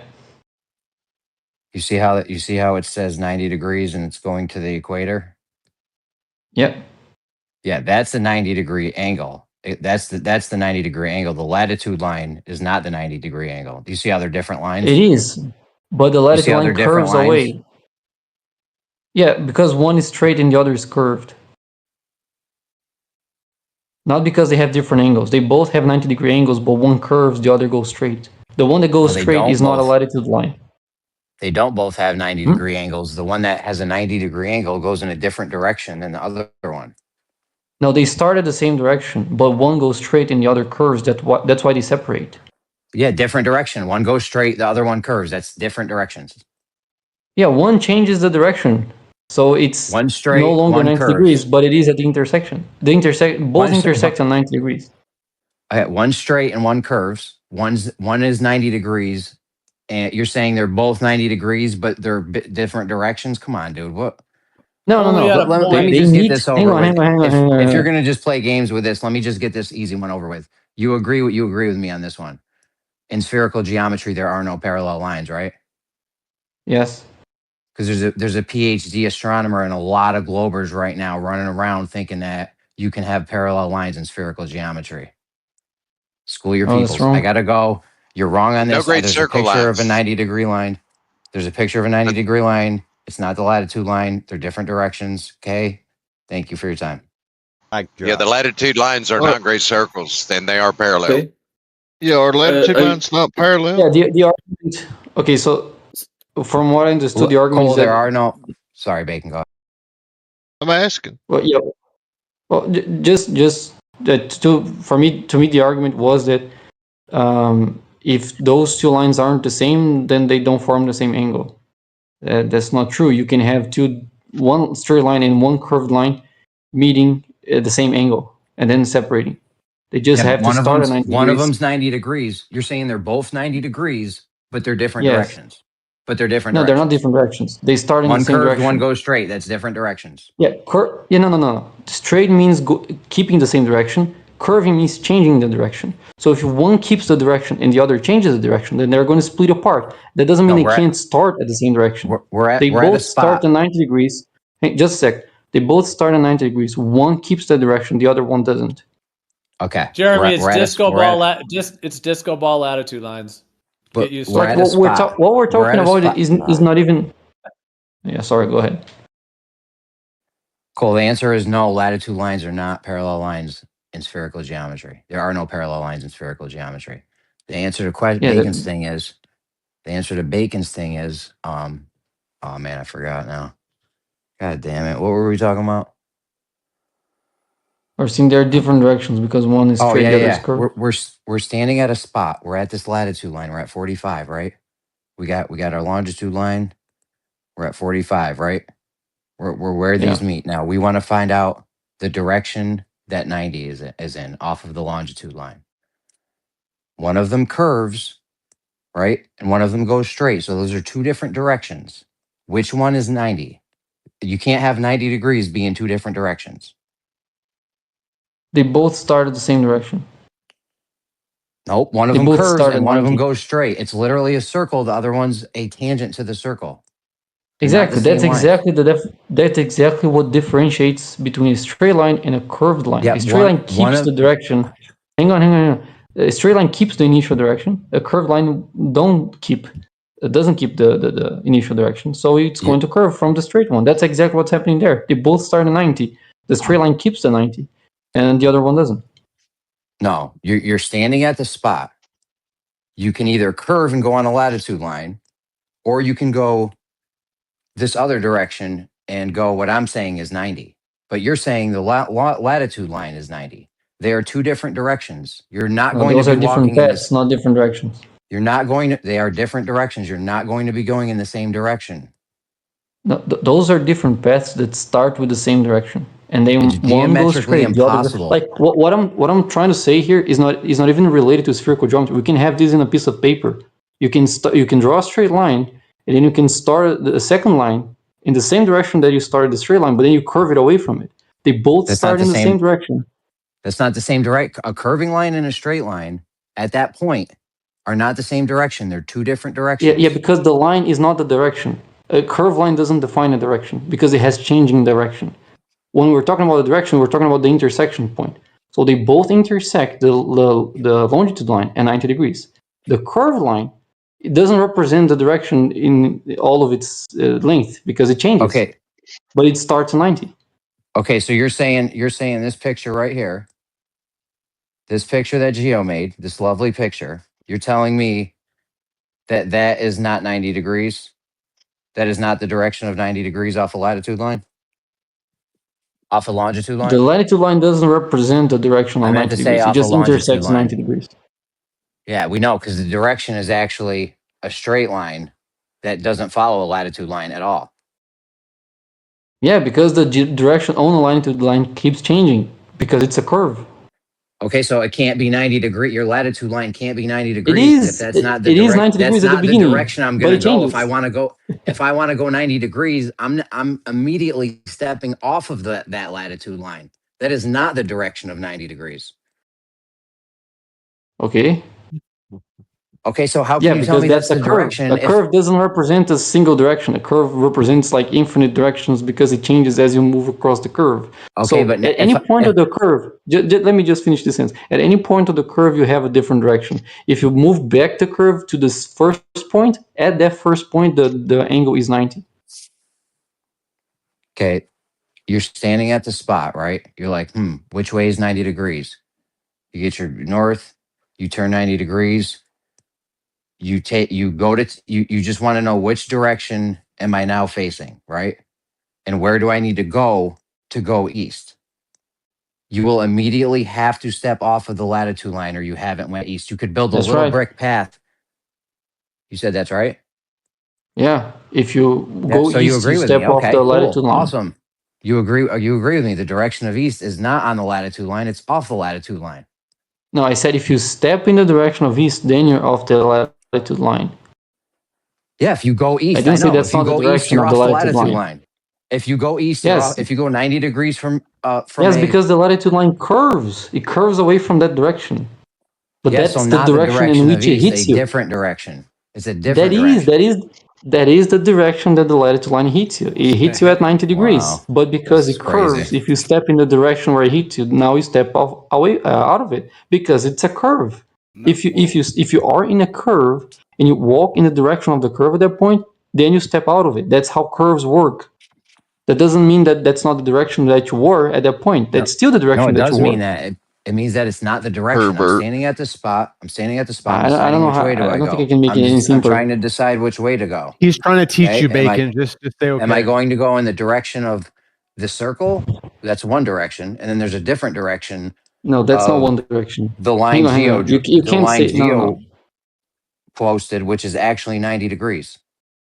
You can't say the direction of the circle is one direction. That's just blatantly false because the whole circle is a curve, which means it changes the direction all the time. Any point in the circle will give you a different direction. There is no one direction that is the direction of the circle. If I stay on that's the whole point. If I stay on the line, if I want to stay on the latitude line, that is a different direction I'm going to be going than if I go east. 90 degrees off north. Those are two different paths I'm going to have to choose on which one do I take. Mm-hmm. Do I stay on the latitude line or do I go this other way where I'm saying east? Which direction do I go in? If you want to take a straight path or if you want to follow a latitude line. You're trying to tell me You're sitting here trying to tell me two different directions can be 90 at the same time. That's ridiculous. No, I'm not. You're the one that's saying that those It's, are different directions. I'm saying they're the same directions. The only difference is that in one of those lines, the direction changes. In the other line, the direction doesn't. no, It's they're not that not. They're hard. not. You're saying they're the same directions. You're saying if I stay on a latitude line, or I stay, or you're saying if I stay on a latitude line. Hold on. You're saying I'm standing on a latitude line. I'm gonna say, do I go on the latitude line? Do I go in that direction, or do I go the direction of this other line that's straight? Those are two different directions, right? Initially, those are the same direction. No, they're initially different, completely different directions. Initially, they're literally one step, 1 nanometer. You can't go a nanometer without them being different directions. Oh, it doesn't matter. It does matter. This is my whole point. It doesn't matter matters. if it's a nanometer, if it's a feet or a meter. In any curve, if you take one straight path in the direction of the curve, you immediately get off the curve.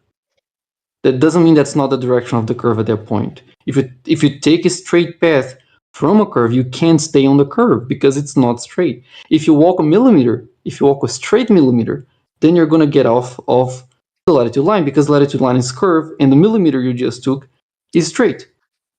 All right, here's the point. I'm going to just end it with this because I got to go. I got shit to do. You're standing on the spot on 45 degrees latitude in the prime meridian. You want to go 90 degrees. There's two different paths you can go. You can go on a curve. Initially, there's two different different directions you can go. Initially, there's two different directions you can go. You can go around this curve. That's one direction you could go. You could head in that direction, or you could initially head in the straight line direction. A curve's not a direction. And you're trying to tell me they're the same direction. Wrong. You're trying to tell me they're the same direction, but they're not. I'm ending it No, there. I'm That's not. my quote. You I'm can saying say a whatever curve you is not want. a direction. I gotta go. All right.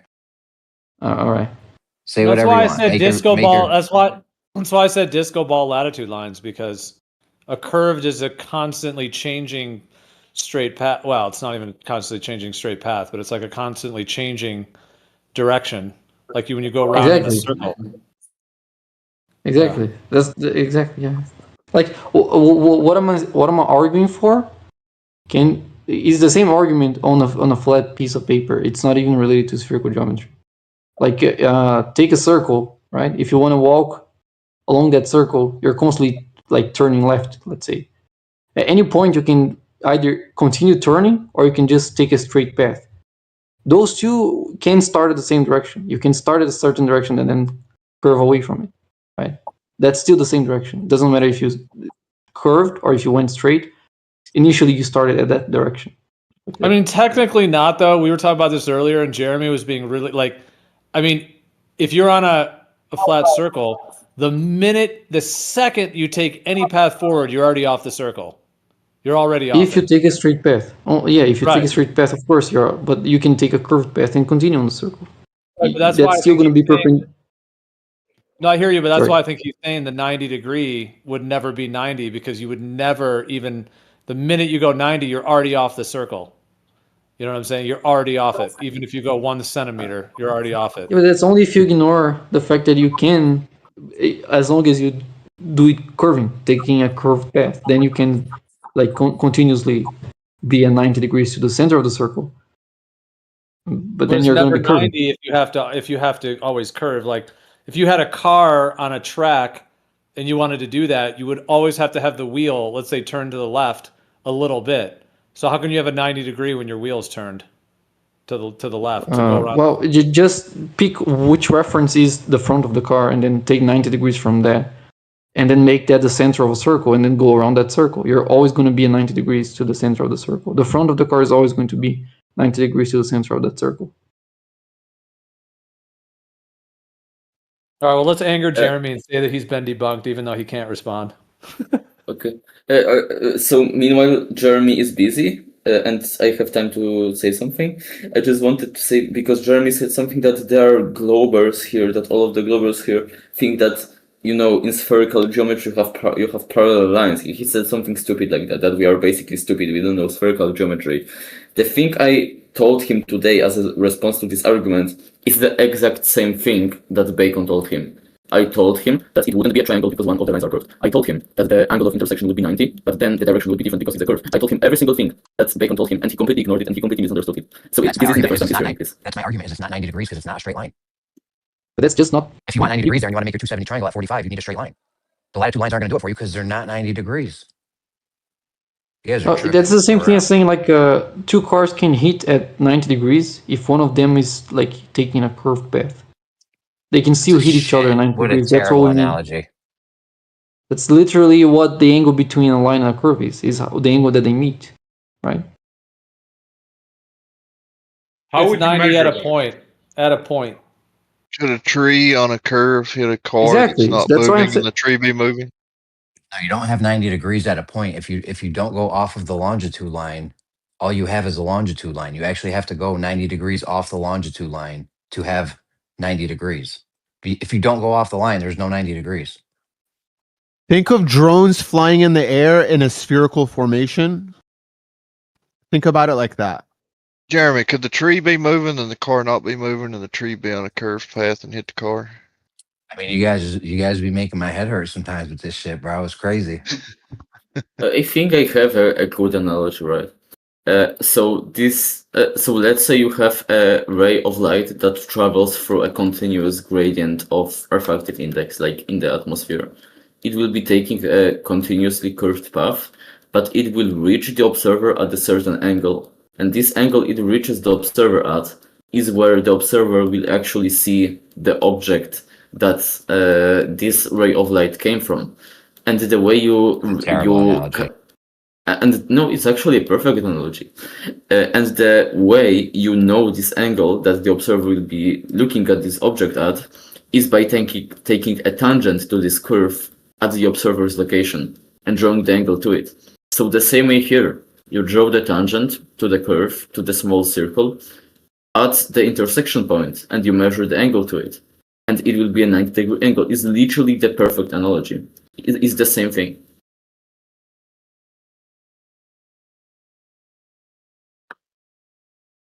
It will be, even though it's traveling in a curved path, it will be reaching the observer at a certain location, at this given particular point. I mean, at a certain angle, not location, sorry. If you had what 90s tool at would all you the use, latitudes. man? What tool would you use to measure this? I'm really curious. Nobody has asked this question. What tool would you use to measure a perpendicular between two curved lines? Which is impossible. What tool would you use?